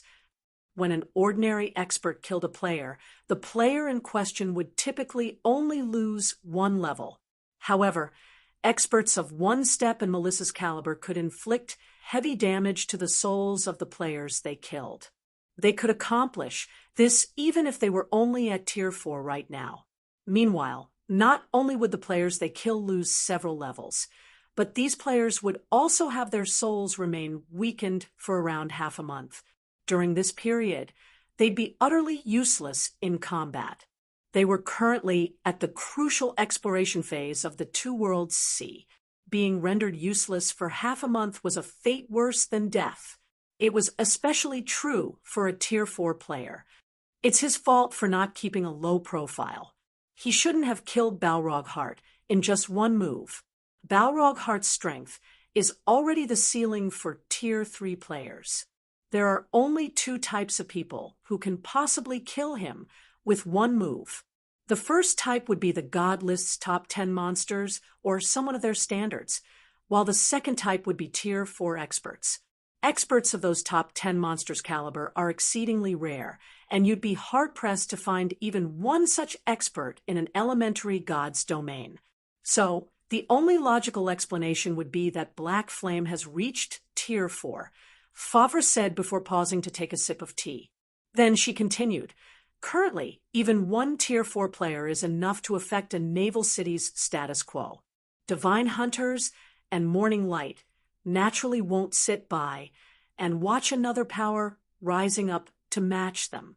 Had Black Flame spent some time killing Balrog Heart, Divine Hunters and Morning Light might have made a response, but they would have never mobilized One Step and Melissa. Even the God List's top 10 monsters will have trouble escaping from such a lineup. Can't you help him, Auntie? Maria asked as she looked at Favre hopefully and anxiously. Not now, Favre said, shaking her head. Then she looked up at the sky and continued, as a fourth-floor expert, Black Flame can definitely hold his ground for some time. He'll have a greater chance of escaping if I act when they are busy fighting. Maria felt relieved when she heard Favre's answer. Titan Sword One Step and Dark Banner Melissa were paragons of an older generation. However, her Aunt Favre was also a paragon of the same generation. Moreover, her Aunt Favre had achieved massive improvements in recent years. It was just that her Aunt Favre mainly operated solo, so few people actually knew about her true strength. At this point, her Aunt Favre should be just as strong as the God-ranked expert list's top 10 monsters. Although her Aunt Favre would not be able to defeat the joint force of One Step, Melissa, and 2 other Tier 4 experts, she should have no trouble helping Black Flame escape. While Maria and Favre were talking, the atmosphere in the sky suddenly changed, and many people on the sea subconsciously shuddered. You refuse. One Step's arrogant expression instantly turned cold, the runes on his epic armor suddenly glowing, and causing the surrounding space to tremble. You impertinent brat. It seems you are tired of living. As soon as One Step finished speaking, the pitch-black greatsword on his back disappeared and reappeared above Shurfeng's head. One Step had drawn his weapon and executed his attack so swiftly that the spectators below could only see a black flash appearing briefly in the sky. Moreover, One Step's attack was incredibly discreet, not creating any sound or spatial fluctuations throughout the entire process. Yet, his attack carried enough power to compress the space around Shurfeng, making it difficult for Shurfeng to move his body. Meanwhile, in response to this sudden attack, Shurfeng drew his sword to block it. What an interesting kid. It's a pity his career is over after this, Melissa thought. When she saw the attack One Step executed, she got ready to turn around and leave, not planning to waste any more time here. It might seem like One Flash had only executed one slash, but he had, in fact, executed multiple slashes. It was just that these slashes had combined to create the illusion of an arc of light that descended toward Shurfeng. Black Moon. It was an advanced silver combat technique, and it was also One Step's trademark move. When combined with his fragmented legendary greatsword, he could heavily injure even a superior mythic monster of the same level. Even a Tier 4 metric tons would die on the spot if they tried to receive this attack without activating any life-saving skills, much less a Tier 4 swordsman.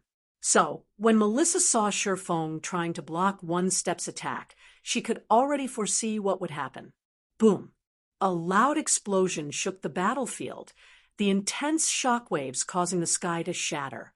However, contrary to everyone's expectations, 2 figures appeared in their sight as the world rapidly worked to mend the shattered sky. Both figures remained standing proudly amidst the sky of spatial fissures. He didn't die. Melissa and the other spectators were greatly confused when they saw Shurfeng alive and healthy. Unlike what they expected, not only did Shurfeng not die, but he didn't even receive any damage from blocking One Step's attack. However, compared to Melissa and the others, One Step felt an even greater shock.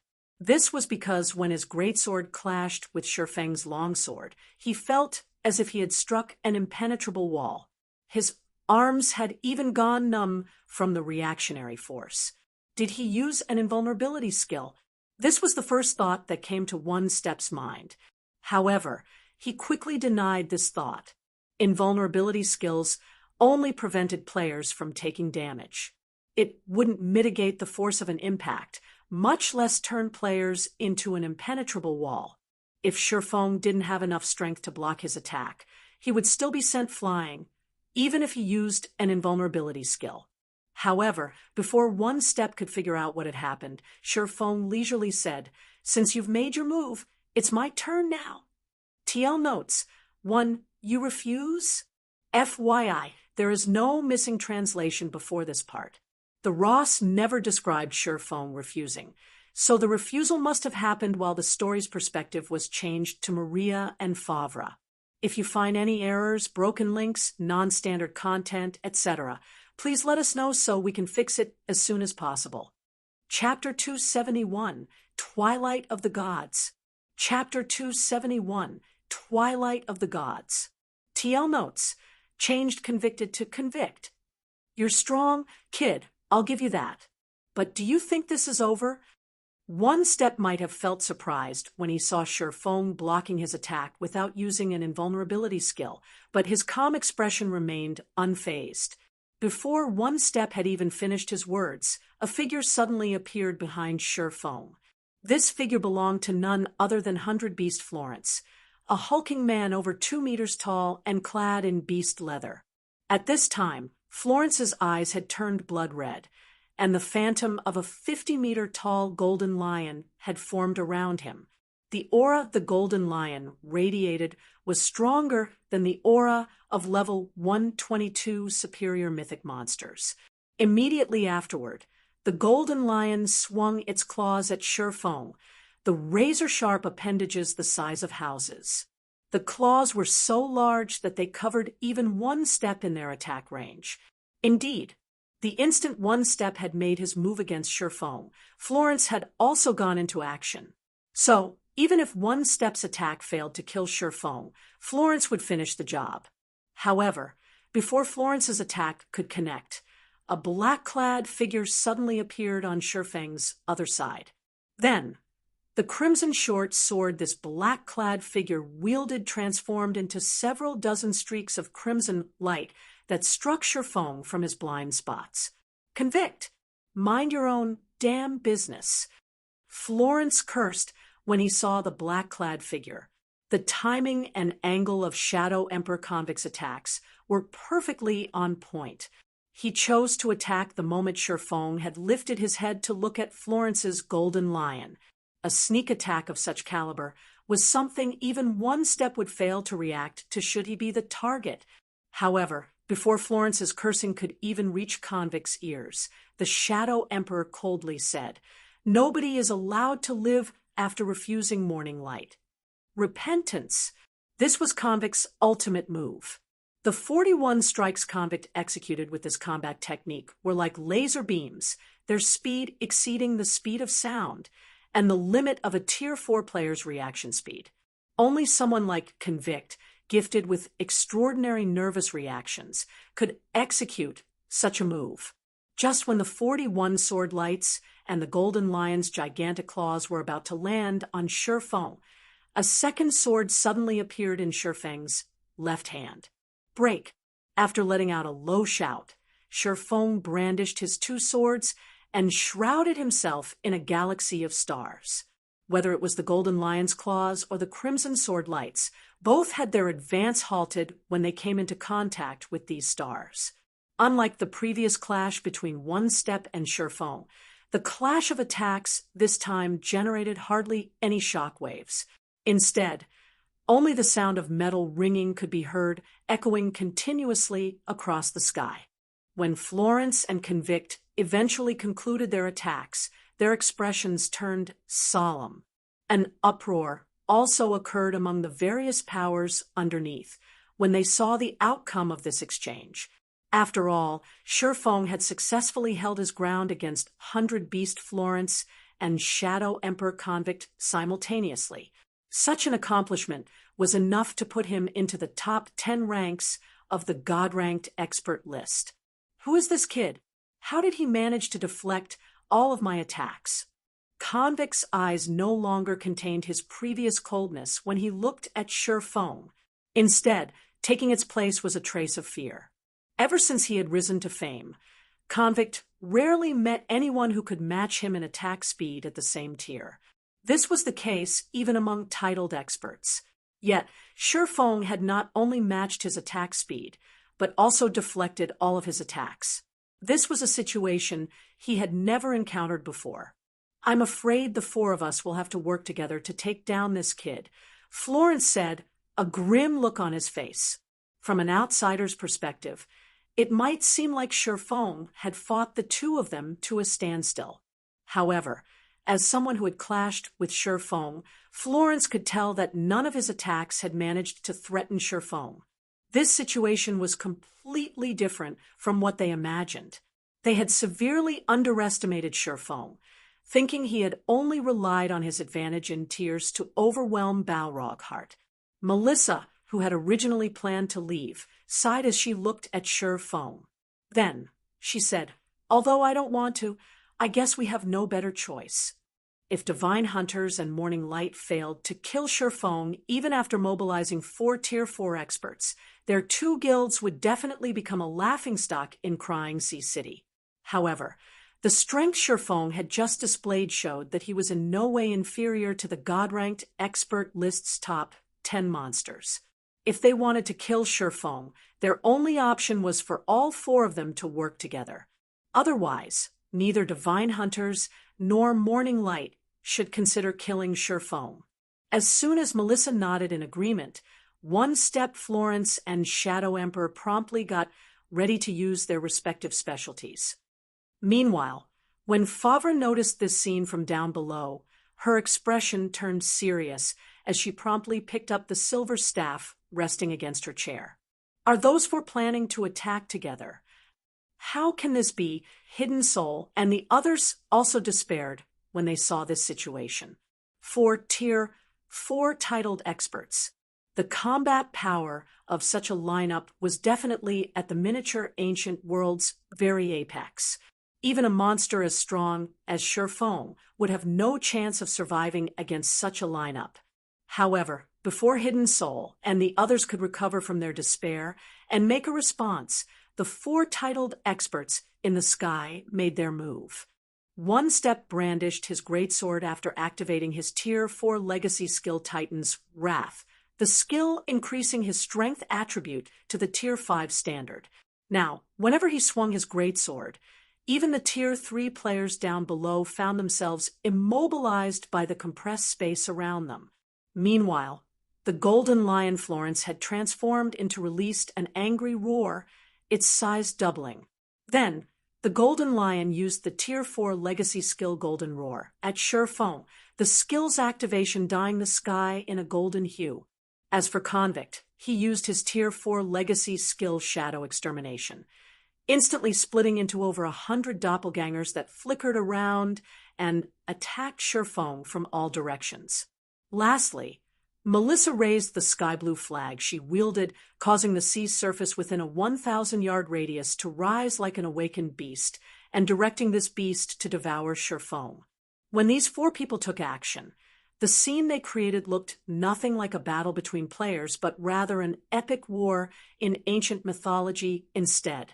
The sheer power these 4 people's attacks radiated caused the various powers' young talents to feel as if death had come to greet them.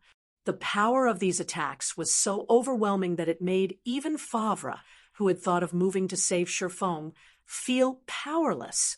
Yet, when faced with these seemingly apocalyptic attacks, Shifeng did not choose to dodge them. Instead, he simply sheathed Blasphemer and raised the Winter of Eternal Night with both hands. Then, he swung the sword at the space in front of him. Second sword, Holy Devour. This would be the first time Shifeng had executed Holy Devour with all of his strength after becoming a Tier 4 Sword Law Saint. The Holy Annihilation Mana technique was the Heavenly Blue Saint's greatest achievement. The Mana technique could unleash power capable of overwhelming even Tier 6 gods. The technique was divided into 3 parts, each with a greater usage requirement than the other. Out of the 3 parts, first sword, Light Shadow could only barely be used at Tier 3. As for second sword, Holy Devour, it wasn't something a Tier 3 player could use. As for why Shifeng could use Holy Devour when he was at Tier 3, it was because he had thoroughly mastered the Holy Annihilation mana technique. Even so, he could never unleash Holy Devour's true strength. Even when he was going up against Tia Polina, the 8-winged Valkyrie, the Holy Devours he executed were incomplete. However, now that he had reached Tier 4, he had barely met the requirement to execute the complete Holy Devour. Subsequently, as soon as Shifeng swung his sword, mana within a 1,000-yard radius of him exploded and ignited into flames, transforming the sky into a sea of flames. At the same time, the attacks of One Step Florence, Convict, and Melissa were reduced to nothing by this sea of flames. As for the attackers themselves, all 4 of them were sent flying over 100 yards away, their HP falling by over 1/3. If you find any errors, broken links, non-standard content, etc., please let us know so we can fix it as soon as possible.